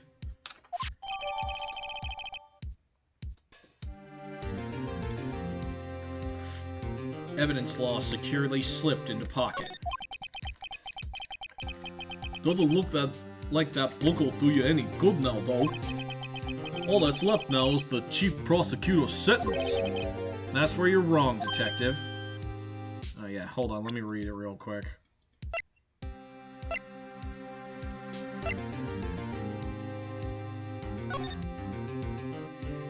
2 unregistered evidence presented must be relevant to the case on trial. Okay.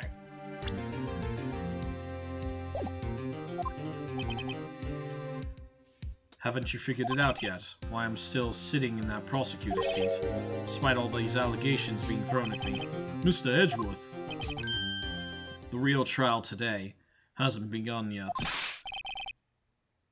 What? What else is there left to do? Your credibility's been all but ruined with this forged evidence you were unaware of. Emma Skye found out she unwittingly caused a man's death. And now, you're telling me you want to do more? You gotta be kidding me, pal. You're missing the point, Detective. Lana didn't murder Detective Gooden. She merely stuck a knife into his dead body. That means the real killer is still out there. What? And we're going to expose him. No matter what it takes. This case has hurt too many people. It's time to bring it to an end.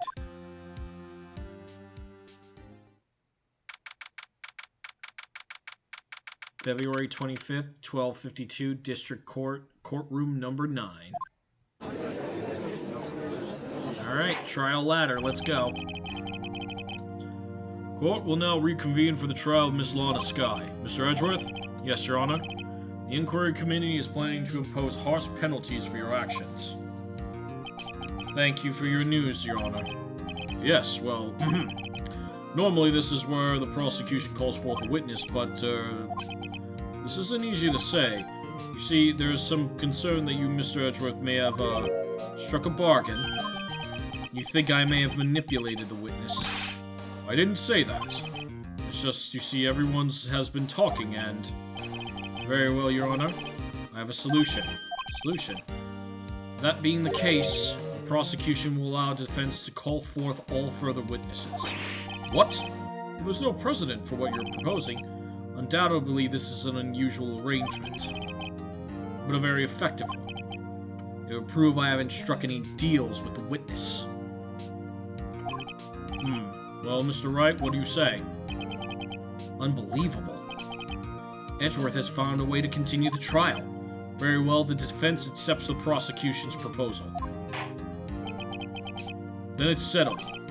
The, defense may now call forth the next witness. Mr. Wright, you do realize this is your last chance. If you call the wrong witness, the trial is as good as over. Defense calls. Time's finally come to bring out the real murderer. Yeah, Damien Gant. It's absolutely this asshole. Damien Gant. The defense calls Damien Gant to the stand. Damien Gant? What does he have to do with anything? As the defendant's partner 2 years ago, Mr. Gant has first-hand knowledge of the crime. I feel we should hear what he has to say about it. As luck would have it, he should still be in the courthouse. He would also be the least likely to have been manipulated by me in any way. Wouldn't you agree, Your Honor? True. All right, bailiff, please escort Mr. Gant to the stand. Oh God, this guy again. Witness, please state your name and occupation. What is this, some kind of practical joke? I was just on my way to lunch. Your name and occupation, sir. Worthy, are you sure you want to do this? Your name and occupation. So, you want to play hardball, eh? Please, Mr. Gant. Fine. My name is Damien Gant. I'm acting chief of police. Now then, Chief Gant, the court requests to hear your testimony. Oh, righto. What's with a grim face? First, let's clear up this SL9 incident. Oh, you mean that time when Lana's sister murdered that prosecutor? Personally, I think it's already been made pretty clear already. There are still some things unaccounted for. Oh, like what? Like the role you played in all of this. Son, Either you're very brave or very foolish. You are aware, of course, that a police chief has all kinds of weapons at his disposal. Weapons? Sure. Take my testimony, for example. I don't have to give it if I don't want to. What? Is that true? I'm afraid so. The chief of police has the right to refuse to testify. Of course, such an action carries with it certain risks. Don't worry, I'm not here to hinder your trial. Just remember, if this turns out to be a big waste of time, don't say I didn't warn you. Very well, the witness may now begin his testimony. SL9 incident. As I recall, Neil and I were questioning him that day. To make a long story short, we slipped up. The power outage didn't help either. When I went to my office, I found Lana there. Apparently she had already arranged the crime scene. As you can see, I had nothing to do with the forgery. Okay. He was lying on the floor unconscious.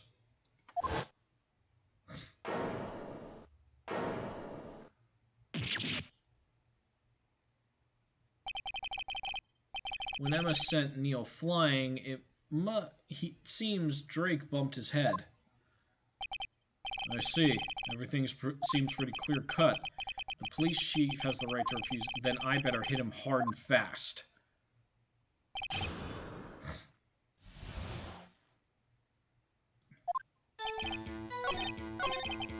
Let's see.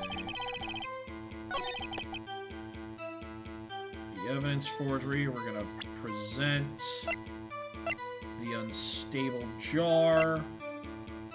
Bam! You claim you had nothing to do with the forgery. But I'm afraid this is a claim you cannot back up.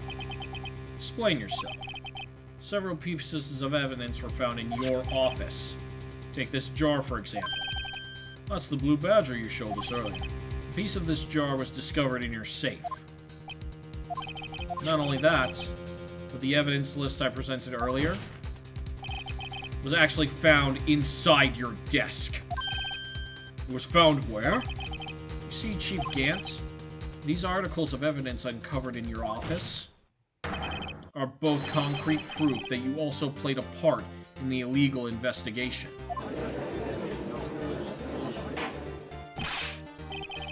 Chief Gant, what is the meaning of this? Oh? Here's a defense attorney who's maybe rival-worthy. So you admit to it, then? That you were involved in the forgery? Who, me? Or do you mean you? Me? Why would I have anything to do with that? Well, you were the one who snuck into my office when you found this evidence. Prosecutors aren't the only ones capable of forging evidence, you know. Defense attorneys can do so too. Isn't that right, Righto? However, Detective Gumshoe was present during the investigation. Worthy, my boy. Not even detectives are exempt from the law. Rest assured, Dick will receive his due punishment. What? If Detective Gumshoe's salary drops any further, he'll end up paying to work. Yeah, that's a good point. Shit. Yes, well, in light of the defense's presence, please give us your testimony regarding these pieces of evidence found in your office. And the resolution to the forgery that took place at the crime scene.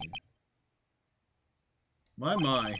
Kids these days no longer know how to put two and two together. Evidence in forgery. Let's see what you got, man. Let's see. What was it now? A jar fragment and a list? For all I know, you could have planted them in my office. Anyway, you can't prove whose these pieces of evidence were discovered. If they were found after Dark was convicted, then they're worthless. There's no reason I'd participate in a forgery. Rearranging the crime scene wouldn't help me out in any way. Mr. Wright? Yes, Your Honor? When investigating the crime scene, You should have been more careful to observe protocol. You do understand that I am the chief of police, right? There will be consequences. Oh. Indeed, I believe I will press charges, so you won't make the same mistake again. My apologies, Chief, but we would mind waiting until tomorrow for that. Today is, well, you know. Alright, G, return, though. I know. That place, right? Huh? What are these guys, telepathic? Phoenix, I think everyone in this universe is a telepath except you. Alright, so I need to press him on this statement. Really, Chief Gantz? At the very least, there is one very large benefit you've reaped from all this. Oh? I wasn't aware. What is this benefit? That would, of course, be the position you have, Chief of Police. Oh? The resolution of the SL9 incident secured your promotion to Chief. That in itself is sufficient motive. Ho ho ho! Oh! Well, that's a good one. Huh? Do you really think I'm that incompetent? What do you mean? Even without that case, I was already in line to become the next chief. The resolution of SL9 merely sped up the inevitable a little. Is that true, Edgeworth? Yes. He was going to be made chief anyway. Be careful when you point that finger. Or you might end up being the one pointed at. So that means there's only one possible motivation for you to commit forgery. If you didn't do it for yourself, then you did it for someone else. Don't be silly, Worthy. You know me better than that. There are only 3 people I look out for. Me, myself, and I. There. It's out in the open now. Pudgy, would you mind if I change my testimony a little? By all means, please do. I wouldn't be anyone's accomplice if there was nothing in it for me. Nothing in it for you. Sorry, but the only person I care about is yours truly. That girl, Lana's little sister, was it? If you think I felt sorry for her, you better think again. You're right. You don't feel sorry for anyone. Be tough on crime and tough on people. That's how I was raised. You seem to be lax enough on yourself, though. Oh, that's a good one, Worthy. Could there have been something in it for him? Given his selfishness, would he have helped someone out? Yeah. True, you might not help out anyone for their sake. But if it would benefit you, you might decide to assist someone. Mr. Wright, appears you've positively determined to portray the chief as a nice man who likes to lend people a hand. That's not what I meant. Very well, then. Who is the person you believe Chief Gant may have helped forge evidence? He helped Lana because if he didn't, Emma would have been accused of murder. Chief Prosecutor Lana Skye, that person? I believe it's quite obvious in light of the circumstances. Emma Skye fell victim to an unfortunate series of events. Who would want to help her more than her own sister, Lana? And as for Chief Gant, he would also have reason to help Lana if she asked him to. The reason, of course, is self-profit. Self-profit? What do you mean? After the SL9 incident was resolved, Lana Skye was appointed chief prosecutor at the prosecutor's office. The person who arranged this job change was you, Chief Gant. But how would he profit from all that? He would be able to use the chief prosecutor as his puppet. Essentially, he would have acquired unchecked authority over all investigations.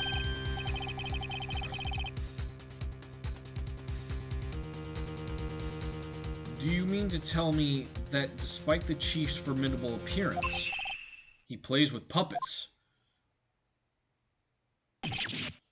Oh my god, this judge got his degree in a fucking cereal box, didn't he? Oh, wait, we must be puppet as in someone forced to do his bidding. Never mind. Admit it, Chief. You assisted Lana Skye in forging evidence. Your motive is apparent to appoint her as chief prosecutor so you could control her. Right, oh my boy, you have quite an imagination. Let me ask you something. What? Do you have any proof of this? That I controlled Lana? For example, is Lana testifying that I've done such a thing? Lana. She's keeping quiet to protect Emma. There's no way she'd testify against Gant. I'm afraid without any proof, that's all amounts to nothing more than mere conjecture. Unless there's also what happened in this incident. This incident? Which one would that be? Of course, I'm talking about the murder of Detective Bruce Goodman. The chief prosecutor has been acting strange throughout this entire trial. Almost as if someone has been controlling her. Worthy, you better watch your tongue. I wouldn't want you to get hurt. Just what do you mean? What he means, Your Honor, is that Chief Gant is involved in the murder of Detective Goodman. Not only that, but the Chief is now making Lana take the rap to cover up his involvement. What? What? Order! Order! Order! I said order! Mr. Wright, you can't be serious. Huh? This is an affront to the highest-ranking officer in our law enforcement agency. You accuse the chief of police of blackmail and murder. That's impossible. Your Honor, I was merely reiterating what Mr. Edgeworth said in easier to understand language. It's too late, Mr. Wright. There's no turning back for us now.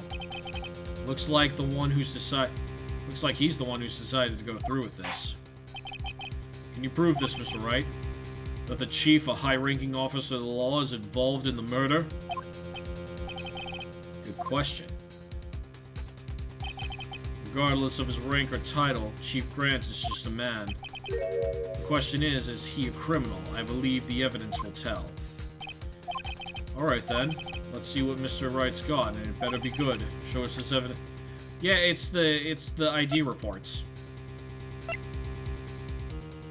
Where are they? Here it is. The ID card record. Yep. This is the ID card list. Hi, Clay. We're almost there, man. Yes, the one that shows who entered the evidence room on the day of the crime. There was one ID on the list we couldn't determine the owner of yesterday. All those 7. Sorry, but there's no way you can prove that is my card number. It's your number. What? How do you know that? The safe in the Chief Grant's office required a code to open. A 7-digit code. 7 digits? You don't mean... I'm afraid so, Your Honor. The code was 77777777. The same as the remaining ID card number on that list. Chief Grant, you entered the evidence room on the day of the crime! Order! Order! Chief Gant, what do you have to say? Nothing. The defense search of my office was in violation of regulation. And I will demand Mr. Wright be punished to the maximum extent of the law. But right now, this court demands an explanation from you! Yeah, okay, so apparently, and this is gonna blow your mind, Clay, so we found out why Jake Marshall was so obsessed with getting this case information. And why he was actually the one who was posing as Goodman at the police station at the time. he wanted to get the evidence for the SL9 incident to try and figure out what happened with the case. It turns out that Lana was being used by Gant to cover up this incident completely, the entire SL9 incident, because apparently what actually happened that day is when Emma was in the office and when Dark entered the office to try and take her as a hostage, he in fact was not the one that Emma saw with the knife. The one who had the knife was actually Jake Marshall. And when Emma panicked when the lights went out, she pushed Marshall, and it ended up knocking him into a suit of armor that was holding a very sharp sword, which ended up killing Marshall. So even though it was by accident, Emma actually was the one who killed Jake Marshall. And for years now, Gant has been helping Lana cover it up, but only because he's using her as a pawn in the chief prosecutor's office to hold all power over all investigations in the criminal justice system. And for some reason, he went into the evidence room on the day of the murder to take evidence from it, and he also told Lana to dispose of Goodman's body, which he had already hidden in Edgeworth's trunk.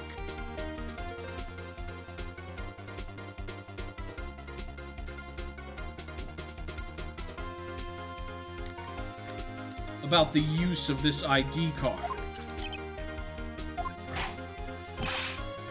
Chief Gant, so you admit it. You entered the evidence room on the day of the crime? What about it? I'm chief of police. Whether it's the evidence room or the bathroom, what's the difference? I can go anywhere I want. Tell me, when you entered the room, were you alone? I always go to the bathroom alone, as I do with the evidence room. Detective Goodman wouldn't have happened to be with you that day, would he? Of course not. Why would he be? I haven't seen him in days. You hadn't seen him in days, Chief Gant? I'm afraid you've just undone yourself. On that day, you had to have met with Detective Goodman. What do you mean? The trial's purpose is to determine Lana Skye's guilt.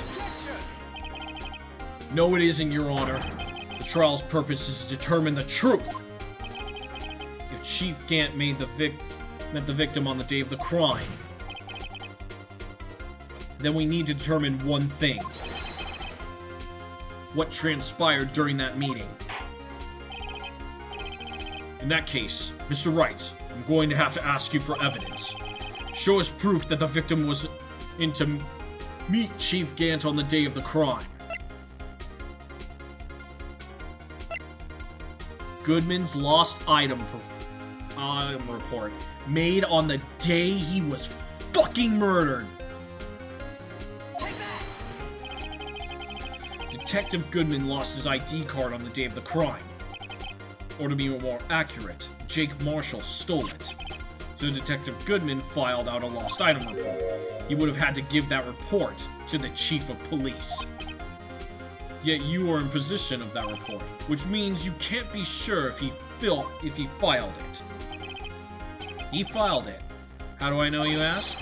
Because he needed to enter the evidence room that day. He needed to. Yes, to transfer the evidence out. Oh. Detective Goodman took the form to you, Chief Gant. Then, you accompanied the detective to the evidence room. I accompanied him.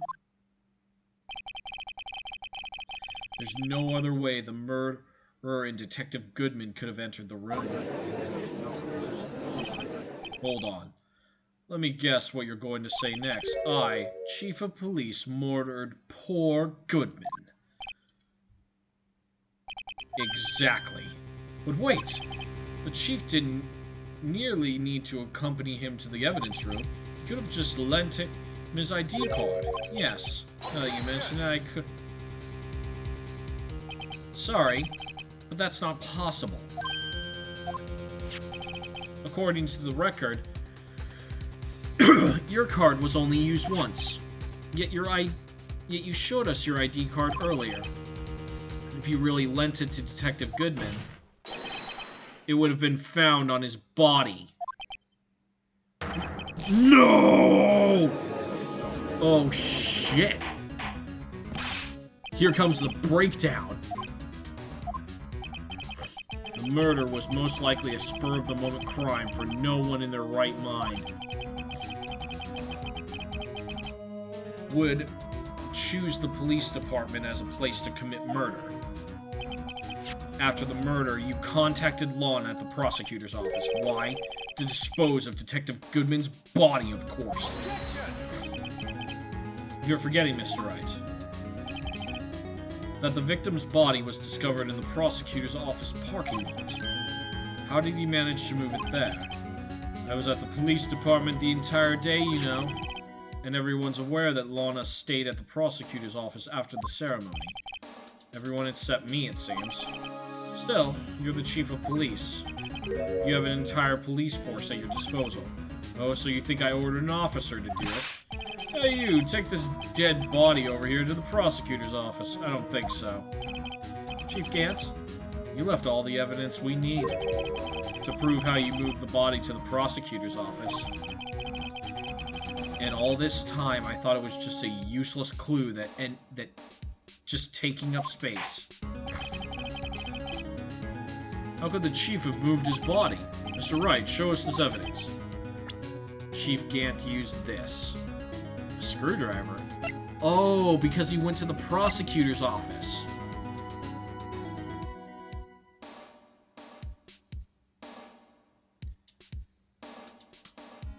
Oh, he called Edgeworth to the police station, and then when Edgeworth wasn't at his car, he put the body into his fucking trunk!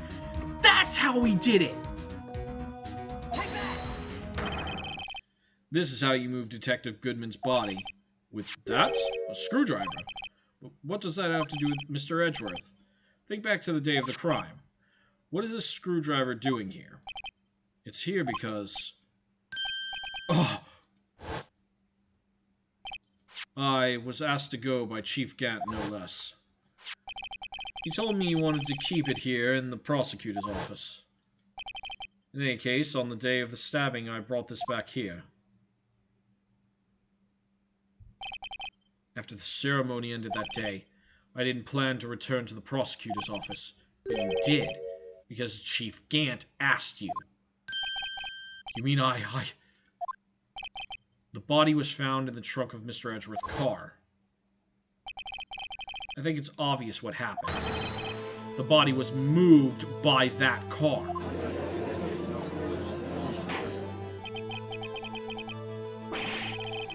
Detective Goodman's body was carried in the trunk of Mr. Edgeworth's car. Yes. Unless, of course, you have another explanation, Chief. Why else would you have asked Mr. Edgeworth to transport evidence from a closed case? There's only one plausible explanation. To transport the body to your accomplice, Miss Lana Skye. Order, order! What's going on here? Is there no room for rebuttal to the defense's outrageous accusation? Think back to the photograph Miss Starr took at the prosecutor's office. This was a photo of the body being stuffed in the trunk to be taken away. It was exactly the opposite. It's a photo of the body being taken from the trunk. Chief Gant, please say something. I believe... Your time's up. My time's up? Sorry, Rido, but I'm having lunch with the District Attorney General after this. I have to get going if we're to make it in time for the early bird special. But the cross-examination isn't finished yet. Remember what I told you earlier? Police chief has all kinds of weapons at his disposal. Weapons? Like the right to refuse to testify. I'm invoking that right now. What? That is not a right to be invoked casually. There are certain risks to be considered. So you're going to just run away after all this? Run away? Don't make me laugh, Worthy. I stabbed old Goodman, that's what you're saying, right? But if you had any conclusive evidence, you would have presented it by now. Well, you think I had Lana dispose of the body? If so, then show your proof and get it over with. I'll say it again, Mr. Wright. Damon Gant is the current chief of police. This court will not tolerate any accusations against it without concrete proof. Well, Mr. Wright? Your Honor? Do you have any concrete proof? Proof that Chief Gant murdered Detective Goodman and made Miss Skye dispose of his body. Do I have any concrete proof? Actually, no, we don't have any proof. It's no use showing evidence I'm not sure of myself. No, Your Honor. At present, I have no conclusive evidence. See, G? In that case, the court is forced to penalize you for your allegations against it. What? Here's a tip. Never gamble what you can't afford to lose, Righto. Seems that Lady Luck was on my side again today. Okay, Edgy, I'll leave the rest to you. What a douche.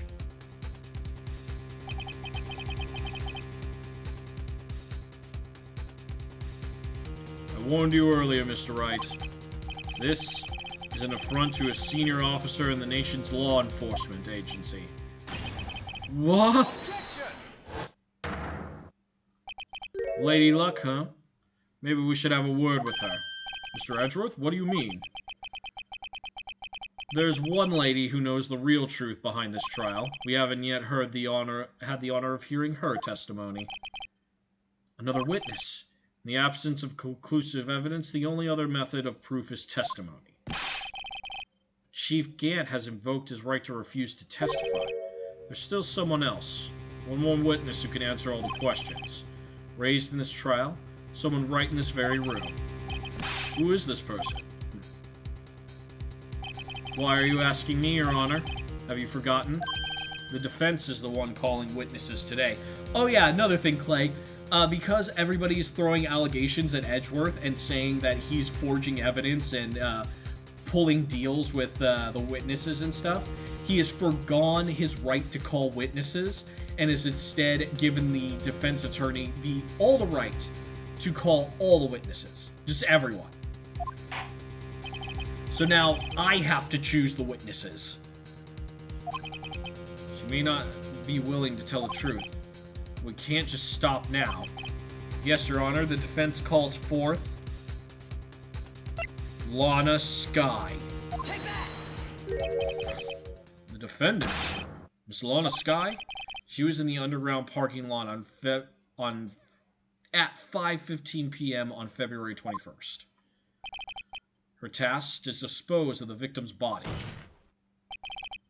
In accordance with a certain someone's orders. Mr. Edgeworth. The prosecution has no objections, Your Honor. Very well, the court will now take its final recess for the day. In 15 minutes, we will reconvene to hear the defense's testimony. The court is now in Hold on! Huh? Chief Gant, I thought you were going to eat. Is it good, Lana? He's talking to Lana. I don't think you need me to tell you this, but if you accept Mr. Wright's claims, there will be terrible consequences. Oh, fuck. This guy is just admitting into it now. That's right. Your sister will be found guilty for Neil Marshall's murder. This ain't good. Of course, you'd never support such outrageous claims anyways, right? Just something to think about. Alright then. I've got a lunch date to meet. What a douche. Okay, I guess there was nothing suspicious about that. I'm not going to question that at all. What a fucking idiot you are, Judge. The court is now in recess. February 15th, 2:04 p.m., District Courtroom, Defendant Lobby Number 2. Looks like we managed to stay in the game. Yeah, thanks for your help, Edgeworth. that chief, he's something else, eh, pals? Detective Gumshoe? I'm not a detective anymore. Oh yeah, sorry about that. Yeah, don't worry. I've already decided where to work now. At your office. My office? Sure. I'll take that piece of... I'll take the place of that top-knot girl you used to work with. Could he mean Maya? Still, looks like we're all out of moves now. Chief Gant's done it again. How does he always get the upper hand? It's not fair he has the right to refuse to testify. Oh yeah, so... Gumshoe helped us break into the chief of police's office and got fired because of it. So yeah, this king of a man helped us find the evidence that led us to figure out that, you know, Gant is behind all of this, and he unfortunately got fired. Yeah, poor Gumshoe.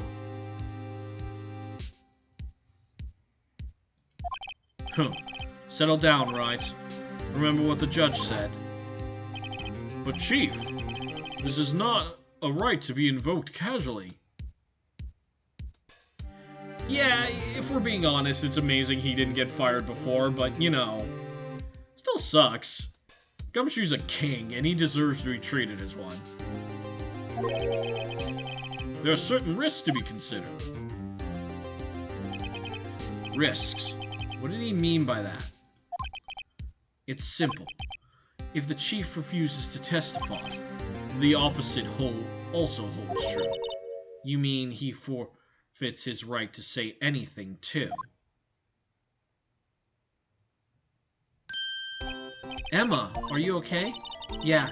When I came to, I was in the medical office. Oh yeah, I've also decided to, you know, stop giving her the annoying voice because her backstory got really dark. Like, really fast. Also, it's starting to hurt my throat.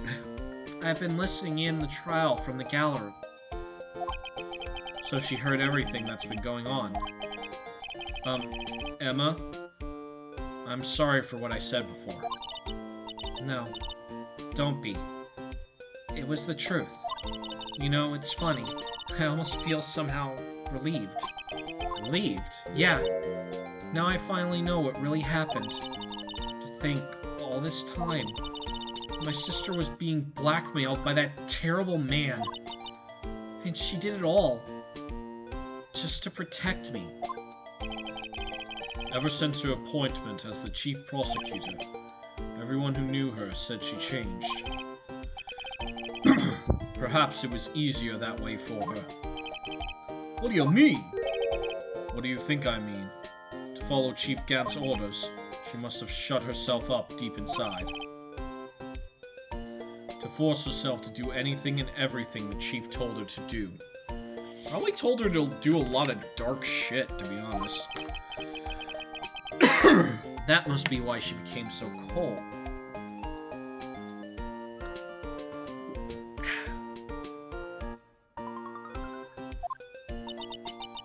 It was all my fault. It's all because I murdered Mr. Marshall. Hey, don't go blaming yourself. You won't blame anyone. Blame society, pal. Chief Gant may be able to fool everyone else with his forgery, but he can't fool my memory. I remember now. I knocked Mr. Marshall into that armor. I see. Well, we better get back. It's time for the final act. Emma, why don't you wait here? No. I'm going with you. I want to be there. When Lana tells the truth. Let's go, right. It's time to end this. Yeah, and now Edgeworth is fully on our side because both of us want to get to the bottom of this.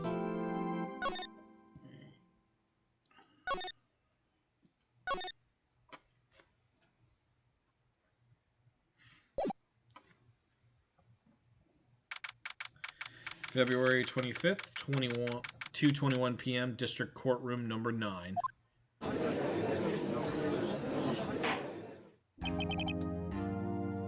Now then, will the defendant, Miss Lana Skye, please take the stand?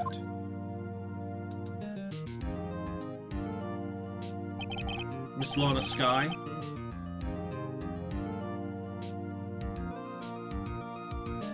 Yeah, God. We need to get that guy dethroned, like, immediately.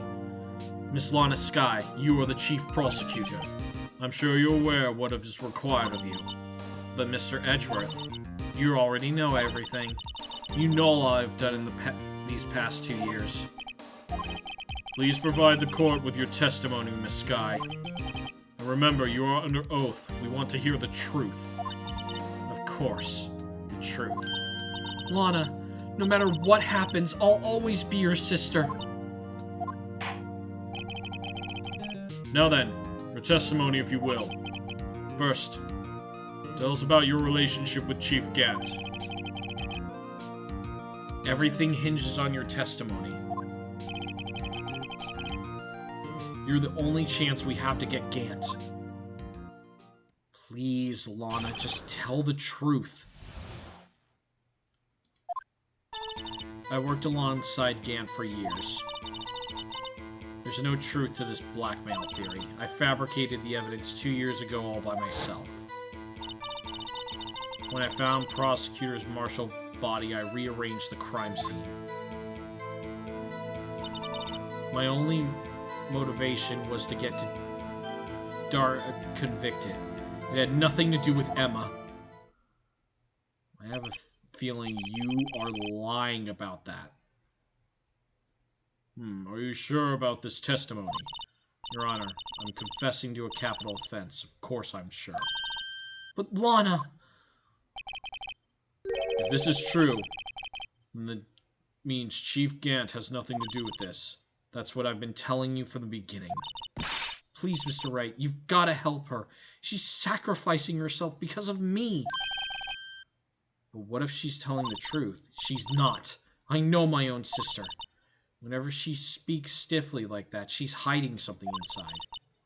Deep down, she's really screaming in agony. Yeah. This is no time to start second-guessing myself. The defense may now begin its cross-examination.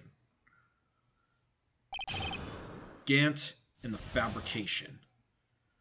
Alright. First thing, we got a presser on. Yep, this one. You say you did all this by yourself. Yes. Would you mind telling us what you found when you arrived at the crime scene? It seems I was the first person to discover the scene. The broken prosecutor's award knife was stuck in the victim's body. What? Prosecutor Marshall died from an unfortunate accident. That's only a situation you deemed was possible. Reality is, it wasn't my sister who took the prosecutor's life. Fantasize all you want, Mr. Wright, but I'll never change this statement. You mean Prosecutor Marshall wound up being killed by Dark? Sounds like something like that. If that is, what happened to the other murder weapon? Dark was carrying a switchblade knife. Oh? That was lying on the floor a little distance away. It was probably knocked away in the struggle. That's not how it went down. She's trying to cover up her lies with more lies. Well, just to protect me. So when you found the scene like this, what did you do? After all, this is what everything boils down to. Yes. I broke off the tip of Dark's knives, planted it inside the wound, then moved the body.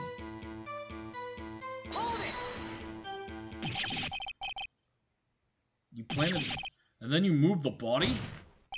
But why? Why would you do that? You of all people should know, Edgeworth. You always had a good head on your shoulders. My head isn't that bad, but maybe I'd ask for the sake of the others. Why did you move... Yeah, why did you move the body? What would be the purpose of doing that? It was where you deduced it was, by Chief Gant's death. but the body was found by your desk. Why did you move it there? Reason for that is simple. Let's have the witness explain it in more detail. The reason Miss Sky moved the body. Pieces of the jar that scattered during the event threatened my plan. Oh, really?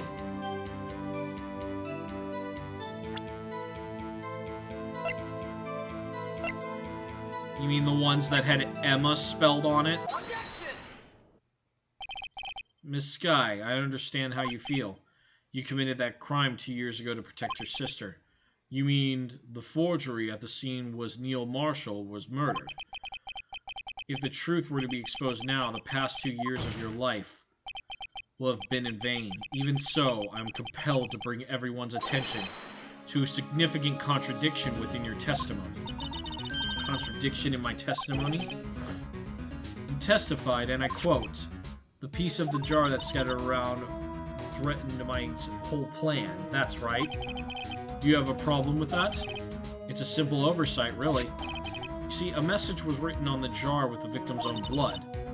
Yes, the prosecutor must have written it in his final moments. Exactly so.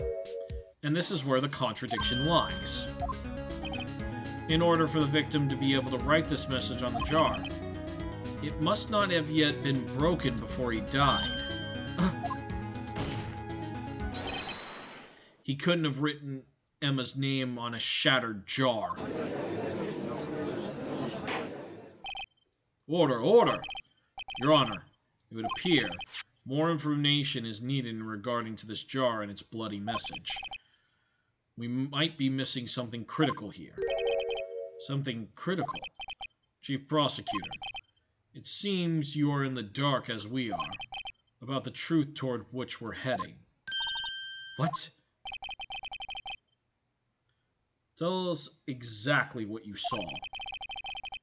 We'll piece together the information to arrive at the truth. Very well, the witness may now continue her testimony.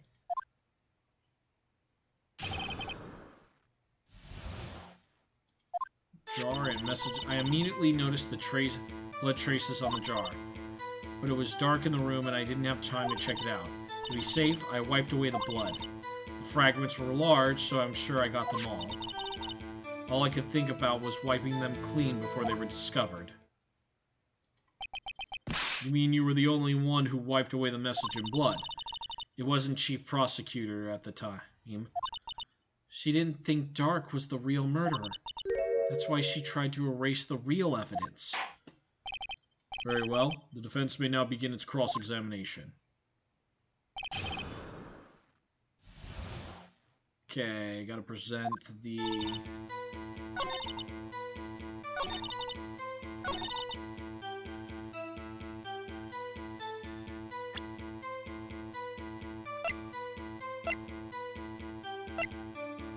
present the unstable jar to the statement. Sky, I believe this jar conceals a truth even you were unaware of. What? You found a final piece of this jar in Chief Gant's safe. The Chief's safe, but how? I knew it. She really didn't know. There's something even more disturbing about the final piece. There was still blood on it. But it's just testified that she gathered every last piece and wiped the blood off of them. Yes, which leaves us only one explanation. On the night Prosecutor Marshall was murdered, you were not the first one to show up at the scene. Chief Gant got there before you.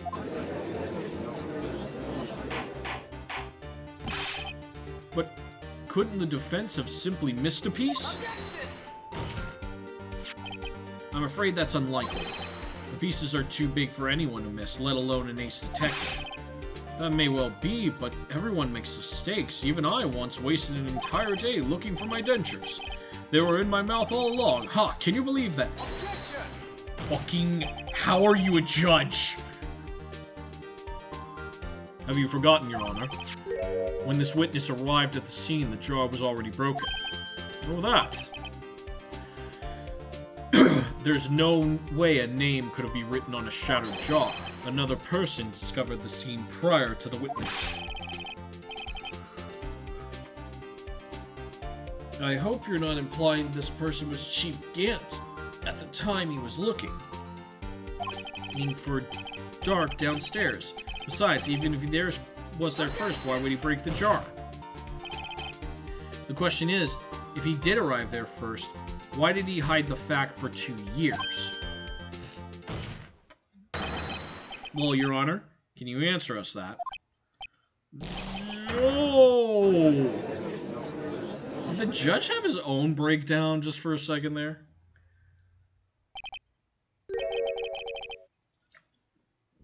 Wait, I'm not the one on trial here.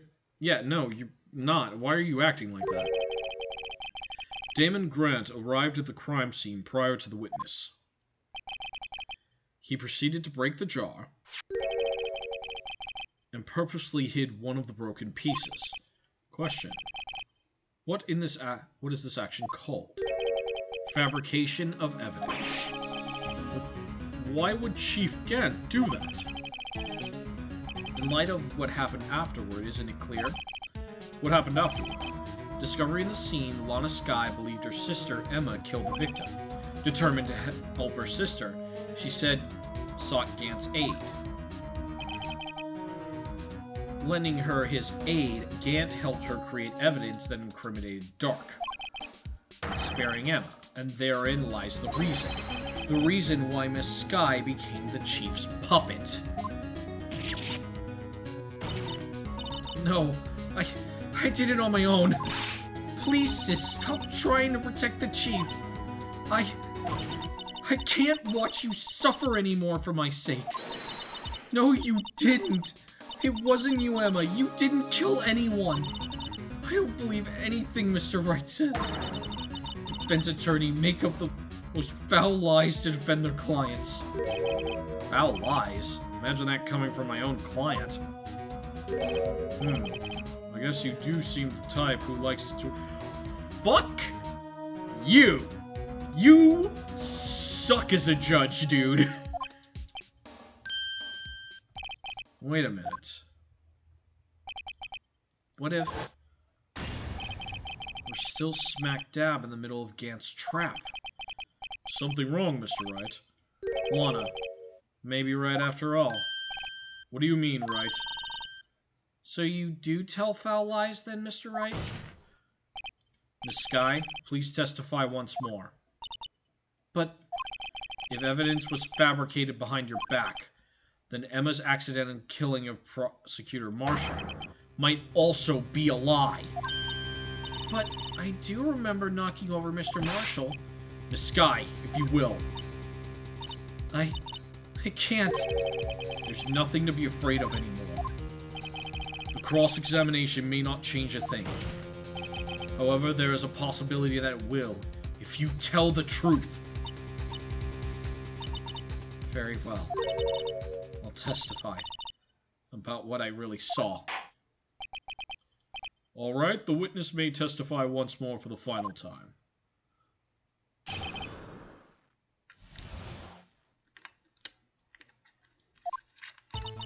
When I arrived, I found Mr. Marshall's body impaled on the suit of armor's sword. Emma and Dark were lying unconscious on the floor nearby. When I saw what happened, I thought she did it. That's why I erased all the evidence that linked her to the murder. I had Chief Gant help me remove the body from the sword and carry it. But if it all really was a fabrication, Emma might be innocent.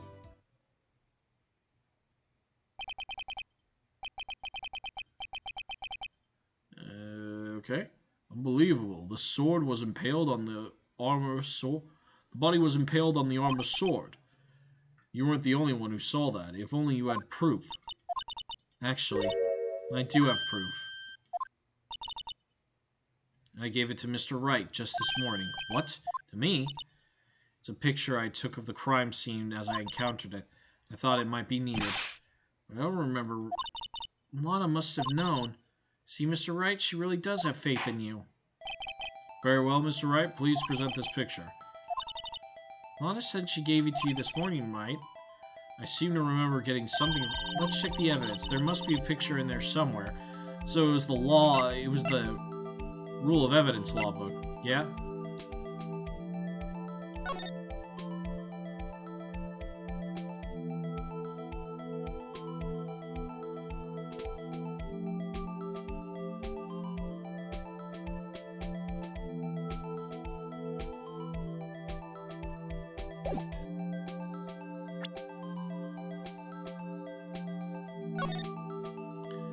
Examine the back.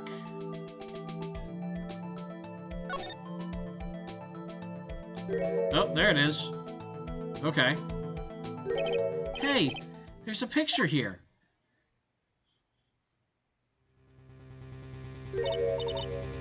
Oh. Oh my. This is the actual crime scene. No other detective saw the crime scene like this. Because I conducted criminal affairs only after I had rearranged everything.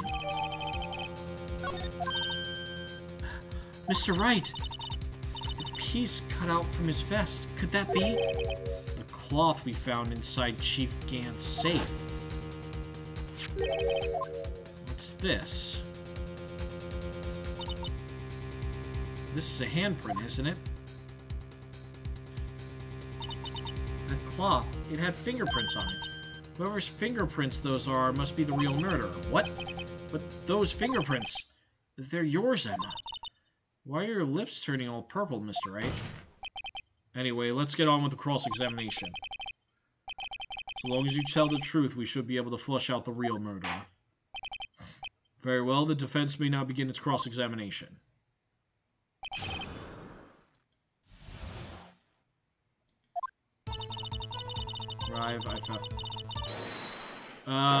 Yeah, hold on. I can't do that.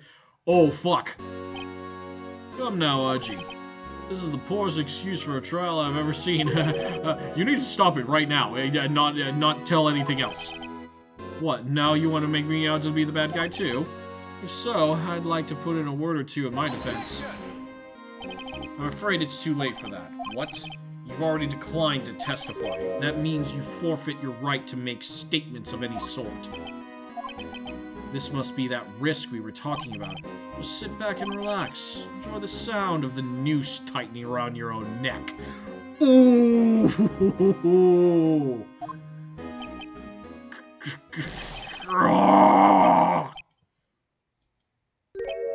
Ah, so what? You think I'm worried? Sorry to disappoint you, but I don't need to make any statements. What do you mean? The evidence will do all the talking for me. Even if I can't testify, I can still present evidence. Yes, that's true. Wait, you mean you still have some conclusive evidence? No, I don't, but someone does. So, what's your excuse, righto? Why have you been quiet about it? You do have something to show us, right? Something that proves who knocked over Neil Marshall, causing his death. Conclusive evidence that leaves no room for doubt. Is this true, Mr. Wright? Emma's sure to be made out as the murderer. Mr. Wright, if you have any more evidence, present it now, and if you try to conceal anything, you will be the one appearing before the Board of Inquiries. What do I do now? I better think this through carefully. Should I present the one that shows who really killed? I cannot show it. Your Honor, I don't have any evidence I can present at this point in time. What? You lie! You opened my safe. I know you took what was inside. The conclusive evidence. I don't know what you're talking about. Mr. Wright, why don't you show them? We found it together. Oh, I see. It's because you don't know the truth, don't you? You know whose fingerprints are on it. That's why you won't present it. What are you talking about, Chief Gant?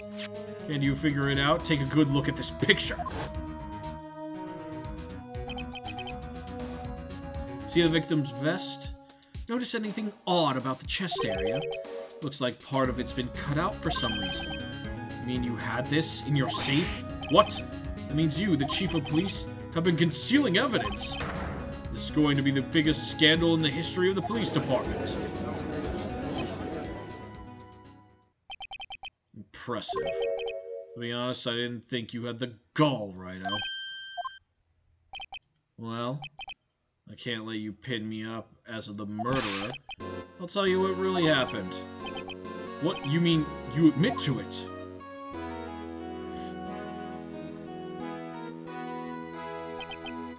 I was the first person to arrive at the crime scene that day. It then occurred to me that I couldn't use the situation to control Lana. So you really were manipulating her. I knew Lana. If I made it look like the blame lay with her sister, then when she saw the scene, she would ask me for my aid.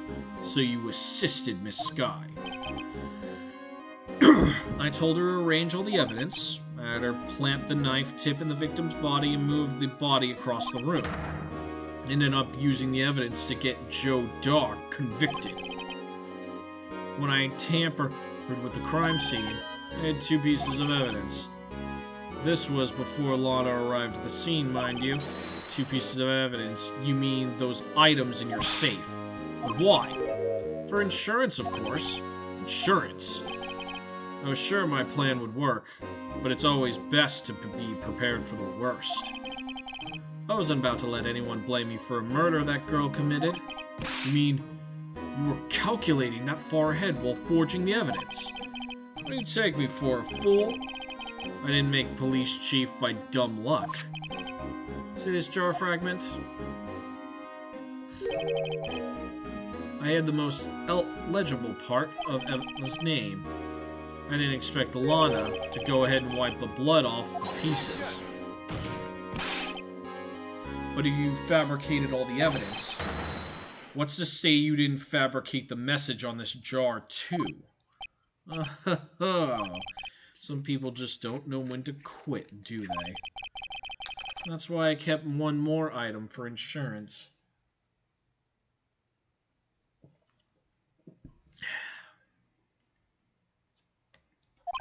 You mean that piece of cloth? Come on, Rido. Cough it up already. I know you have it. What are you waiting for, Mr. Wright? So you admit to it then, Chief Gant, that you were hiding the cloth you cut off the victim's vest in your safe? Yes, I admit it. I don't want to have to do that, being chief and all. But it's a lot better than being portrayed as a murderer. Well, Mr. Wright, what do you have to...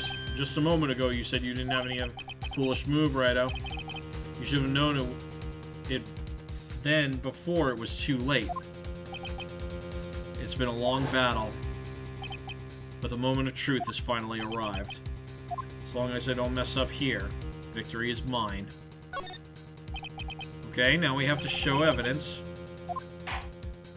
Alright then, let's see this conclusion that shows who actually murdered prosecution for Marshall.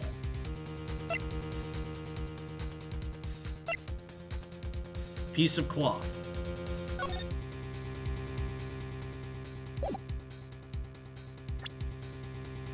Take that! Let me verify this once more. On the day of the crime, you personally cut out this piece of the victim's vest. Oh, yes. At least you finally brought it out into the open. The handprint on this piece of cloth. Your Honor, the prosecution requests that this be immediately sent to the lab for analysis. The handprint on the leather. There must have been a strong impact for it to be left so clearly. You mean, it could not have been forged. It must be authentic, conclusive evidence. Ho-ho! You're as slow on the uptake as ever, Worthy. What? Think about it. Rido had all this time to present this evidence, yet he was reluctant to do so. Why would that be? You mean you already know? You know whose fingerprints are on that? Mr. Wright, do you really know? Whoever the fingerprints belong to must be the real murderer. Those fingerprints are they? Very well, I'll tell you. It should be okay now. Everything's proceeding as predicted. Some who those fingerprints belong to is Emma Skye. There's no doubt about it. Emma Skye? What? They're mine? I'm sorry, Emma, but why? Why didn't you tell me? Oh ho ho ho! Really something right up. This girl did it all along. So you still tried to pin the murder on me? So it's true. Tragic but true. This girl really did shove Prosecutor Marshall to his death. How could you? You monster! Miss Skye, you knew those fingerprints were all along, yet you acted like she really didn't. Miss Skye, it's not over yet. What? I said this trial isn't over yet. Ha! But I'm afraid it is over, boy. Not just this trial, but your career too. You purposely concealed this conclusive evidence. That, my friend, is a serious offense. I'm looking forward to pressing charges after the defendant is convicted. I'll have your badge, boy. What's the matter? Cat got your tongue? Aren't you going to tell us how it feels? How it feels to be the one who single-handedly turned a poor little girl into a murderer. Before I do that, there's just one thing I have to clear up. Oh, and what's that? Who really killed Prosecutor Neil Marshall? What? Chief Gant, you're absolutely right. This piece of cloth proves who the real murderer is. Who killed Neil Marshall, you ask? It was Emma Skye, wasn't it? I'm afraid that's not possible. You see, this piece of cloth contains a critical contradiction. What? A contradiction? What is this fool babbling about? I'm talking about a contradiction, one that proves who the real killer is. Mr. Wright, who could it possibly Chief Gant, your tyrannical reign ends here. Behold, the piece of evidence that contradicts this cloth. That's Lana's picture, right?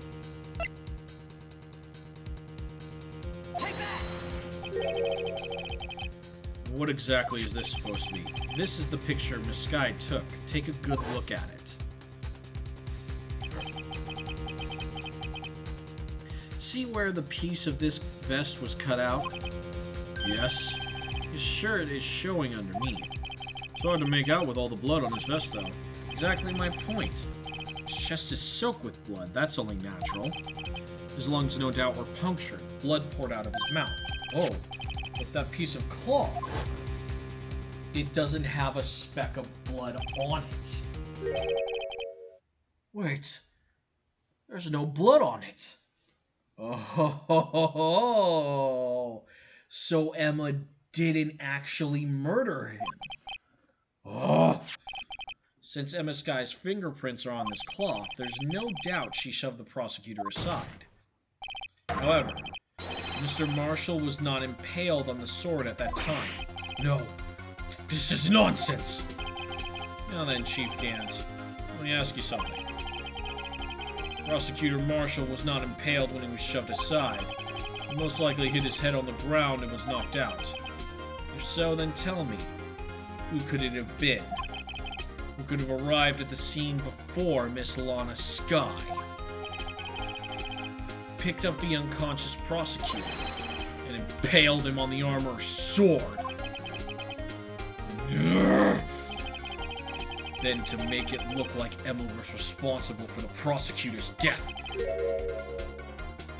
said person proceeded to write her name on the jar with the victim's blood.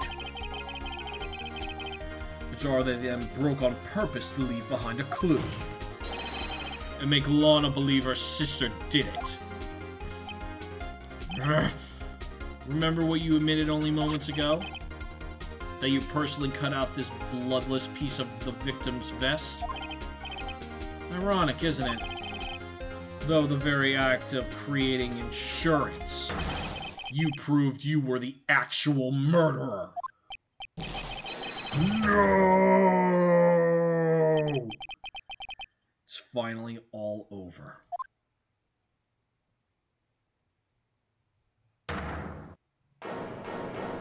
Who's objecting now?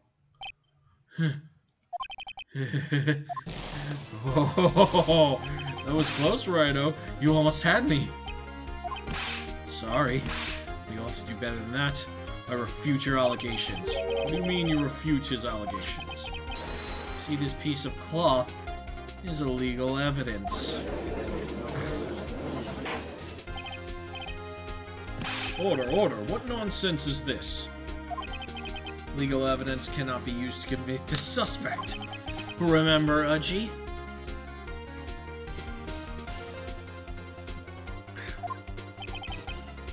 Earlier, old Rhino here concealed that piece of cloth. So then, what's your excuse, Rhino? You do have some conclusive evidence, don't you? Your Honor, I don't have any evidence I can present at this time. Well, that's true. The defense did refuse to present evidence. At that moment, that piece of cloth ceased to be legal evidence. But that's not fair! Do you actually think you could best me in court? Looks like the laugh lasts on you, son.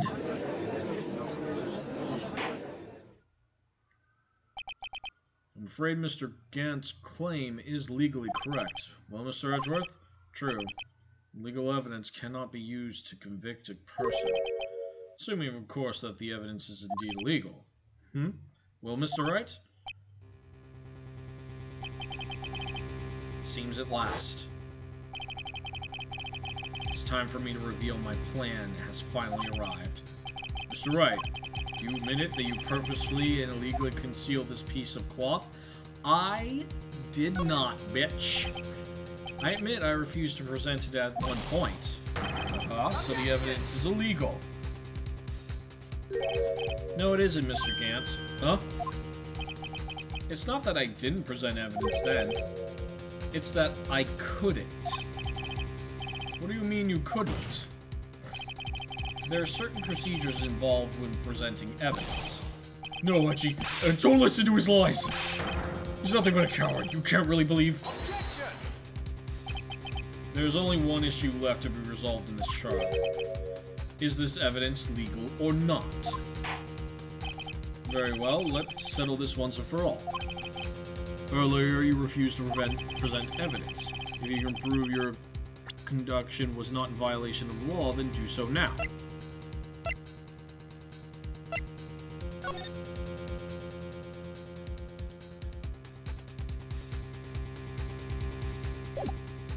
Yep, it's the evidence law. Take that! This is my proof, Your Honor. Evidence law. What's this? I've done my homework too, Chief. Indeed, Emma Sky's fingerprints were on this piece of cloth. However, at that point in time, this was merely a piece of cloth, nothing more. What? You see, it's written right here in this book, the second rule of evidence law. Rule 1. No evidence shall be shown without the approval of the police department. I found this piece of evidence myself inside your safe. Because without saying, I did not have approval from the police department. Rule 2. Unregistered evidence presented must be relevant to the case on trial. And here is the crux of the matter. You see, at the time, it was impossible for me to prove the relevance between the cloth and the SL9 incident. What kind of nonsense is this? What relevancy? Just take one look at this picture and... Sorry, but can you recall when was the picture presented? That was shown only a few moments ago.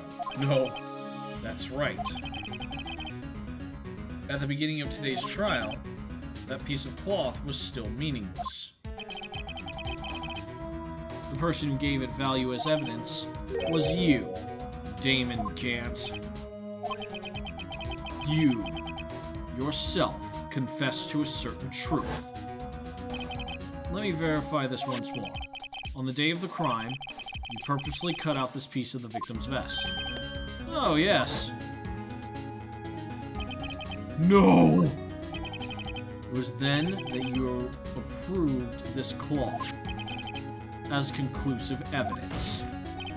Yes, you, the chief of the police, personally approved this cloth. Oh, yeah, it's a long one tonight. Also, hello, Brian, welcome back. Is the one who stood before Prosecutor Marshall in his final moments. In other words, the real murderer. And there can only be one person that could be. Damon Gant. The killer was you.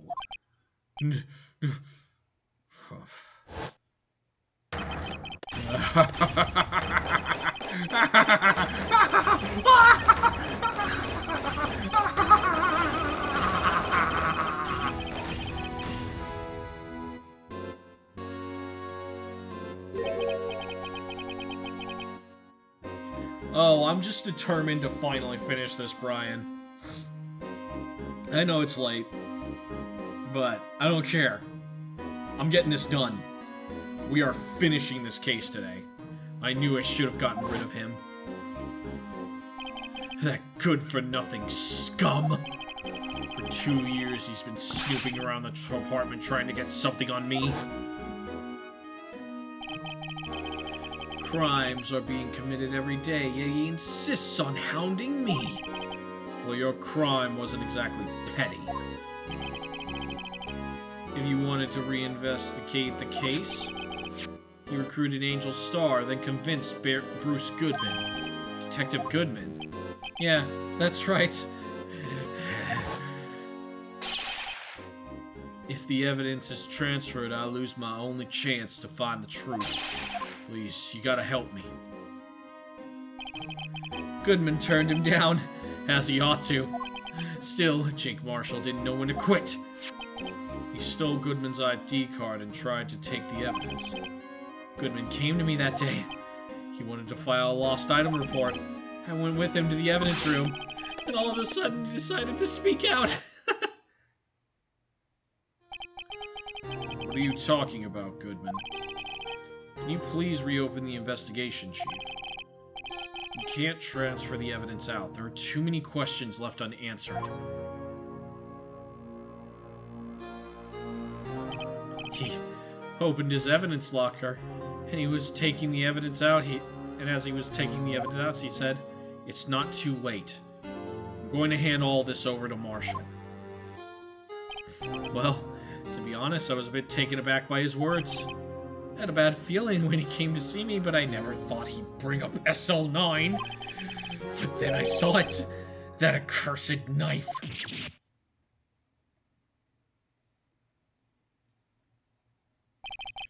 I couldn't just pull it out.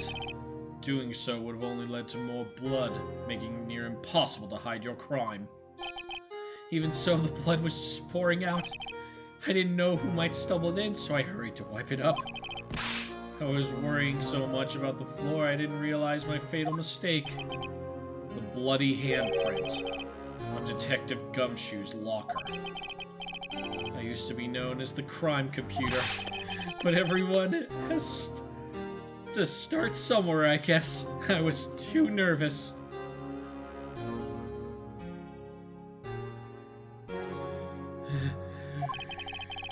I had no business doing any of it.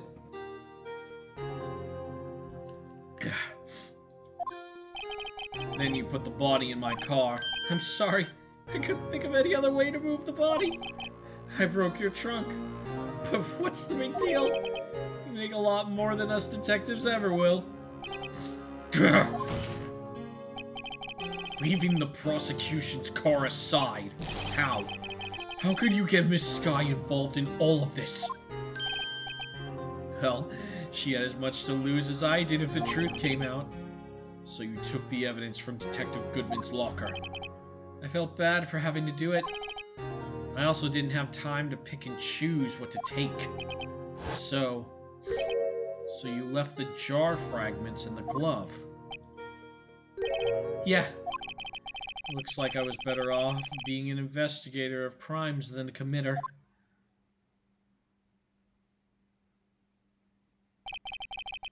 They all did their best to get in my way. I gotta hand it to them, they did their jobs well, much to my dismay. Fake evidence doesn't hold up very well upon close examination. You must have known that. Tell me, Worthy, why did you stand in court? Me? You despise criminals. I could feel it, you and me were the same. One day you'll understand. Oh, believe me, you will. You're just one man. You'll see what it really takes to bring them down once you try to go it alone.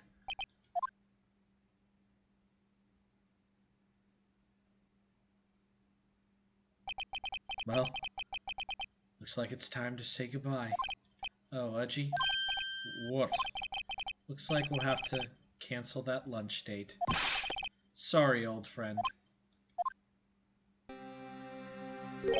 I'm sorry too, Damon Kent. I knew you as you used to be long ago. You were once a fine investigator, an example to others on the force. I'm sorry to learn that you are no longer that person. Those days are gone now, Edgy. Thanks for all the memories, though. Don't worry, you'll be fine. Now you have Rido here. And Worthy. Those two around. You can't go wrong. In fact, I can hear them already. The melodious sounds of a new beginning. Wow. There are two things I want you to understand. Yes. First, your sister never hurt anyone. Second, Damon Gant betrayed you from the beginning. You see, Miss Skye, you no longer have any reason to keep silent. You're right. When this trial's over, I'll tell everything. All that I've done these past 2 years. And the time I had Gant help me forge evidence up until today. So, it seems all the questions raised in this trial have been answered. I'm sorry, Miss Skye.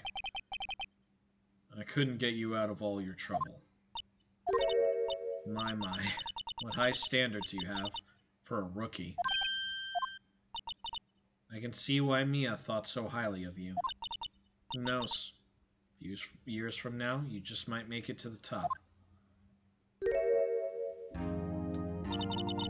I owe you my thanks, Mr. Wright. Wow. Fuck. I think that smile just made everything I just went through worth it. Miss Skye. And to you too, Mr. Edgeworth. You've suffered every bit as much as I have over these past few days. Believe me, I know how much of an ordeal it's been for you. It was nothing. Liar. I was worried the pressure might break you, and yet, you rose above it all and guided Mr. Wright to victory. You've done well, Mr. Edgeworth. Stop it! I only did my job. Aw, Edgeworth is embarrassed. In light of this case, it seems a good self-examining is in order for all of us. Miss Skye? Yes, Your Honor. You are innocent of murder, however, although the chief blackmailed you, you are still acted as his accomplice. Trial will be scheduled for these crimes at a later date. Yes, I understand, Your Honor. Is there something amusing about all this? Why are you smiling? It's been a long time, Your Honor. A long time since I've felt free of those heavy chains.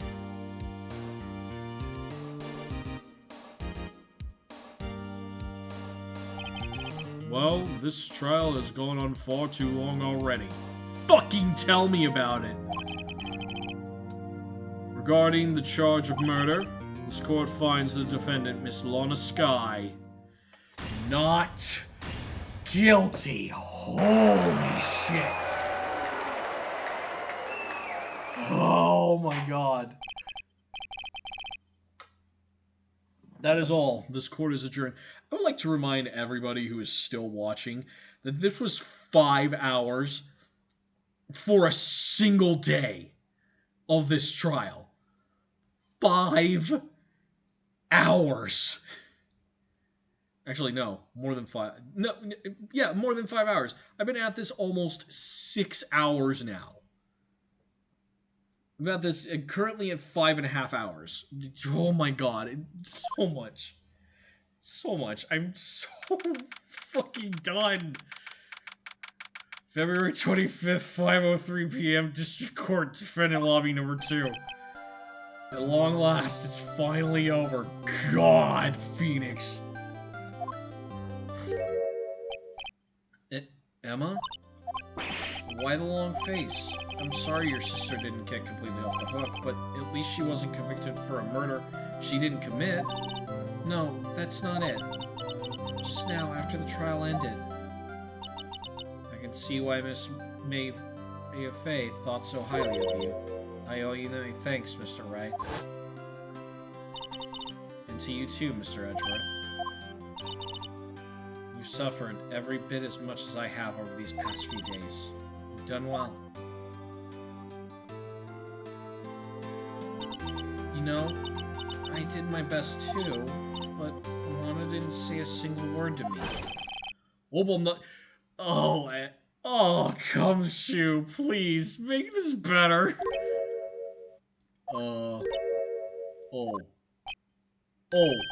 Guess I am. I'm gonna go over there where there aren't any crying children. I'll come back later. Wait, Detective Gumshoe, what is it? You're doing this on purpose, aren't you? Making that detective run all around while on duty? And to top it all off, you call me here? I've seen You've said this many times. Hey, lighten up, pals. I'm only kidding. Oh, are you here because of my sister again? Nope.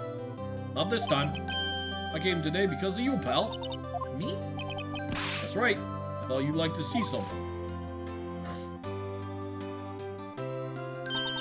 Lana! Should you be doing this? She's still under arrest, you know. Well, I won't tell if you won't. Emma, I owe you an apology. It's okay, sis.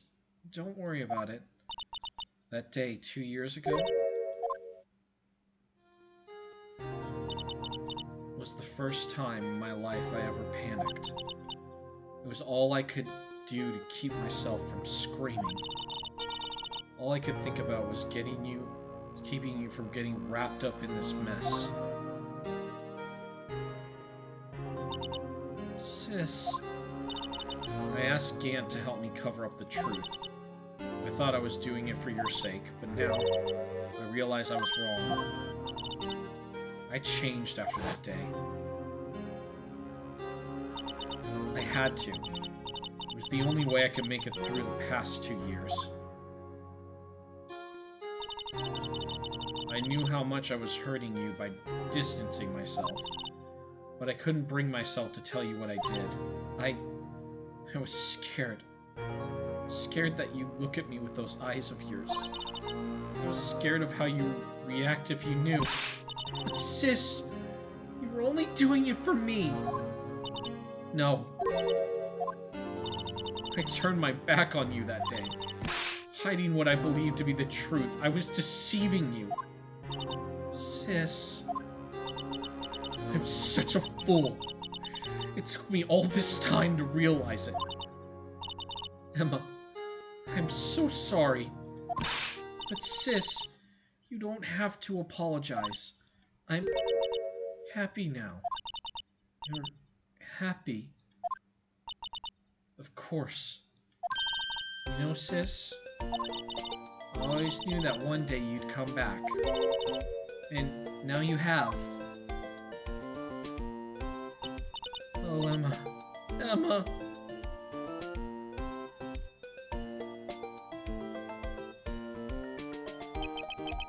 No one can change the past.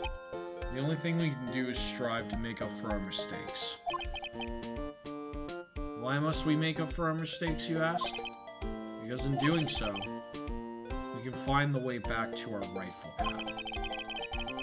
And it's from there that we can move on towards a brighter future.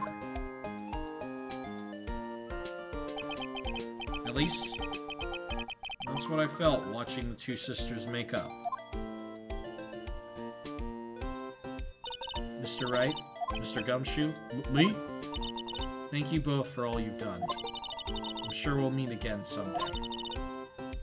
Isn't that right, Edgeworth? Edgeworth? Stop hiding and come over here. Grumpy as ever, huh? Where was he hiding? I just came to say, congratulations.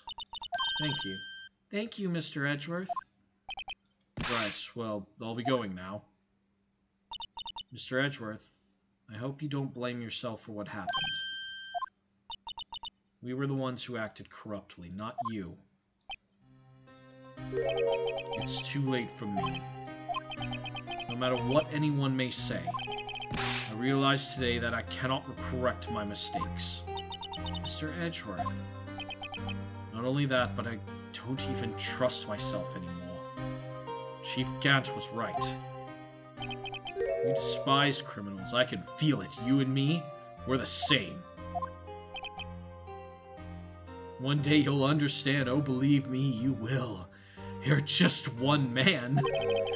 You'll see what it really takes to bring them down once you try to go it alone. I do despise criminals. I plan to dedicate my entire life to fighting them. But in order to fight crime on my own, I need a weapon. It's scary, but I've known that to be true for quite some time now. But Edgeworth, who knows? Given enough time, I might have tried to pull something like Chief Gant did. That thought terrifies me. That's why I can't continue on as a prosecutor. Edgeworth, don't you understand? Damon Gant and your mentor, Manfred von Karma, were both the best of the best when it came to fighting crime. But they both made the same mistake. You said in order to fight crime on my own, I'll need a weapon. That may be true, but think back to today's trial. You weren't alone. You were working together with Mr. Wright. And because of that partnership, you were able to present evidence that otherwise would have gone undiscovered. Isn't that right, Mr. Wright? Huh? What? Oh, yeah. What is this, a pop quiz? Come on, Mr. Wright, show him what Lana's talking about. Evidence, huh? Something that neither Edgeworth or I would have been able to find on our own. Yep, it's always the attorney's badge at the last one. That might mean, but I don't see how it has anything to do with the partnership, huh? Mr. Wright? Seems you still have a lot to learn. Oh, wait, no, it's the evidence law. Mr. Edgeworth. If you'll excuse me, there's still some loose ends that need wrapping up. Take care, Chief. Edgeworth, what will you do now? Well, whatever you do, just remember. You can't let what happened kill the prosecutor in you. Or you can let it help you grow. In the end, it's up to you. I know. Seems I owe you my thanks too, right? But what I face now is my problem. Edgeworth, I'll be waiting for you in court. Farewell.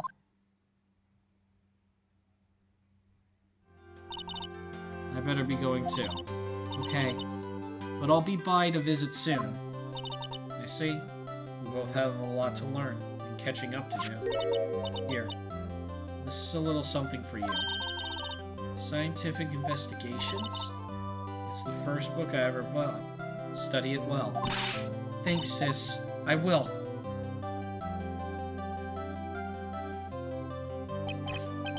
So another case came to a close. As for the sisters, have faith.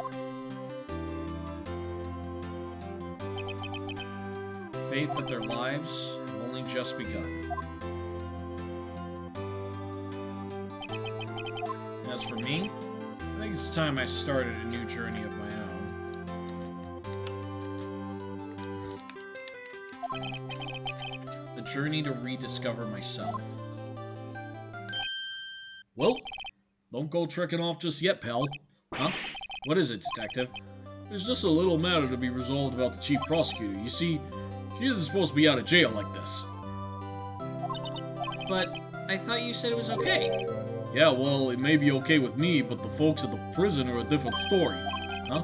Basically, I had to bribe a guard in order to sneak her out for 30 minutes. Believe me, it wasn't cheap either, huh? Way to go, detective. I didn't know you had a wild side. Oh, yeah. You see, Mr. Wright, here's the one who would be footing the bill. Huh? Huh? What, you think I can afford it on my salary? You gotta be kidding me, pal. Huh? Thank you, Mr. Wright. You're the best. Why is it? I suddenly feel like I want to scream. Hey, I got an idea. Why don't we all go pay it off together? Yeah, that's a great idea. Come on, guys. Let's go.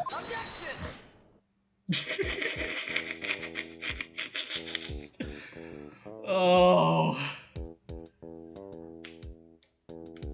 Oh my god. We did it. I arranged for a friend of mine in Europe to I hope she'll be pleased to study under a top coroner. As for me, this affair has pretty much ended my days at the prosecutor's office. Still, I managed to find my way back to the field somehow. Then I'll be able to investigate crimes together with Emma.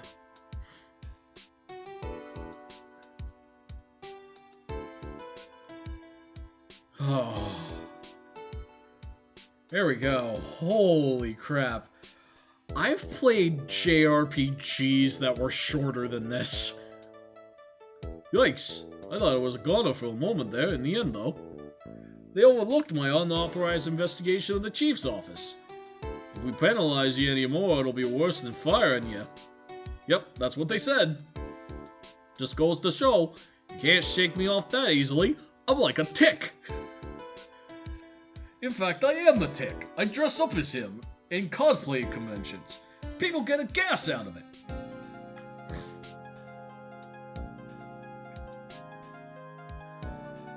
Oh my god. Yeah, the inside of my skull is mashed potatoes. My new mission is guarding the main entrance to the... Can you believe it? I've been demoted to a security guard! Thanks, Blood. I'll show them, though. Someday I'm going to make detective. Yes, sir. Then I could just be like that Dick Gumshoe. You know what? Dream big, Meekins. Dream big. Oh, that was... I gotta say, like, as much as I... yeah, it does sound like Shaggy's voice. Oh god, you have to show me that thing one more time, don't you? Don't you, game? You haven't tortured my soul enough. Oh god, no one's even saying anything. They just made me stare. Oh, it's dead. Thank you, God. As much as I complained about this game, like, I still like the story, I still like the crazy events, but like, what is this? Can't you see I'm having me a showdown with the steak lunch partner? The star managed sneaking in for me. She's seeing one of the guards. See, well, cowboy, it looks like you did it. Nah, you gave Bambina back her smile. Make sure Billy and the gang get their water. But I do like all the crazy scenarios and stuff, and it does have a legitimately good story, but fuck if that didn't take it forever. Looks like we won't be seeing each other for a while. A fair girl gift. I put a new meal on the menu, the right lunch way. Top layer tastes a bitter. God, I can't read right now. My brain is mashed potatoes. Oh man, I have to live my life after this. I have to go, and I have to live my life after all of that. I never forget what that young defense lawyer said after that trial. Oh God, my wallet. Anyway, he said he's been doing something for, well anyway, I've got another trial to get to, so I better, yeah, oh no, I forgot my gavel. Sorry, gotta go. Duh. Oh God.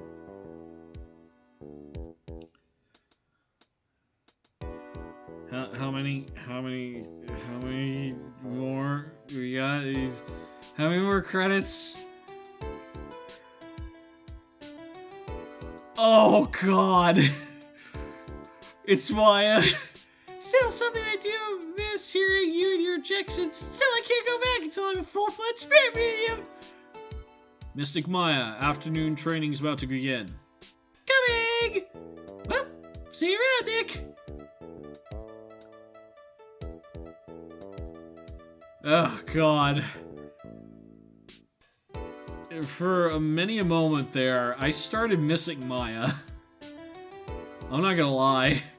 I miss Maya so much.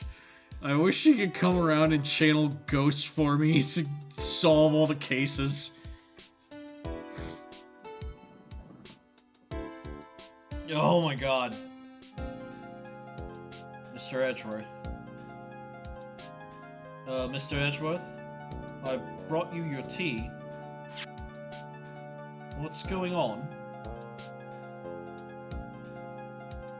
Oh, Edgeworth didn't even tell the bellboy he was leaving. What a douche!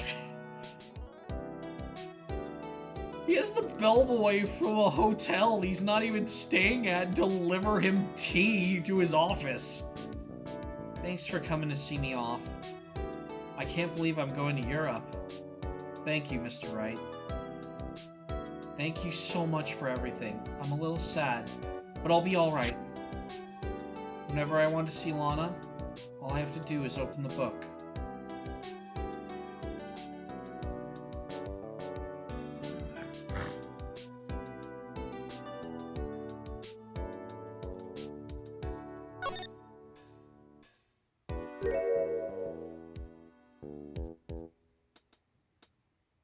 Aww.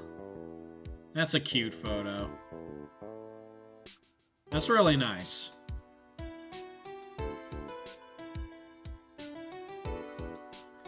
Ugh.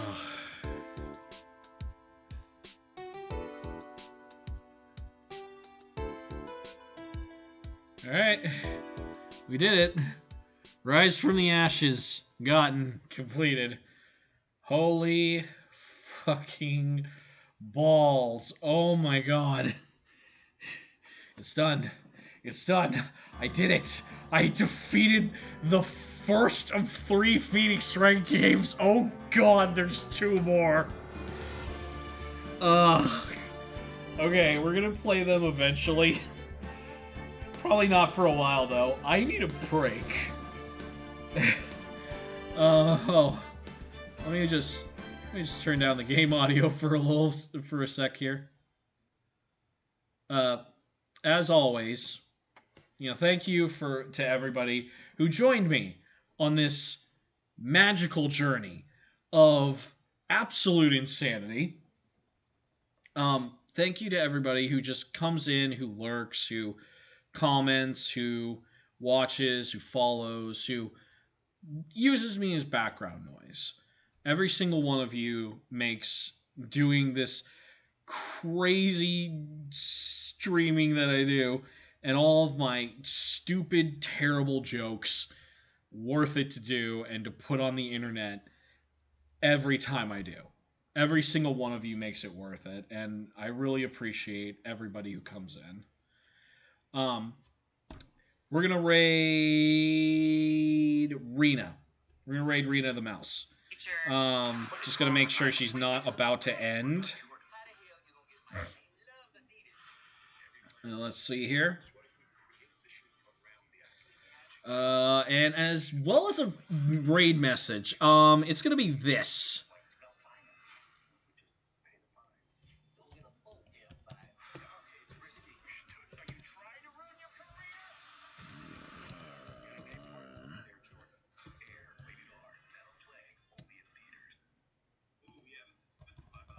Okay, there we go. Raid message. It feels very true. So yeah, here we go. Go ahead and copy and paste that, and let's go say hello to Raina. Looks like she's playing a little Monster Hunter. So, as always, thank you everybody, and I'll see you on the other side. Take care, boneheads. You're all great.